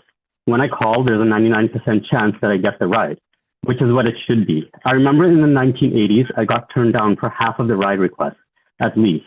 TransLink has made it possible for people with disabilities and seniors to travel alike, just like anyone else. That's fantastic, and I believe it's possible because of taxis, which is really great. 10 gold stars. There are not enough words to say how much HandyDart service means to people with disabilities and seniors. This is a great achievement. In 2019, we received a monthly average of 126 verified complaints each month.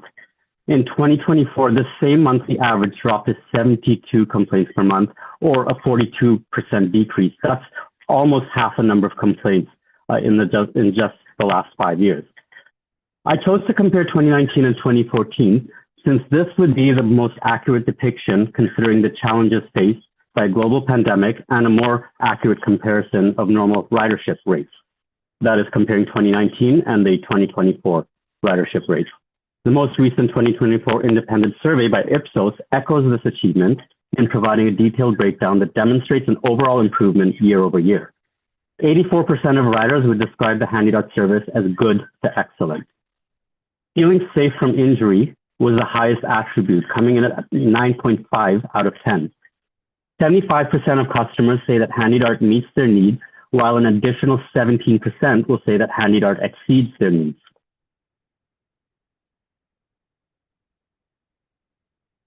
Improvements including appropriate training and support for HandyDart employees, taxi providers alike, has been a central theme in these improvements. Meeting with key stakeholders with the aim of understanding their long-held needs and challenges has been a pivotal means in understanding shared frustrations throughout the community. It is a privilege to be part of a team that's so committed to continuous improvements and to ensuring a safe, reliable experience for our clients. I echo the sentiment spoken earlier by Emily Watson. I know the HandyDart service has areas where we can continue to grow, and there's still more to accomplish. This being said, I know that with full conviction that we genuinely do care to do better and have done better. I hear this regularly from complainants who admit in the midst of conversation that the service has gotten better. I know this from the colleagues that I work with, that we consistently go above and beyond to accommodate a variety of needs in an ever-changing world. I have witnessed this transformation firsthand, and I'm sincerely thrilled to see these efforts continue to result in positive improvements. Thank you for your time and for providing the opportunity to speak on this. Thank you. Thank you very much. And we are going to invite our last speaker into the meeting. Sandy Berar, you are our last speaker. Please unmute your mic.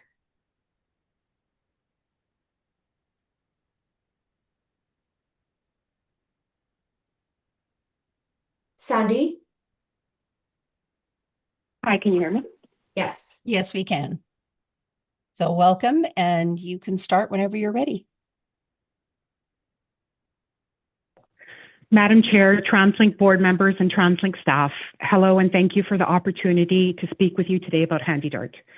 My name is Sandy Berar, and I'm the General Manager of Trip Coordination with TransDev. In this role, I oversee trip booking, scheduling, and dispatch.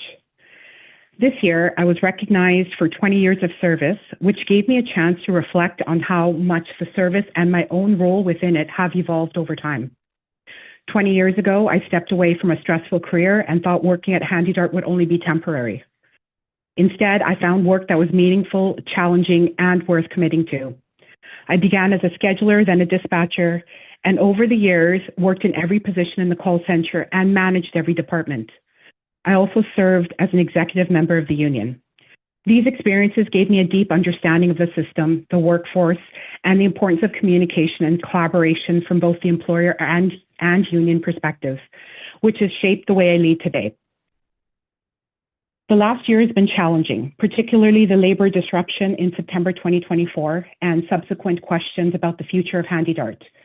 I want to address two key topics that employees have raised: employee engagement and satisfaction, and the use of the supplementary taxi service.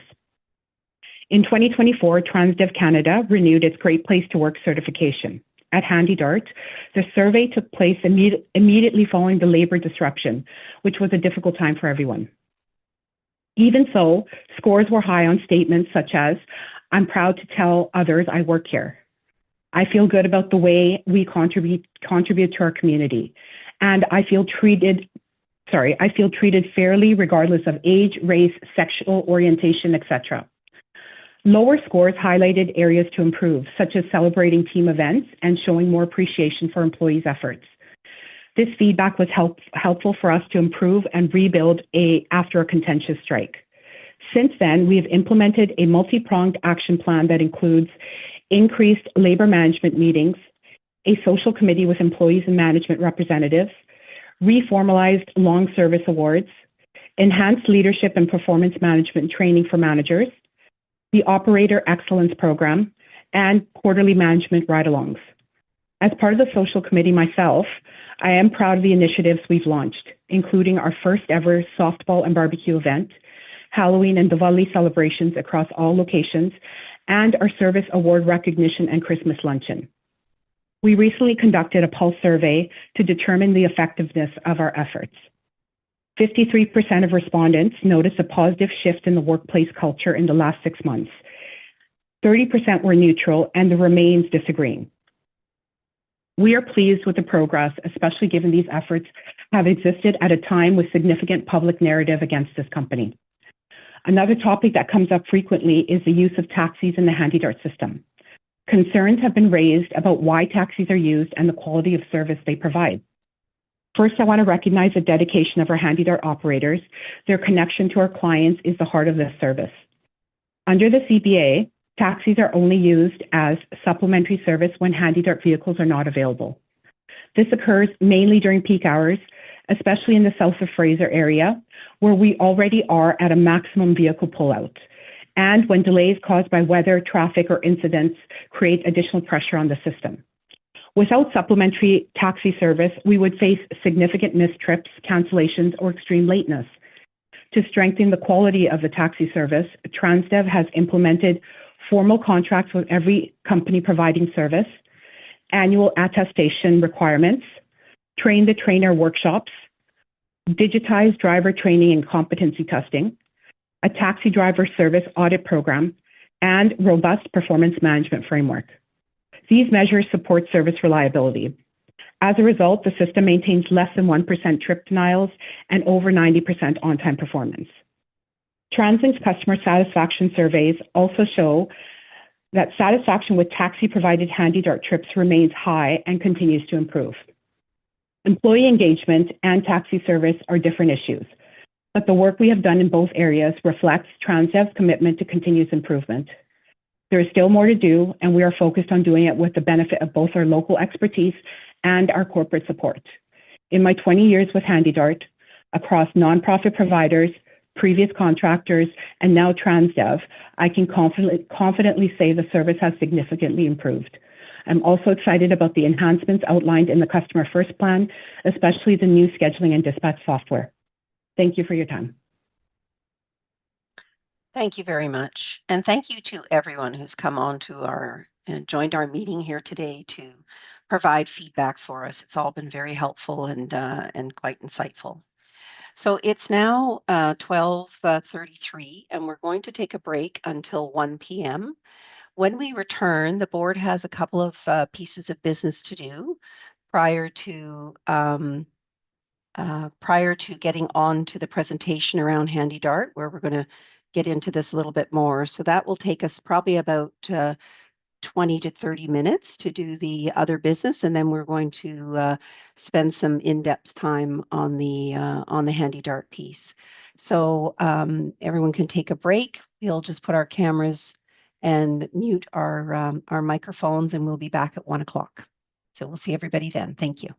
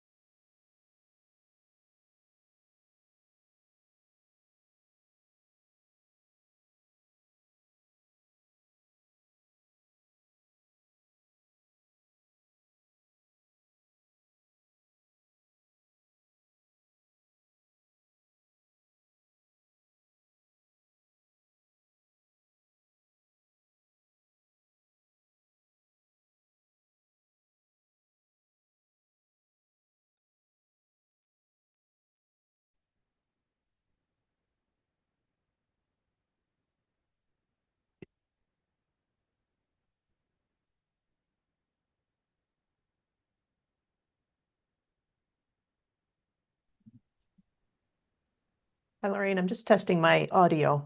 Can you hear me? All clear, Sarah. Thank you so much. Thank you.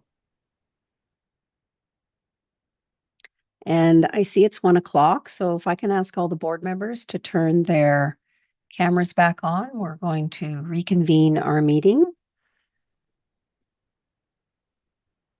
So thank you all very much and welcome back. That less than 30 minutes went by very quickly, but here we are. So we just have a few items of business that I would like to move through. So can I have a mover and a seconder for the consent agenda? I didn't hear anything coming out for discussion. So Tracy and Alan, thank you very much. And all in favor of approving the consent agenda as presented. As you all know, normally we would have presentations on this from the different presidents of each of the operating businesses. But of course, today we're trying to ensure that we have more than enough time to dig into our two main topics for the day. So there's that. So thank you. So we voted on that, Salima, correct? We did do that vote. I was kind of talking in the middle of that. So we'll move on to item number 4 on our agenda, which is the CEO report. And I just want to reference that that's on page 133 of your agenda package. So Kevin, I'll turn the floor over to you and you can do your abbreviated report. Yes, great. Thank you so much, Chair. Good afternoon, everyone, and thank you so much for having me here. Before I want to begin, I do just want to take a minute to thank all of the delegates who spoke this morning about the delivery of HandyDART service. The perspectives that we heard this morning, I think really underscore how essential this service really is for so many people across the region. And I just want to send out my appreciation to everyone for taking the time to share your experiences. You're going to hear more on the HandyDART item later this morning as Sarah Ross, our Vice President of Transportation Planning and Policy, will join me in providing a detailed update on HandyDART and the ongoing work we're doing to improve service. Before we get into that discussion, I just want to provide some very brief updates on some key initiatives and highlight how we are supporting communities in need this holiday season. So next slide, please. With winter weather quickly approaching in Metro Vancouver, we're putting our snow plan into action to keep the system and our customers really moving safely. Just a reminder that when snow is in the forecast, we do deploy extra staff across the network, and we take additional measures like applying de-icing fluid to SkyTrain tracks and trolley wires and positioning attendants at the front of trains for manual braking.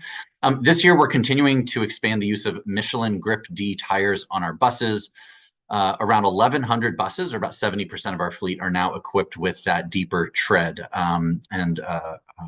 That will certainly increase our performance in both the snow and the rain. And even though, just a reminder, even though our buses are equipped with the best available winter tires, we still need roads to be cleared and in good condition for our buses. And that's why we continue to work closely with local municipalities through our snow desk to ensure priority routes are cleared first. For customers, winter travel does mean planning ahead, dressing for the conditions, and allowing a bit of extra travel time. And so together, these actions really keep our region and customers moving safely. Next slide, please. Along with winter does come darker evenings and reduced visibility. We heard that from one of our delegates at the very beginning today.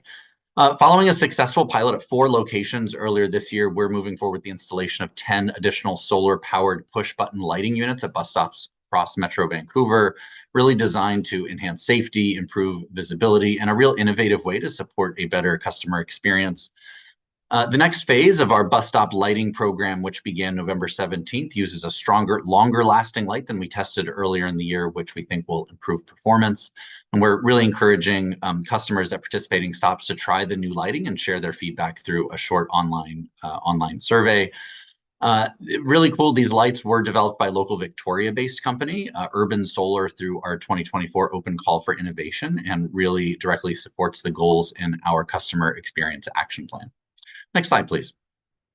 Progress continues on our Expo Line elevator replacement program that's now underway at Stadium, Chinatown, and Waterfront SkyTrain stations. This is in addition to the ongoing work already happening at Nanaimo and 22nd Street stations.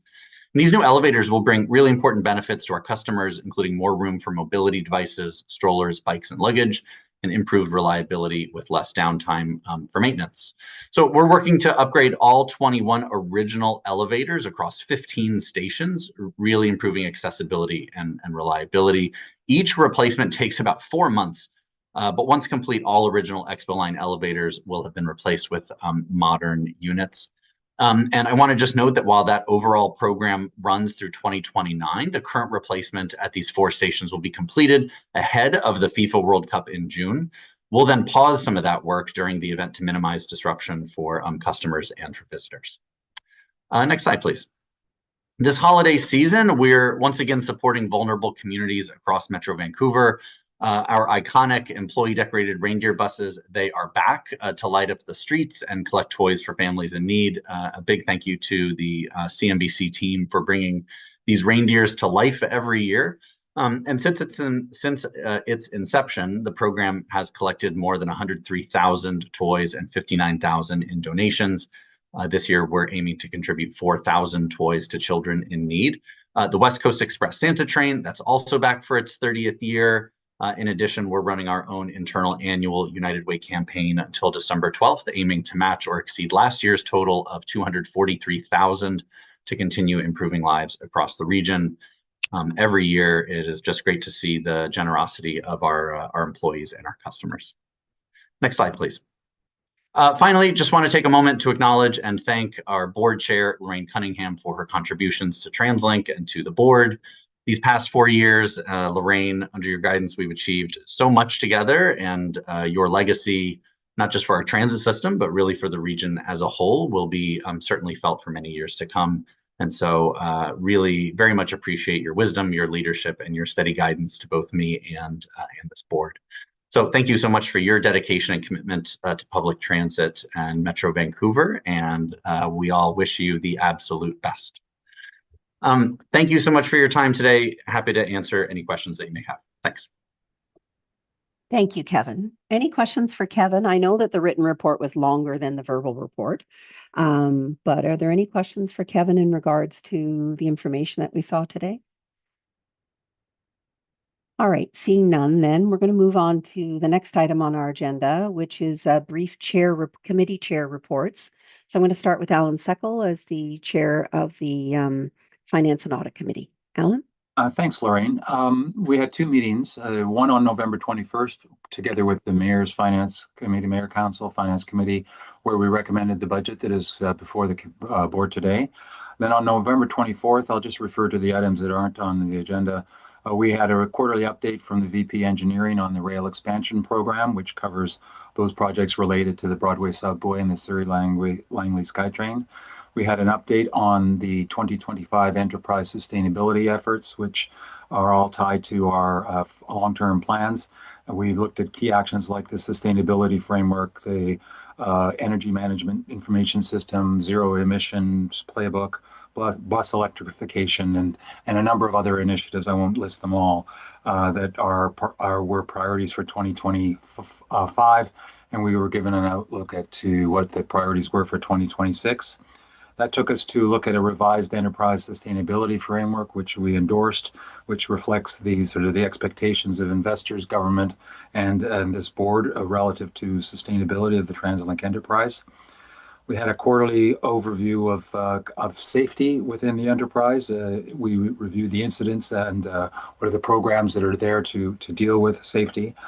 With a deep dive, as we always take a deep dive each meeting, this one was on particularly batteries related to e-mobility devices and how that's an emerging risk for the enterprise. We had an update from the BC Investment Management Corporation about our investment fund, which is from the Golden Ears Bridge toll removal advance. The portfolio's performing well, with real estate lagging a little bit, consistent with how that is happening in the broader economy.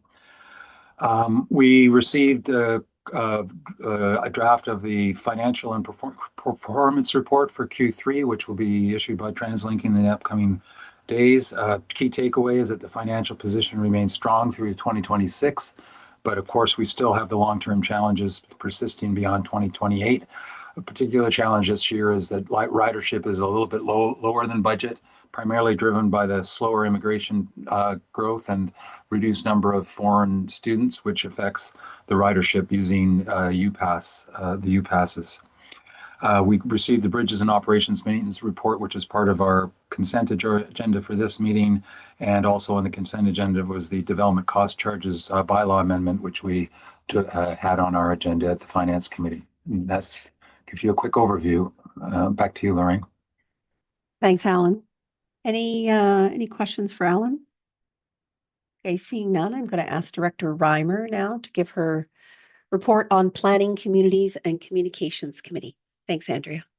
Thank you, Chairperson. 2 meetings as well of the Planning Committee, the first being the Joint Committee with the Mayor's Council planning folks on November 13th, 2025. We discussed the Metro Vancouver 2025 Housing and Transportation Cost Burden Study. It's the first update from when the study was first conducted in 2015. It should be required reading for all policymakers whose decisions intersect planning or transportation or planning generally, urban planning in the region, and strongly encourage others to read it who may not have been there. On the agenda today is the supportive policy agreement, so I won't go into that. On November 25th, the board's Planning, Communications, and Communities Committee met. We substantively talked to the Handy Dart reports on this agenda today, so I won't get into that. We also heard the annual report on the brand reputation survey results. I would love to tell you more about it, but in the interest of time, won't get too dived into that today. We finally went through our fourth quarter updates on Indigenous relations, government and public affairs, communications and marketing, customer experience, board correspondence for Q3 and up to when the meeting was in Q4, and then our key construction project updates. That is my report. Thanks, Andrea. Any questions for Andrea in regards to her report? Seeing none, I'm going to move to Jen Chan and ask Jen to give on her report on Human Resources and Governance Committee. Thanks, Jen. Yes, thanks. The Human Resources and Governance Committee met on November 25th, and I'll just keep my report very brief. We received our quarterly People and Culture report, reviewing key metrics and trends, and at this last meeting, doing a real deep dive into EDI efforts across the enterprise, including receiving a report on initiatives focused on EDI from each of the operating companies, CMBC, BCRTC, and the Transit Police. So that included updates on recruitment initiatives, resource groups to promote inclusion, and education and training opportunities for staff. So it was really great to see that sustained commitment and attention. Thanks, Lorraine. Thanks, Jen. Any questions for Jen on her report? Seeing none, then we'll go to the final committee, which is the Information Technology Committee, and that will be given by Director Reddies. So Tracy. Thank you, Chair, and I'll be brief. We met this cycle. Thankfully, only one meeting. Sounded like everybody had to do 2 meetings this cycle, but we had one. We received reports on the IT projects that are underway and their status, and things are progressing as expected. We also received an update on the data analytics and AI strategy of the enterprise, and also the enterprise digital strategy update. And we finally reviewed and recommended for approval the acceptable use of corporate computing systems policy, which was part of the consent agenda. Thank you, Madam Chair. Thanks, Tracy. Any questions for Tracy in regards to her report? Okay, seeing none, so we'll receive those reports. They're all for information. So the next item is item number 9 on our agenda, which is our business plan. This is on page 136 of your package, and there is a resolution there that the Board of Directors approves the proposed 2026 business plan operating capital budget attached as attachment 1 to the report dated November 17th, entitled the 2026 business plan operating and capital budget. Can I have someone move and second that? And then we'll go for discussion in the presentation. So thank you, Gordon, and a seconder. Thank you very much, Jen. Okay, so I'm going to turn the floor over now to Patrice and Olga, and they're going to provide us with an overview of this report. Thank you so much, Chair. I just checking if Patrice is here. Okay, Patrice is here. We can turn over to her. Thank you. A few logistical challenges, but I'm here. Great. Thank you so much, and thank you for having me today. I'm very pleased to provide you with a few highlights of the 2026 business plan and budget. You do have a very detailed package with all of the organization's plans and priorities, as well as the financial information. So I'll just provide you with a few highlights. In April of this year, the 2025 investment plan was approved. And it outlined the key investments and funding through to the end of 2027. It's the guiding document for this business plan and budget. A key goal of this budget is to continue to prudently and responsibly manage our expenses, keep costs as low as possible while delivering on our expansion commitments. And as part of the budget process, we did carefully review all expenses. We considered inflation, other cost drivers, and sought additional efficiencies in all the service areas right across the enterprise.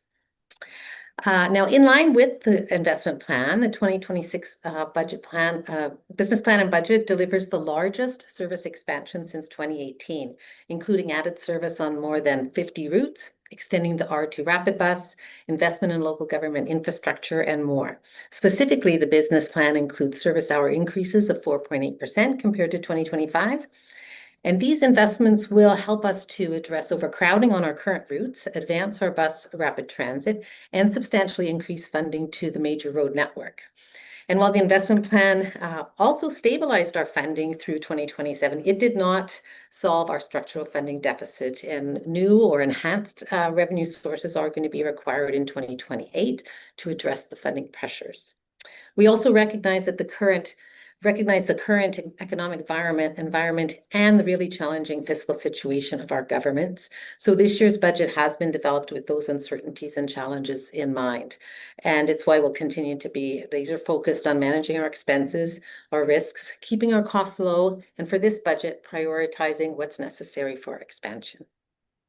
Next slide, please. Right. Let's provide a few highlights on revenues. Our total revenues for 2026 are projected to be 2.8 billion, which is 356 million or 14.6% higher than in 2025. This reflects additional funding achieved through the 2025 investment plan, coming from property tax and parking tax increases, a one-time operating funding contribution from the province, and increases in fare and other transit revenues, including advertising and fare infraction revenues. On taxation, our largest revenue source, an additional 0.5% increase to the median household's property tax in 2025, which is about $20 per year, supported revenue increases of $181 million. An increase in the off-street parking tax also grew this revenue. That grew by 22% over the 2025 budget. And although fuel tax continues its trend downward, we are seeing a slight increase this year in these revenues compared to 2025 budget due to the slower adoption of zero-emission vehicles and fewer people crossing the border to purchase gas. Transit revenue, our second largest revenue source, we expect ridership to grow at a more moderate pace, which along with our fare increases will drive transit revenue increases of 2.8% in 2026. And then you see the government transfer portion, that's an increase of 41% over 2025, primarily driven by the funding agreement in our 2021 investment plan and also the funding that's provided for our capital projects. Next slide, please. On the expense side of the equation, expansion and inflation are driving our costs. Operating expenses are growing $267 million. That's about 10.6% over 2025. And that is primarily in bus and rail operations, which are obviously our largest expense areas, and they have seen the most growth from service expansion. Increasing funding toward municipal infrastructure, like supporting goods movement on the major road networks, is also reflected in this budget. In addition to service investments, like many transit agencies across the country, inflation has driven up the cost of materials and inputs that we use to provide service in the region and keep our system running for the hundreds of thousands of people who count on us every single day. So labor rate increases and inflation drove about $100 million of those higher costs across the enterprise. In all areas of the business, teams are working hard to maximize efficiency while delivering excellent services at the most reasonable cost. This includes initiatives such as lean practices, process improvements, and dedicated efficiency working groups. And this budget realizes nearly $30 million in savings and efficiencies to help mitigate our increased expenses. Next slide, please. We also continue to lower the ratio of support services versus frontline operations. 86% of TransLink expenses are now going to frontline services, while 14% are for support services. And this is a much higher ratio than our peers, which average about 20% administrative costs. And this really reflects the work we've done over the past years to improve our efficiency, look for cost savings, and really making sure we're focusing our funding towards increasing direct services. Next slide, please. Now, through our capital program, we're investing $1.8 billion into fleet, local infrastructure, and key expansion projects.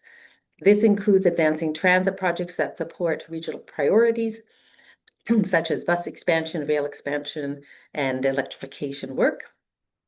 The program advances planning and design work on 3 new bus rapid transit lines to the region. These new routes will unlock access to jobs by putting new rapid transit within walking distance of more than 300,000 residents and over 200,000 job sites. We have 16 projects across the enterprise that will prepare our system for the Broadway Subway and Surrey-Langley SkyTrain projects. Construction of our new operations and maintenance center is well underway to ensure we have ample space to store and maintain our expanding fleet. The Marpole Transit Center construction also continues, which will support our fleet electrification. When open, this new transit center will support bus service expansion and fleet electrification by housing over 300 battery electric buses. Now, more than half of our capital program ensures assets that we use to deliver our current services remain in a state of good repair. Some of those major initiatives include replacing our aging Mark II SkyTrain cars and conventional buses, as well as maintenance work to extend the life of our buses. And as you know, investing in maintenance is essential to protect the reliability and safety of our transit system, ensuring we can continue to keep people moving. Next slide, please. Now, as I mentioned at the beginning of the presentation, the additional revenues committed to in the 2025 investment plan enabled expansion and has temporarily stabilized our financial situation, keeping our accumulated funding resources within our policy limits through the end of 2027. However, that will fall below our policy beginning in 2028. New initiatives like our fare enforcement, our added additional advertising revenues, as well as the cost savings measures that we've taken, they help, but they alone are not enough.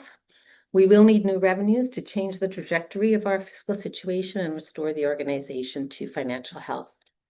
Recognizing the situation, it's essential we continue to be laser focused on fiscal prudence, ensuring every dollar is enabling TransLink to grow, to serve the growing needs of the region. Next slide. So in closing, TransLink's 2026 business plan and budget advances key approved investments outlined in the 2020 investment plan. This is the largest bus service increase since 2018, continuing to maintain our existing assets in a state of good repair and investing in new assets that support our future growth. We continue to be very prudent in our spending, continue to find efficiencies to ensure we're using tax and fare payer dollars responsibly, and continuing to evaluate the risks associated with our finances.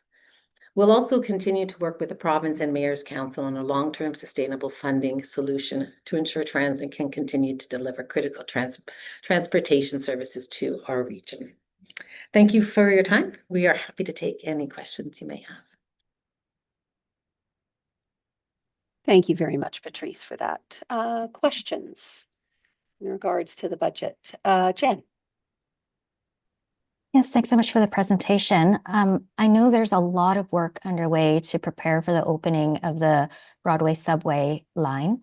And you spoke to that a little bit, but I wonder if you could speak more to how this budget reflects that preparedness and really specifically whether the budget, in your view, allows us to adequately ramp up for that expanded service, which of course is not optional for us to be ready for. Great. And maybe I'll ask Sani, who is on the line with us as well, to speak to that. Thank you, Patrice, and thank you, Director Chan. Yes, as you alluded to, 2027 is the year for opening the Broadway subway project. It'll be one of the major expansions that we've been gearing up for. So for us at the BCRTC, 2026 is the big year for preparations. This is the year when we'll be hiring and training our staff, our field staff, our operations staff, and maintenance staff to enable us to then begin operating the Broadway subway project in 2027. So this budget, what Patrice presented, includes all the necessary resources that we need to bring on board in a way which is measured according to the schedule of the project. We will do some hiring in early 2027, and of course we've done some pre-hiring for positions that require extensive training, but the bulk of our resource needs are embedded in this 2026 budget, and with this budget we feel very confident that we'll be ready to take on BSP in 2027. Thanks, Sani, very much for that. Jen, you're good with that? Complete on that? Great. Tracy. Thank you, Chair, and thank you for the report. Just wonder if you could provide a few details on how this budget aligns with the 2025 investment plan. Yes, very good question. This is the first year budget since we had the 2025 investment plan, so it is very much tied and aligned to that plan. The investment plan actually includes estimates for each year of the plan, 2025, 26, 27. The 2026 budget is about $41 million favorable to what was estimated just back in April when we did when we completed the investment plan. Revenues are actually slightly lower than the investment plan by about 2.7 million. And that is really, we're experiencing the growth at a little bit slower level than what we had anticipated when we were doing the investment plan. And that's largely due to some of the immigration policies, students, the number of students taking transit, etc. The expenditures, however, are $44 million less than we had estimated in the plan.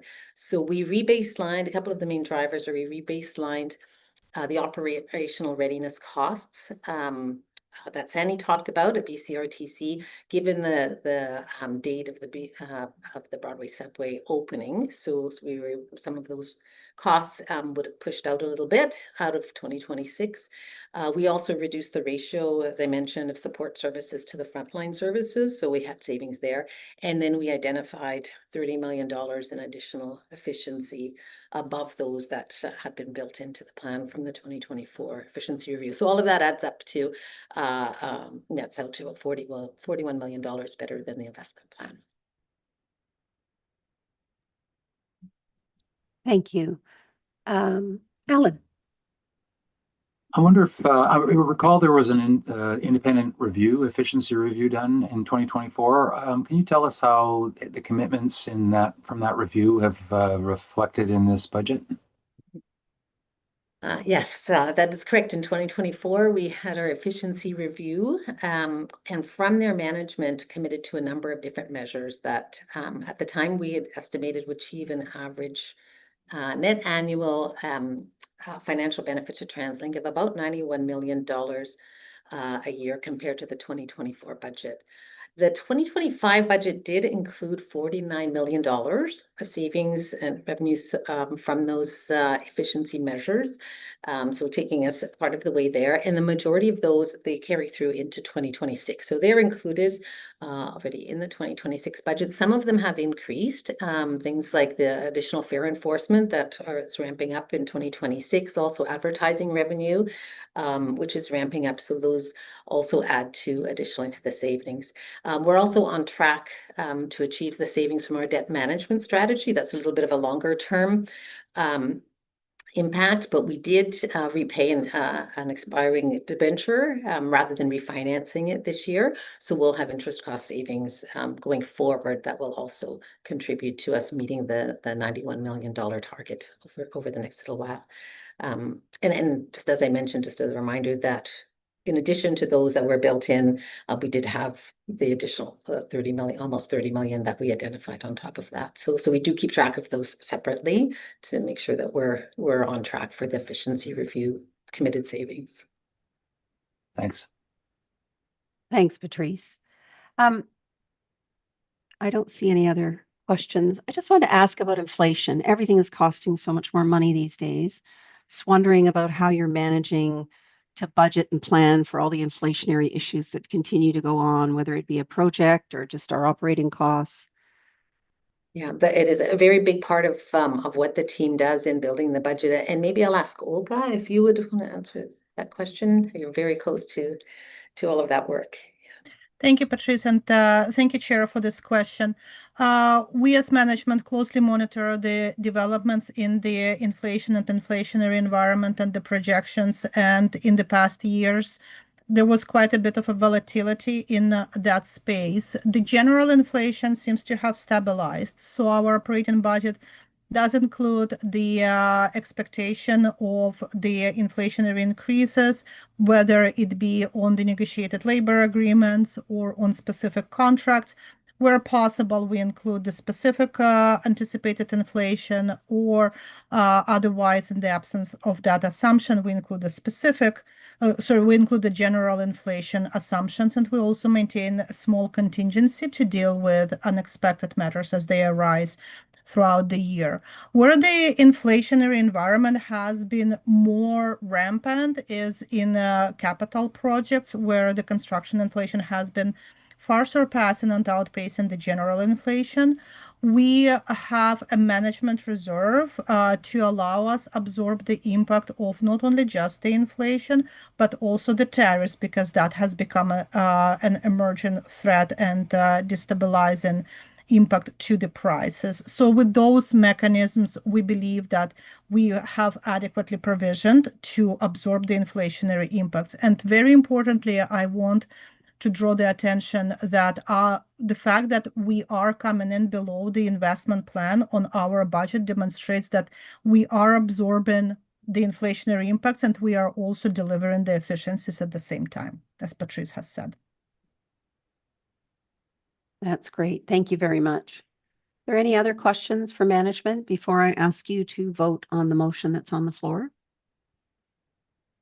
I know this has gone through the Finance and Audit Committee. It's gone through the joint committee with the mayors. So there's been lots of questions and curiosities about this budget. So I feel like everybody's had a lot of opportunity to ask many of the questions. But I just want to make sure before I ask you to vote. So seeing none, then with the motion on the floor, as you all heard, is that we approve the proposed business plan, operating and capital budget as presented. There's a mover and a seconder, so all in favor? Thank you. Any opposed? Seeing none, that carries.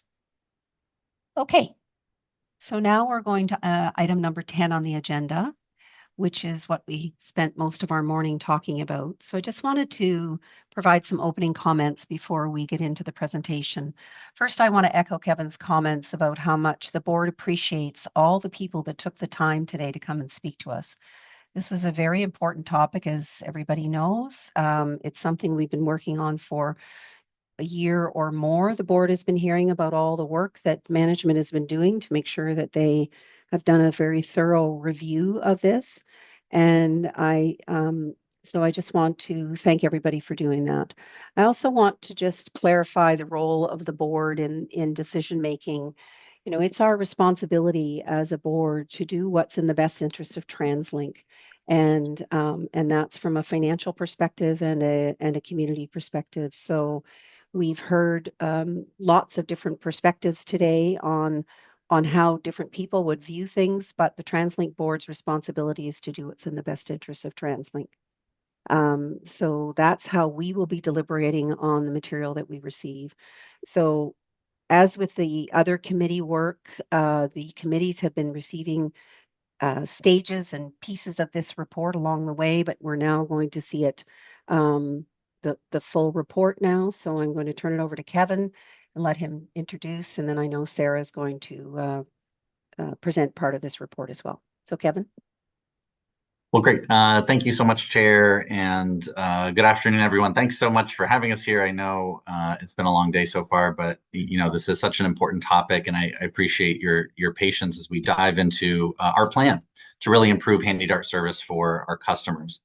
I want to reflect that the experiences shared by delegates this morning, I think, really reinforce what we consistently hear, which is that Handy Dart is an essential service.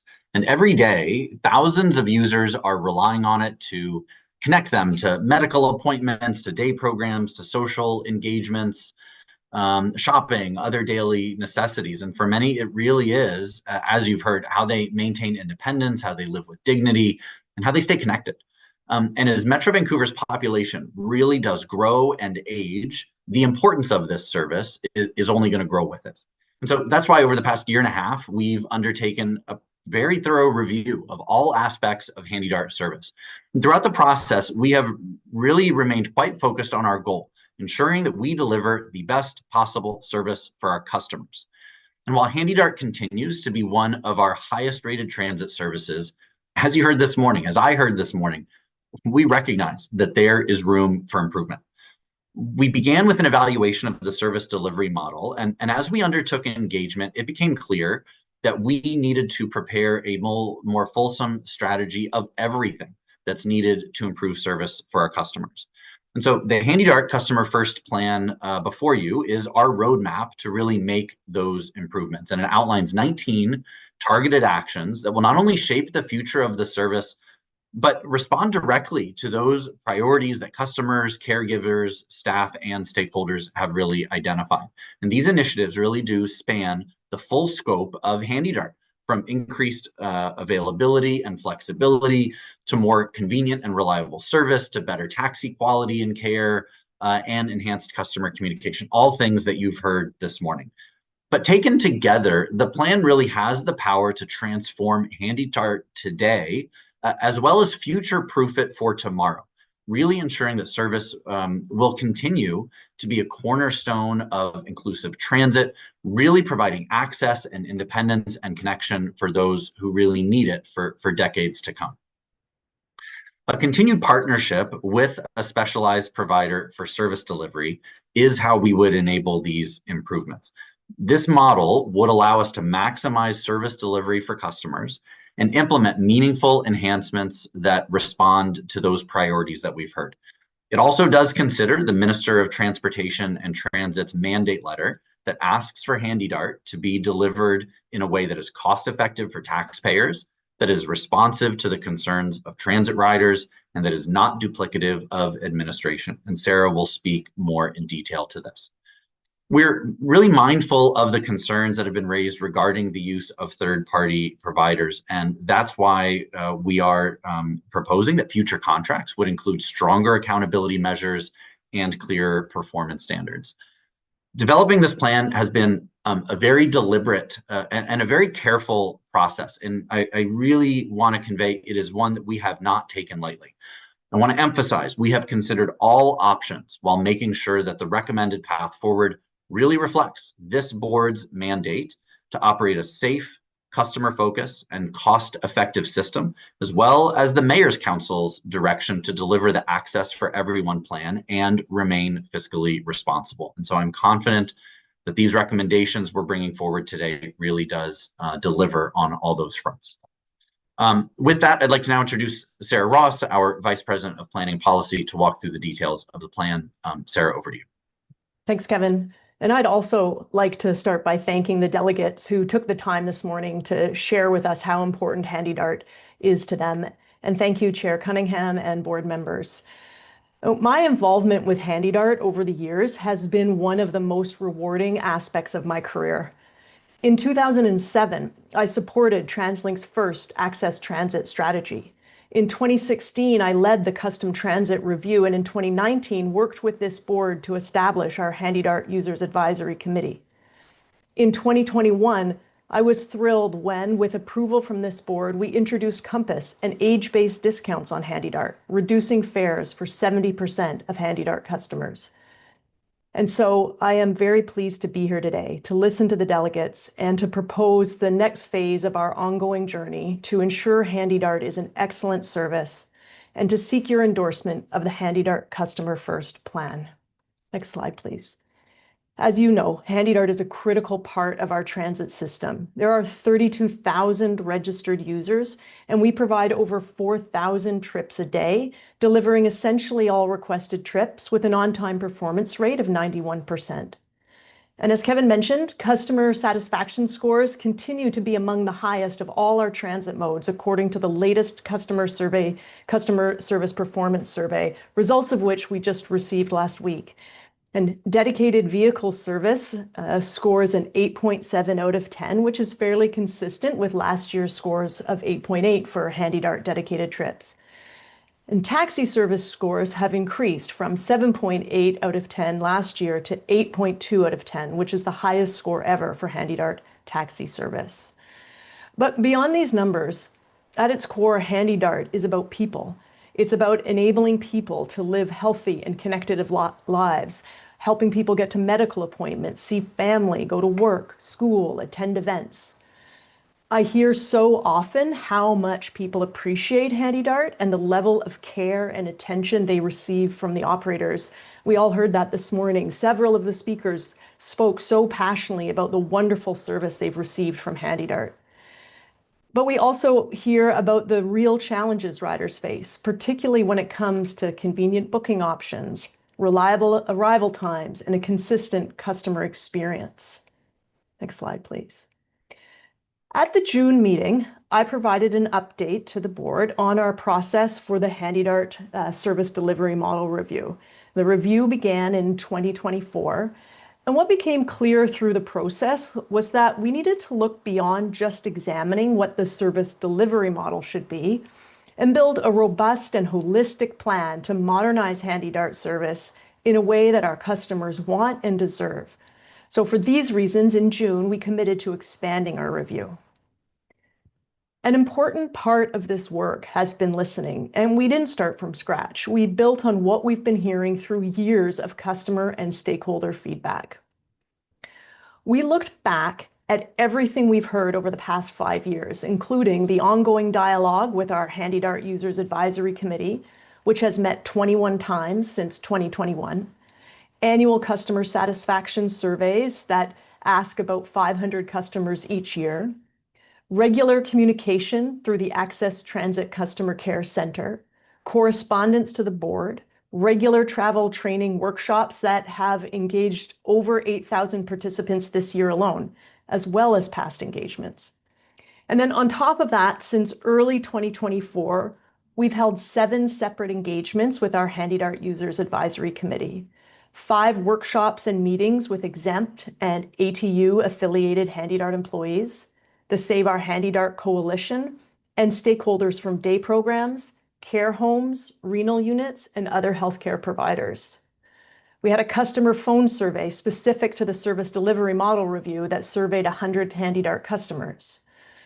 We did 2 focus groups with operators and call center staff where TransDev and ATU Local 1724 each nominated half of the attendees, with an additional focus group for casual operators at the request of the ATU. We've had 6 additional meetings with ATU leadership and the Vancouver and District Labour Council to gather their input and keep them informed of the process. And I want to thank all of these customers, caregivers, frontline staff, and stakeholders for taking the time to share their experiences, challenges, priorities with us through the many engagements held over the years. I want to recognize that the process has taken much longer than we all originally anticipated, and that has been frustrating for some people. We know how much HandyDart matters to each and every person that uses it, and we wanted and needed to take our time to listen, to learn, and to evaluate all the options. Through this process, we heard what matters most to our customers. Like all transit customers, HandyDart users want trips to be available when they need them. They want those trips to be safe, comfortable, reliable, and direct. Now, unique to HandyDart is that customers also want booking trips to be more convenient, with more options and shorter call wait times. and they also want enhanced taxi service quality and streamlined customer service channels. And this fall, we revalidated these priorities with the HandyDART User Advisory Committee and through the 2025 Customer Survey, Performance Survey. The HandyDART Customer First Plan reflects these priorities and is anchored by 19 key initiatives designed to increase service availability, elevate quality, and put customers first across all stages of the HandyDART journey. The current software TransLink has for HandyDART is outdated and extremely limited in its functionality. We will introduce new software that will provide a number of benefits across several initiatives in the Customer First Plan. We saw a lot of interest in this at the stakeholder briefings last week, which I'll get to in a moment, but it was great to see excitement about this project. Customers and their care providers will be able to request, cancel, or modify a trip online or through a mobile app available 24/7. But of course, I want to be really clear about this too. Customers will still always have the option of calling to book their trip. And when they do call, they should have a much shorter wait time because some customers will be choosing to use the online service. Now, this new software will also make scheduling much more efficient, meaning more trips for customers with the same number of vehicles, which is particularly useful for our peak demand periods when we have more constraints on available trips. We will also assess opportunities to expand the HandyDART booking window, which would provide more flexible and spontaneous travel. And addressing a long-standing request from members of our advisory committees and customers is to provide late-night travel options. HandyDART is expanding hours from midnight to 2 a.m., 7 days a week. We're also making service more convenient and reliable for customers. So the current software TransLink has for HandyDART doesn't have real-time traffic data for operators to use. The new software will include real-time route optimization features to help HandyDART operators avoid congestion and unexpected road closures. And this will result in more on-time arrivals and faster, more predictable travel times. And for customers, it means less waiting and shorter trip times. Now, I remember Tim Lewis, longtime HandyDART customer and advocate, saying to me, "Sarah, why is it that Save On Foods can tell me exactly when they'll deliver my groceries, but I have to sit in my lobby for as much as 30 minutes waiting for HandyDART because I can't track the vehicle?" Well, for Tim and the others like him who've wondered the same thing, under this plan, we'll be finally getting there. With map-based real-time vehicle tracking, we'll be able to provide a more accurate estimated arrival time. Improved trip information means better alerts and notices across all customer communications channels. Where's my HandyDART and what's my vehicle features will help people know not only where their ride is, but also what kind of vehicle is picking them up. 3/4 of trips are delivered with dedicated HandyDART vehicles. The remaining quarter are delivered by taxis. Now, taxis are a very important part of the service, helping customers get to their destination if a HandyDART shuttle is unavailable due to high periods of demand, traffic delays, or other circumstances. Customers have told us that they support the use of taxis to ensure HandyDART service is there when they need it. Without taxis, 270,000 HandyDART trips would not have been provided last year. But we've also heard clearly from customers that this is a part of the service that needs improvement. A number of delegates this morning spoke to challenges with service delivery from taxis. It is absolutely very important that there is a consistent, high-quality customer experience across all service providers. So to address this, our plan commits to a number of things. To make HandyDART taxis easier to recognize through branded vests, advanced alerts, and in future, the potential for driver profiles with names and photos. To expand on the existing training for HandyDART taxi drivers with real-life customer scenarios and knowledge testing.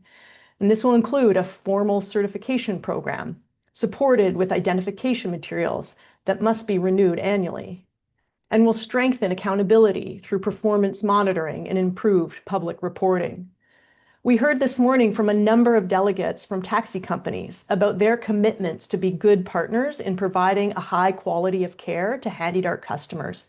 And we'll be absolutely seeking their follow-through to ensure that these commitments in our proposed Customer First Plan are implemented. Last but certainly not least, customers have told us that they want better, more streamlined ways to connect with us. As part of the plan, we'll create one access point for HandyDART information and services. This starts with introducing one phone number for all HandyDART needs and services. Enhanced contact channels, surveys, and additional features like Rate My Trip to support faster resolution, recognize service quality, and better understand customer needs. We'll have clearer communications through newsletters and other channels to keep all users in the know about HandyDART service, including the implementation of this plan. All of these initiatives have been shaped by years of engagement, and this will mark a new beginning for HandyDART and our customers. As we move forward, further engagement on these initiatives will take place to ensure refinements reflect customer needs. Now, part of making this plan possible is Initiative 8.2, continuing to engage a specialized service provider through a modernized contract to leverage expertise in custom transit operations and modernization, expertise that the TransLink enterprise does not have. This recommendation is based on findings of the delivery model review. There are 9 different functions that make up the HandyDART service, and the delivery model refers to who delivers each of the functions. The full report of this review, prepared by an external consultant team, is in your package. Now, as I presented in June, we used a multiple account evaluation approach for the review. This methodology, which was specifically requested by stakeholders, supports decision makers with complex decisions by explaining how different options perform against multiple objectives. There is no waiting. When there are trade-offs, it is up to decision makers to decide what objectives are most important. With input received through engagement and from the board, we established a framework of 5 accounts and 17 objectives. External experts undertook analysis of custom transit systems in other cities, of information and data provided by the Canadian Urban Transit Association, and held workshops with a range of stakeholders. A long list of options was developed and evaluated, and then 3 shortlisted options were evaluated in more detail. As we have previously shared, the 3 options we evaluated in detail are 1, a split structure with a modernized contract, which is the option most like how the service is delivered today. 2, deliver all 9 components fully in-house. Or 3, a split structure with additional functions, primarily the booking and dispatch, brought in-house. And this structure is likely also to include multiple contractors. Next slide, please. Now, the evaluation assessed the end-to-end customer experience, flexibility and adaptability, financial sustainability, organizational sustainability, and ease of implementation and transition. The most significant finding of the external review is that there is no substantial difference in the customer experience between the 3 shortlisted options. The things that impact customer experience are already directly managed by TransLink, notably the amount of funding for service levels and expansion, service standards and policies, eligibility, the fleet, and the booking, dispatching, and scheduling software. These are all things that we address in the Customer First Plan. As noted in the external report, there is no one option that scores highest in all the accounts. For a visual representation of these findings, please see the graphic on page 4 of the Mott MacDonald report, which should be on page 245 of the agenda package. The review found that option 1, so split structure with a modernized contract, performs higher than in-house delivery in financial sustainability. It is more cost-effective and requires less public subsidy. It also scores highest in ease of implementation and transition, requiring the least amount of change and resources to ensure stability for customers. It allows TransLink to focus on the other aspects of the customer first plan, the aspects that most impact the customer experience. The external report found that option 2, the fully in-house model, performs highest on organizational sustainability, which includes 3 objectives. So first, they found no difference in operator retention. They assessed that transitioning to an electric fleet would be less complex under an in-house model. They also assessed that an in-house model could garner a higher level of trust. This assumes that there would be more publicly available information. It also reflects input from stakeholders through engagement. The review found that option 3, split structure with booking and dispatch in-house, performs comparably or lower on all accounts than one or both of the other options, and therefore there is no overall benefit to that option. The delivery model review findings that the split structure with a modernized contract, so that's option 1, perform best on cost effectiveness and ability to implement are consistent with our internal assessment. Bringing the service in-house would require building up an entire new business area, new training programs, new administration, new scheduling and dispatch. And although we deliver transit services every day, we don't have any other service that offers on-demand door-to-door support. And given the highly specialized nature of HandyDART, building this capacity in-house would be a significant and likely multi-year undertaking, one that would delay our ability to implement several of the actions in the Customer First Plan. Now, it's also typical for unions to bargain for parity to terms for things like wages and benefits and work rules that exist in other collective agreements in an organization. There is a notable risk that if this type of bargaining were to occur, bringing HandyDART service in-house would increase the cost to deliver HandyDART and other TransLink services. There would also be costs of standing up a new business area and hiring exempt staff. And these factors combined have the potential to increase annual costs to the overall TransLink enterprise budget by $20 to $70 million a year. I want to take a moment to correct the impression that some of the delegates this morning have about wages. HandyDART operators do not earn less than comparable CMBC employees. They actually earn 83 cents an hour more than community shuttle operators.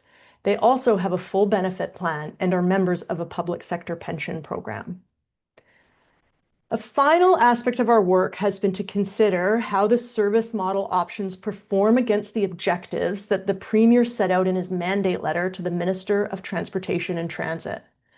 That letter asks that HandyDART services are, quote, delivered in a way that is cost-effective for taxpayers, responsive to concerns of transit riders, and not duplicative of administration. So I'll address each of those. As I've noted, the external review found, based on peer review and industry information, that operating custom transit services through a contract approach is most cost-effective for taxpayers. This is consistent with our own internal financial analysis based on costs of our other services, the terms of the existing HandyDART contract, and the requirements of standing up a new operation internally. This finding is also consistent with analysis that has been undertaken in previous reviews. Responsiveness to rider concerns is best supported by continuing to improve on the current delivery model. Already customer satisfaction is high, and the things that most impact the customer experience, such as the amount of service, are still under TransLink's mandate with the current model. The Customer First Plan includes several commitments to increase responsiveness, more options for booking, getting trip information, and a single point of entry to reach information and services, all elements not meaningfully influenced by the delivery model itself. Finally, our assessment is that contracting with a specialized service provider is less duplicative of administration than an in-house model. Specialized third-party operators offer training, standardized operating procedures, and policies developed from experience across multiple custom, also called paratransit, operations in cities across North America. Now, these are resources and skills TransLink would have to build from scratch, duplicating what the industry already offers through a contracting model and hindering our ability to implement commitments in the Customer First plan. So for these reasons, TransLink management's recommendation to you is to continue with a split structure delivery model, working with a specialized provider. Our assessment is that the financial and implementation benefits are of critical importance to the organization, outweighing the trade-offs. We need to make sure that every dollar we spend benefits our service and customers, and that every focus of TransLink's energy is also on actioning the commitments in the Customer First plan. And although we recognize that many stakeholders feel strongly that the service should be delivered in-house, we feel that the evidence shows that there would be no benefit to the customer experience. And in fact, it's our strong assessment that bringing the service in-house would actually negatively impact service quality and hinder our ability to advance the Customer First plan. Several delegates this morning implied that while HandyDart is delivered by a contracted operator, all conventional service is delivered in-house. I want to be clear, this is not accurate.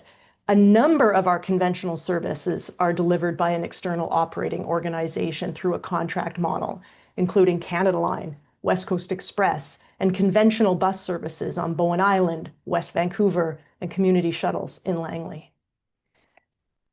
Every step of this process has been guided by one question: how can we deliver the best experience for customers while doing what's right for taxpayers in the region? And we are confident that the recommendation before you today meets that test. In closing, I want to bring us back to why this work matters. HandyDart is an essential service that supports people's everyday lives, helping them stay connected, independent, and active in their communities. And when a service carries that kind of importance, we must approach every decision with care. Recognizing this importance, we took a number of steps regarding this report that are not our typical practice. We made our report publicly available more than a week before today's meeting and shared it directly with 108 key stakeholders, including labor organizations, disability and seniors advocates, day programs, medical professionals, renal care providers, taxi companies, and other organizations. We then held 4 different meetings to walk these groups through the aspects of the Customer First plan and the delivery model review findings. We had one meeting with members of the labor movement, providing them with an overview of the content and taking their questions. The meetings with HandyDart Users Advisory Committee and the Access Transit User Advisory Committee members, as well as 2 stakeholder webinars, had more than 40 attendees who were all able to ask questions. And most of the questions were specifically about the implementation of the Customer First plan, the online booking software, lots of questions about when that will happen, and the enhancements recommended for taxis. These sessions reinforced that those who use the system and their advocates care most about their experience with the service and are excited about the recommended Customer First plan. So the recommendation in front of you is the product of more than a year of a lot of analysis, seeking to reflect the voices of the people who use HandyDart day in and day out. We look to their experiences to guide our evaluation and have their priorities shape our approach. We feel our recommendation outlines a clear evidence-based path to a better service for every customer. So thank you very much for your thoughtful consideration of this work. I'll pass it back to Kevin. Thanks, Sarah. And, above all, I just want to reiterate a few things. This really is about the people who rely on HandyDart every day. It's about their dignity, their independence, and their ability to move through life with confidence and ensuring really that nobody is left behind. And that's really at the heart of this Customer First plan. And it's the promise that we're committed to keeping. I think this plan really honors what customers have shared with us and will deliver a service that is even more reliable, more responsive, and more in tune with those who really use it daily. Today's recommendation not only delivers what customers want, but it is also what's best for the organization. From my perspective, just to offer that, our capacity is already challenged by delivering massive expansion across the region, the 2025 investment plan, the rail expansion program, bus electrification, modernizing the Compass system, and the largest bus service expansion in more than a decade.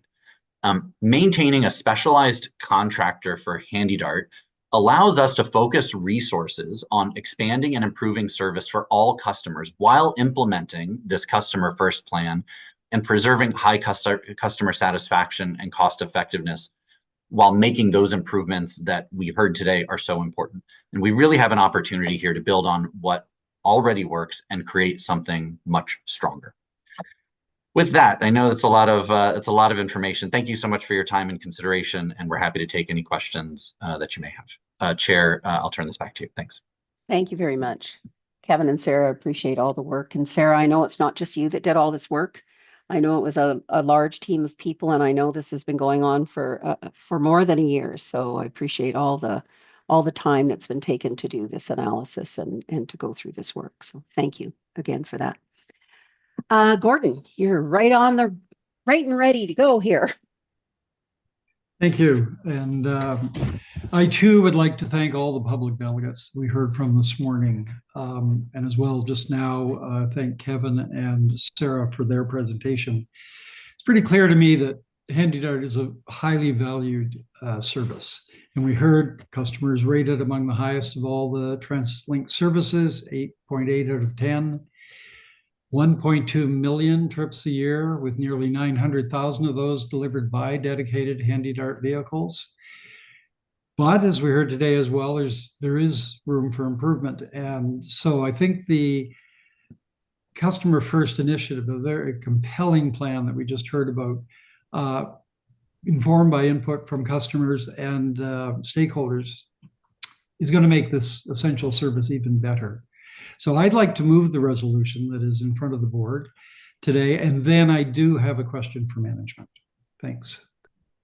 All right, well, you're making my life a little easier, Gordon. So the resolution that you're referring to is on page 201 of the package, and it reads that the Board of Directors endorses the HandyDart Customer First Plan as attached to this report and directs staff to proceed with the implementation of the Customer First Plan, including partnering with a specialized service provider under a modernized agreement with strengthened performance and accountability standards for the delivery of HandyDart services.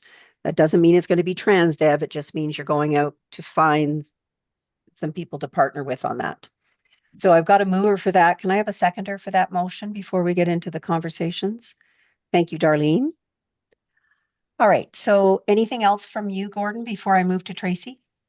Just a quick question, if I may, and I think I heard the answer in Sarah's comments a few minutes ago, but just going back to that notion of the three key tests that we've been looking at being most cost effective for taxpayers, and by that I think we mean requiring the lowest subsidy per trip of the delivered models considered. The responsiveness to transit rider concerns, as outlined in the Customer First Plan, and the question about duplication of administration. Just my question is it an accurate interpretation of your recommendation that we are hitting all three of those, that we're hitting most cost effective for taxpayers, most responsive to transit rider concerns, and that it is not duplicative administration? Thank you. Yes, thank you, Gordon. I think you've summarized and accurately captured what we presented, that it is, we feel that our review, and we've spent a lot of time considering that those objectives that were laid out in the mandate letter, and use the findings of our review that had been underway to inform that assessment. Thanks very much, Sarah. Thanks. Thanks, Gordon. I'm going to go to Tracy next, and then we'll move to Alan after that. Yeah, thanks very much, Chair, and thanks very much for the report and the very thoughtful work that's gone into this.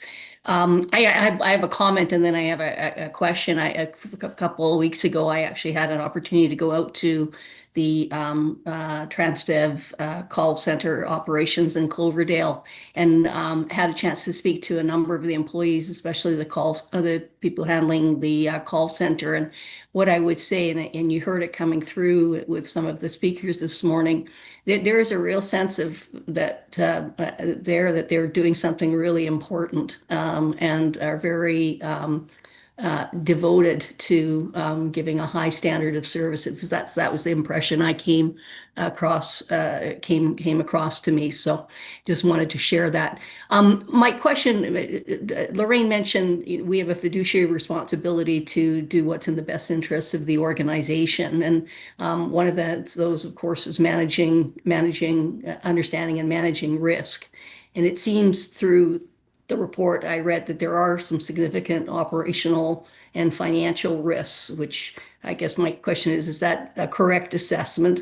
And then the second piece to that is, could you provide a bit more context around the range in terms of the potential financial outcomes?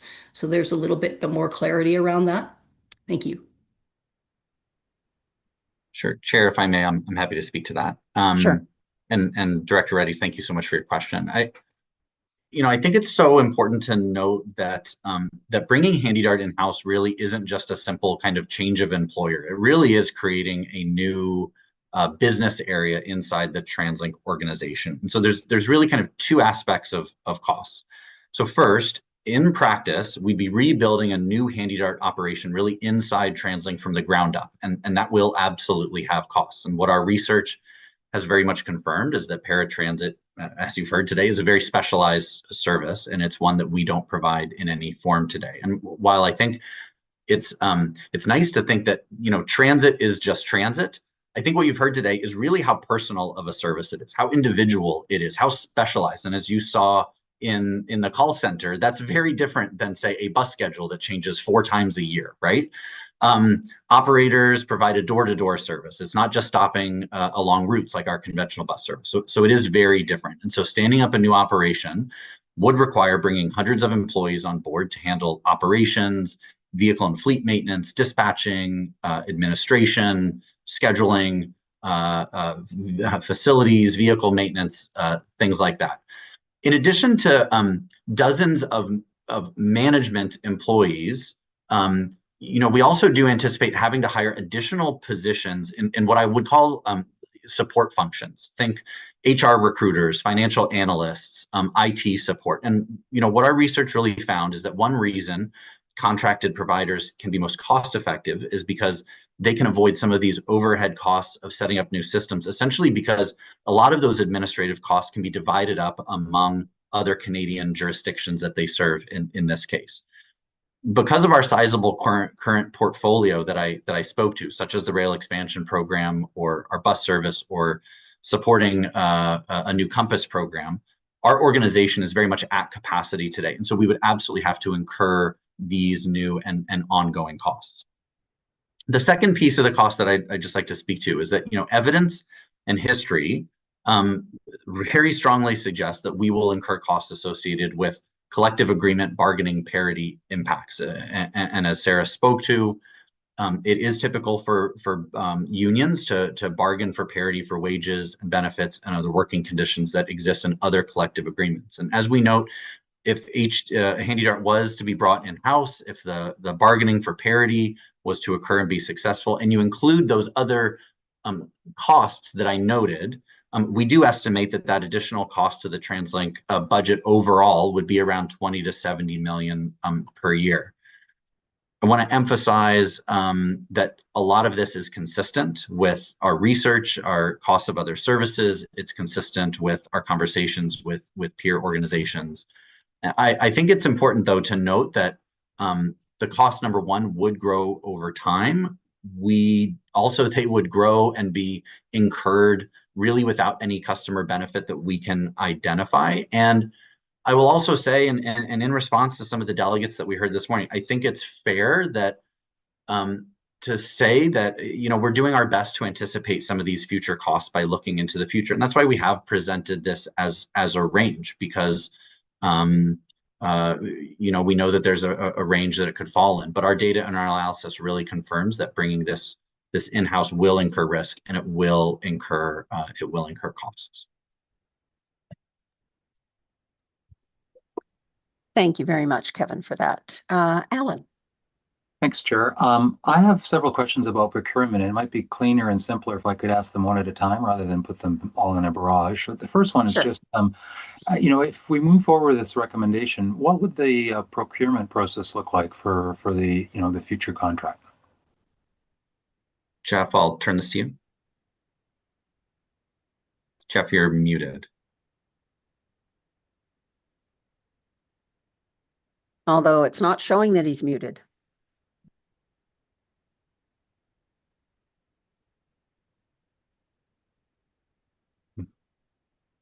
No. Why don't you sort that out and I'll go to Jen? Alan, hold that question. Sure. Jen? Yeah, thank you, Lorraine. So on the one hand, we hear the customer satisfaction for HandyDart being one of the highest that we have. And then on the other hand, we've also heard today that, there's many folks who don't have trust and confidence in the current system. And I'm reflecting on the Mott report indicating that trust would be higher, public trust, especially being so important to us, would be higher if we used an in-house model. So I'm wondering, Kevin, if perhaps you can speak to how the proposed approach will really try to tackle that challenge of improving public trust and confidence in our HandyDart system? Sure. Thank you, Director Chan. It's a great question. So, first, as you've noted, HandyDart does have a high customer satisfaction score, and so that's great. And I can look at that, and I'm proud of that, and I'm proud of the great work that's underway. As you've heard today, and equally important is an acknowledgement that more must be done. We have to improve service, and there's a number of areas that I think you've heard today, whether it's around scheduling or dispatching or taxi service, where we can really focus our efforts. And our recommendation today is really about that. It's about a plan that we can focus our efforts on improving that service for customers. And also, as we've noted, have a strengthened contract with a specialized transit provider that does this in many places and can bring in that national expertise. Taken together, with the 19 improvements that we've outlined in our Customer First plan, we very much believe that this will improve public trust, that this will improve service, take a good service and make it great for our customers. That's the recommendation before you. Sarah, maybe I'll turn it to you. You've had some really good conversations with some stakeholders in your engagement recently. Maybe if you could touch on that just for a second. Yeah, thank you. I mean, we've heard from when we had our briefing with members of our two accessibility advisory committees, the one that's dedicated to HandyDart and then the broader Access Transit one. Their questions were very much about the implementation of particularly some of the benefits of the service software. And I think we also heard this one. I think public trust is a complex thing. There's a lot of different factors. And I think it's worth noting that we heard a lot of people speak about just how fabulous the HandyDart service has been for years, and also noting improvements. And yes, there are 4,000 trips a day, and sometimes some of those trips do not go as they should. And we know that TransLink and Transdev or the taxi company, if it's relevant, follows up on every one of those. And so I think so much of trust or trust of customers is around delivering for people and delivering great service that they can really rely on. I'd also say we heard people have this sense. I've heard some people say, well, HandyDart, well, that's not a TransLink service. That's done by a multinational company. It's like, no, HandyDart is absolutely a TransLink service. We have all these different services that how they're operated varies across this, but as you know, HandyDart is 100% a TransLink service. So I think that's really important for us to also emphasize.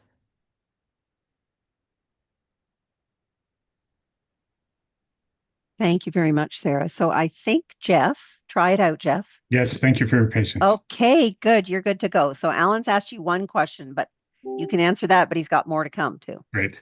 Okay. So I definitely have more empathy with our delegates this morning. Alan, your question was related to the procurement process. So the recommendation before the board is forward-looking. Part of the timing for doing the analysis was to contemplate the need to go out to the market for the next contract to operate the service. So should the board give the direction today, that process will commence in the new year. We will, as you've seen laid out in the report, we have a strong commitment to a strengthened contract. So we'll be putting that together with our internal teams. We'll be working with the industry to make sure that the improved contract terms can be met and receive any of their feedback, and have a new contract agreed and recommended to the board well in advance of the expiration to allow for an orderly transition should that be the outcome. All right, and my follow-up to that is does TransLink have the ability to favor Canadian vendors? Appreciate the question. I would say, first of all, our first priority in selecting a contractor is to make sure that the contractor has the experience to deliver against our high expectations for our customers, and as well considering the cost effectiveness of that contract. We do have to comply with relevant procurement legislation that doesn't allow us to favor Canadian-only contractors. I would point out, though, that the nature of this service is the vast majority of the expenditure is on the services that are provided by Canadian workers in the Lower Mainland. And so our expectation is that that whoever is the successful proponent, most of the money that is spent on this service would be invested locally within Canada. Thanks. And my last one, it's sort of assuming there is a change in operator. We heard a little bit this morning about some of those changes that occurred before and the impression of what the impact they had on employees. What protections could you put in place to ensure that workers are protected if the service provider were to change? Yeah, certainly what we heard this morning was that the HandyDART workers and operators in particular are very passionate. They're very committed to their work, very valued in the work that they do. The first thing to underscore is that under BC law, they would remain employees, and the collective bargaining agreement would apply to any of the successive companies. We are committed to strengthening the contract. We have a team that have been, should the board give us the direction today, we have a team that has been considering ways to strengthen that.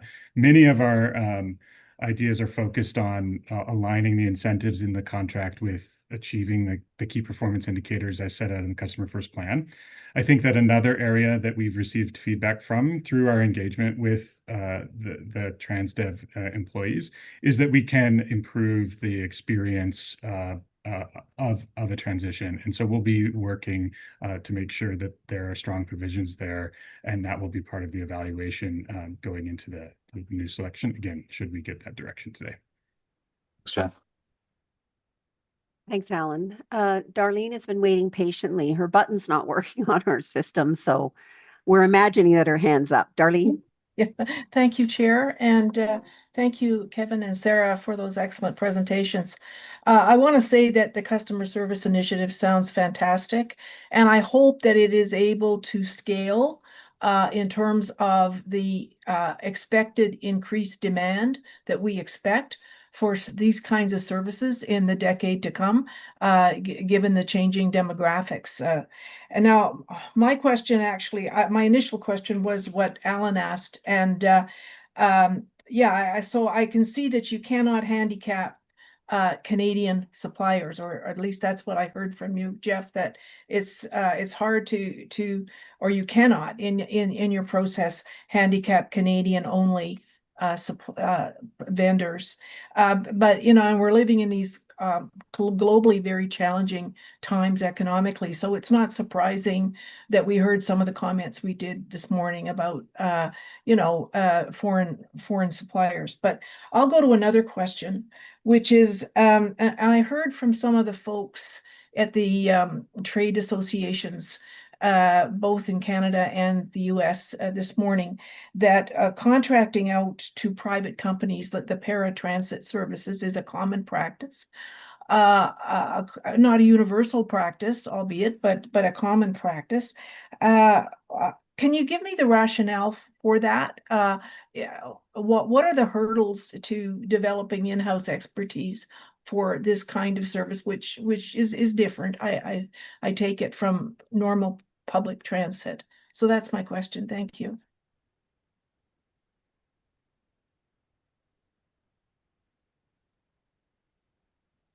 Chair, if I may, Mike, maybe this would be a good opportunity to talk a bit from an operations and a standing up perspective. Sure, thanks, Kevin. Director Hyde, thanks for the question. I think as you said, you heard from a couple of industry representatives saying that the general trend in the industry especially for large operations, as we would fall into that category for sure, is to have a specialized contractor delivering this service. And to your question of, why is that the trend?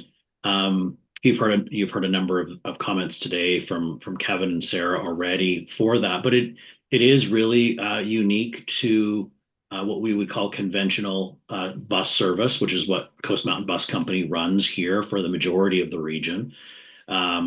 You heard Kevin say before, we essentially schedule 4 different sheets, what we call sheets or schedules every single year. A paratransit service or an on-demand service schedules 365 per year. They have a unique schedule every single day, and so Director Reddy's mentioned her visit to the Handy Dart head office there, and saw the uniqueness of what's happening on a day-to-day basis, and actually throughout that day.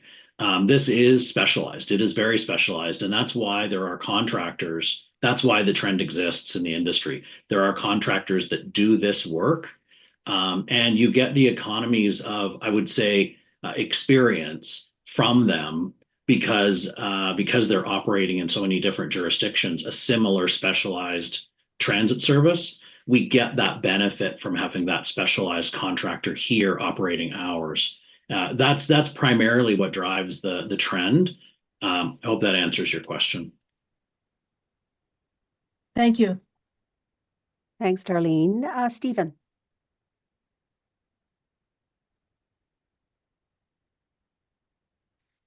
There we go. Can you hear me? We can, Stephen. Thank you. Perfect. Excellent. A question first, but before that, a comment.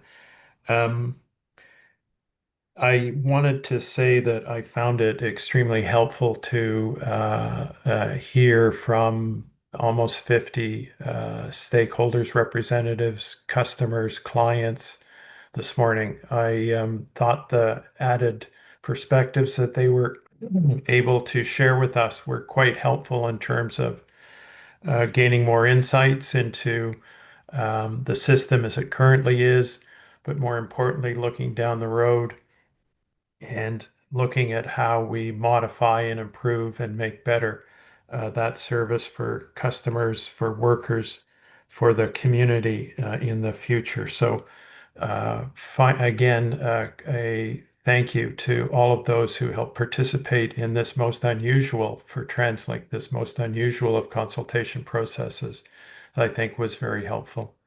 Now, my question relates to the kinds of issues that I'm wrestling with right now. Still having trouble with the delivery model question, but wanting very much on the service end and the customer first end to be able to embrace that, as I think all of us around this table or around this Zoom call would like to do. My question, I think, was anticipated by Salima earlier on over the lunch hour, and I would ask this: Is it possible that the customer first plan can be implemented without a decision on the delivery model, or are we intertwined on that one, and it would be impossible to come at it from 2 ways?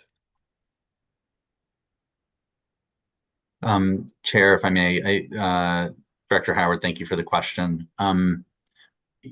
standing, what our evidence really suggests here is that the level of effort needed and the attention that would be needed to stand up a Handy Dart business area in the TransLink organization. So whether you agree on sort of the costs or the risks, there would be a significant level of effort to really stand that up successfully for us, and to have that also continue to keep operating for folks. So keep in mind, those, as Mike noted, that's a service that is scheduled every day. So we also have to focus on keeping seamless operations for those individuals, using the service. We would need to stand up that operation, and that would certainly be significant. And our take is that there are many aspects of the Customer First plan that it would be very difficult for us to implement if our attention is fully put on standing up, a new business area of the organization. And so for us, they very much are quite intertwined. Intertwined. Okay. Thank you. Thanks, Stephen. Any other questions? Well, while people are thinking, I have one. So when I registered my husband for his handy card and for his services, I was asked about his mobility device, what he used. And so I heard some speakers today talk about how taxis would show up to pick them up and they couldn't handle the equipment they were having. And I'm just kind of curious how that would happen and why we would dispatch a taxi where the cab couldn't handle the user that was going to get into the vehicle. So I'm just kind of curious how that would happen, and whether this new improved service, Sarah, that you were talking about, whether this is going to rectify some of these, kind of mismatches that have occurred. Sarah? Sure. Well, that should not happen. And in that, I guess from time to time there are some errors. There should be accurate information. As we've said, there needs to be a really consistent experience, and the needs and abilities of customers is first and foremost when making a decision on dispatching the trips. Now, as we've said, our software is antiquated, but with new software, we think that there should be a much better system and much more nimble and effective at dispatching trips appropriately. And we know that there are most of the trips that are dispatched to taxis are for customers who are ambulatory, and most of the people who are use a wheelchair or have a mobility device are on dedicated Handy Dart vehicles. We know that there are customers who absolutely cannot be accommodated on a taxi, and the vice versa is also true. There are some customers who cannot be accommodated on a dedicated Handy Dart vehicle. But I think we have heard that taxis are an important part of the service and we need to do better. And so that's why our plan does have a whole number of commitments on how we can work with the operating company and with the taxi industry to ensure that all taxi trips are delivering a consistent and high quality level of service for our customers. Thanks, Sarah. Mayor West. Thank you very much, Chair. I'm just wondering if you're looking only for questions right now or for comments as well. No, questions and/or comments are great. Okay, thank you very much. Then I'm happy to make some comments. First, I just want to reflect my appreciation for all of those who came forward and made their thoughts and opinions known. As we were beginning to discuss this item, it was stated that the board has to make a decision that's in the best interest of TransLink. And when I reflect on that, I consider TransLink to be in the business of people and serving people. And in that regard, I think then the decision has to be made in the best interests of the public and the people we serve and the riders that we serve. In that regard, I think we heard quite clearly through the public delegation significant support from that public and from that ridership towards moving to a different model that would be delivered in-house. I have to say that I'm appreciative of many of the aspects of this customer first model that has been brought forward and some of the common sense advancements that you would expect to be in place. I am challenged to some degree with the fact that, this comes forward on the eve of a decision about whether the service should be brought in-house or not. I think many of the concerns that have been expressed by public delegates are longstanding concerns and should have been addressed probably many, many, many years ago. Regardless of which way this goes, I hope that those concerns can be adequately addressed now. And I hope many of the positive aspects that are included in that customer first model will be able to proceed. I believe that they should proceed under an in-house service delivery model. I want to comment on the concerns that have been made, and there's been several remarks made with respect to collective bargaining. And I'm challenged by a number of hypotheticals that are being put forward as evidence that we should continue with the status quo. The realities of collective bargaining are that it is a dynamic process where every bargaining unit is going to attempt to get the best possible deal for its members. There's no automatics, there's no givens. The process is such that there is that back and forth and give and take. And so I'm challenged with the notion that there would be some sort of automatic cost escalation based on other collective bargaining units seeking parity. The other thing I want to comment on, and I believe that this is important, there has been a commitment made in black and white by the provincial government to bring Handy Dart service in-house.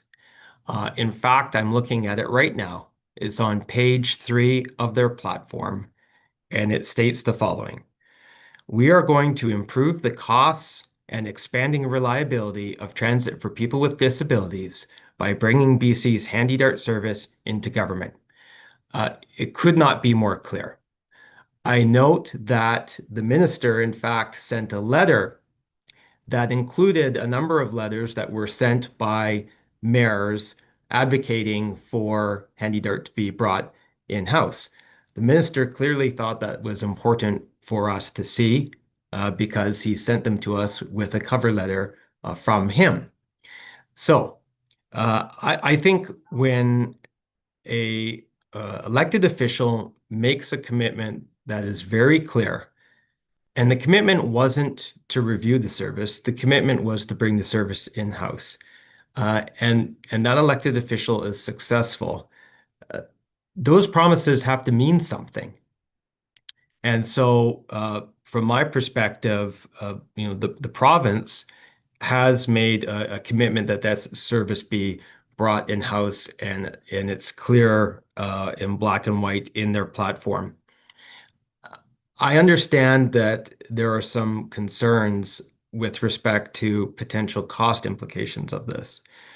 And I can say to you that as chair of the Mayor's Council, I would be seeking provincial funding to ensure that TransLink is made whole in terms of bringing this service in-house. And I would insist upon that being a condition of any future investment plan between the Mayor's Council and the province. Clearly, they put a lot of thought into their platform. These are not stupid people. I have some understanding of how difficult it is to get a specific promise in the platform. So surely the provincial government understood when putting that specific promise in their platform that there may be some cost implications of that. But on the whole, they felt that the public would be better served through that model despite an investment that it may take. And so accordingly, again, I would look to the provincial government, if the board fulfills their commitment that the province has made, for the provincial government to provide the funding to ensure that this doesn't put TransLink in a more precarious financial position than I think we all know that it is in. So for those reasons, I won't be able to support the motion that is on the floor. But I do appreciate all the work that has gone into this. I'm very respectful and appreciative of the approach that staff have taken. They've obviously done a thorough job in the report, but I come to a different conclusion in my review of the materials and consideration of all the factors. And I'll leave it there. Thank you very much.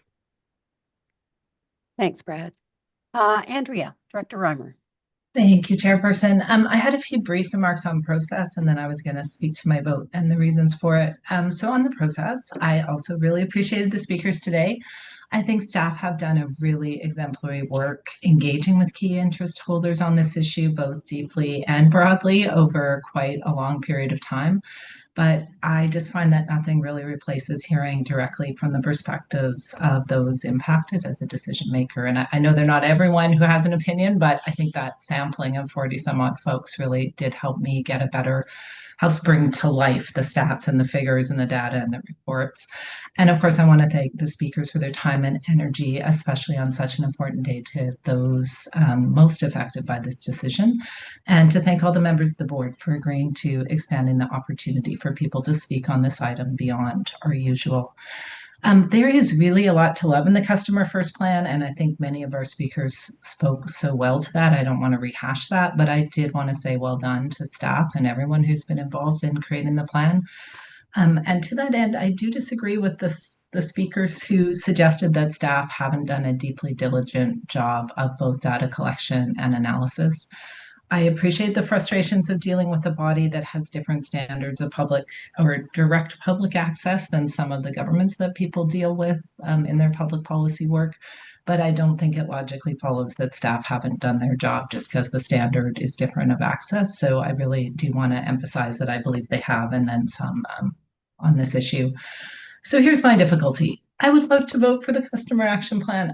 Customer First Plan. I really like it, but I've been told it's not possible to achieve without voting also for continuing to contract out parts of the service. And while I don't have the specialized knowledge I would need to line by line refute that, I do have enough expertise in governing in the public interest to have been convinced as this process has unfolded that contracting out aspects of the service is not in the public interest. And I'm guessing there may be some who dispute that, both in public and the board, and I understand that. I think one argument I've heard is that our mandate is governing in TransLink's interest. I think Director or Mayor West just spoke to that and refuted it, but I will emphasize that I dispute a model of TransLink that isn't so well aligned with the public interest that it's not one and the same. I believe TransLink interest is the public interest.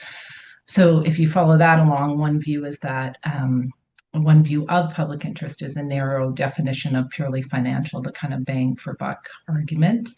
The logical application of that view to this decision is that bringing it in-house costs more, and we can't afford more here because it would mean less for the rest of the system, and that unintentionally creates a narrative that some people are deserving and others are not. And that's not a message that I believe in. I don't think anyone believes in it, and I wouldn't want us making a decision that inadvertently sent that message. I also don't believe that this narrow definition, the financial argument of public interest, is true. I think it's a consideration, but if it were the primary consideration, we would be sitting here contemplating contracting out the whole system along the same argument. Previous generations of decision makers rejected that argument in 1961. That very discussion led to the creation. The transit was a private system in the region for 65 years, and governments made a decision at that point to buy BC Electric Railway and create the very public transit system that we're acting in the best interests of today. I don't believe that all services should be fully publicly provided all the time. I think Sarah spoke to some that are provided by TransLink. That probably makes sense for us to do that way. But I am convinced by the lengthy investigation by staff into this issue and by the arguments made today that in the face of rising income inequality that leads to more people being financially dependent on HandyDART, in the face of skyrocketing geopolitical uncertainty, disrupting global trade and economies, and in the face of plummeting public trust in government, ensuring that those most reliant on and most vulnerable when using public transit have the same access as all riders, and that they're served by a service that is fully under the day-to-day direct control of a public body that can be held directly accountable for the commitments in the Customer First Plan, is the best way to manage the biggest risks that are posed in this decision. I don't want to dispute that bringing it in-house is hard, but it was also hard to create public transit in the first place. I think many of the public services that we enjoy today, in fact, I'm going to guess all of them, were hard to bring in. And I think the legacy of those hard decisions speaks for itself. Hard things are hard. That's my summary, but they don't get easier when we put them off. And I think this is a decision that's been punted many times and hasn't gotten easier. So for those reasons, I'll be voting no. A final word I did want to say was that taxis, in my opinion, will remain part of the paratransit service and should be to deal with the emergencies in the vein that the representative from Yellow Cab spoke to today.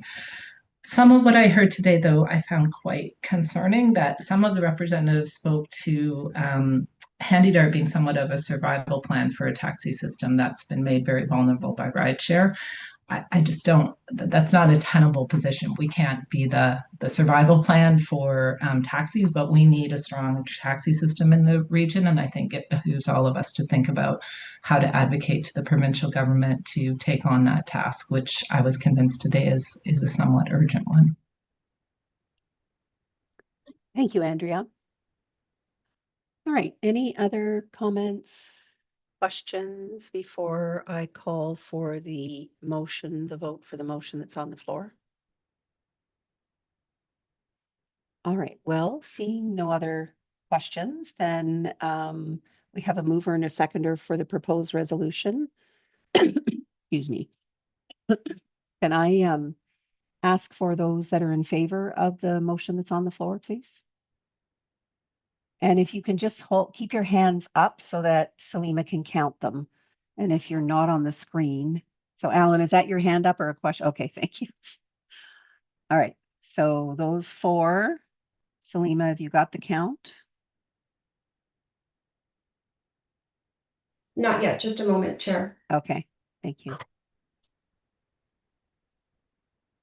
And I'm just checking on my page too to see if there's anybody on my second page that you can't see. Thank you. And those against?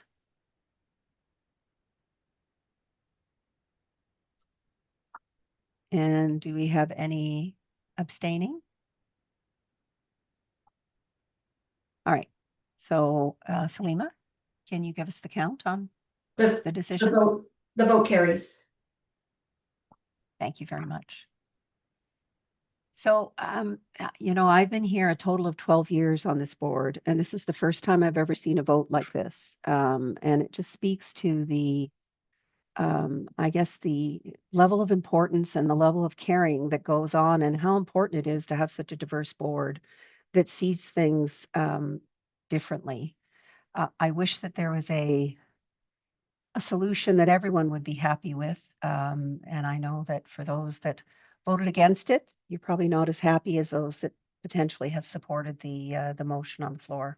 But I do appreciate everybody engaging in this and spending the time today to really have a good fulsome discussion.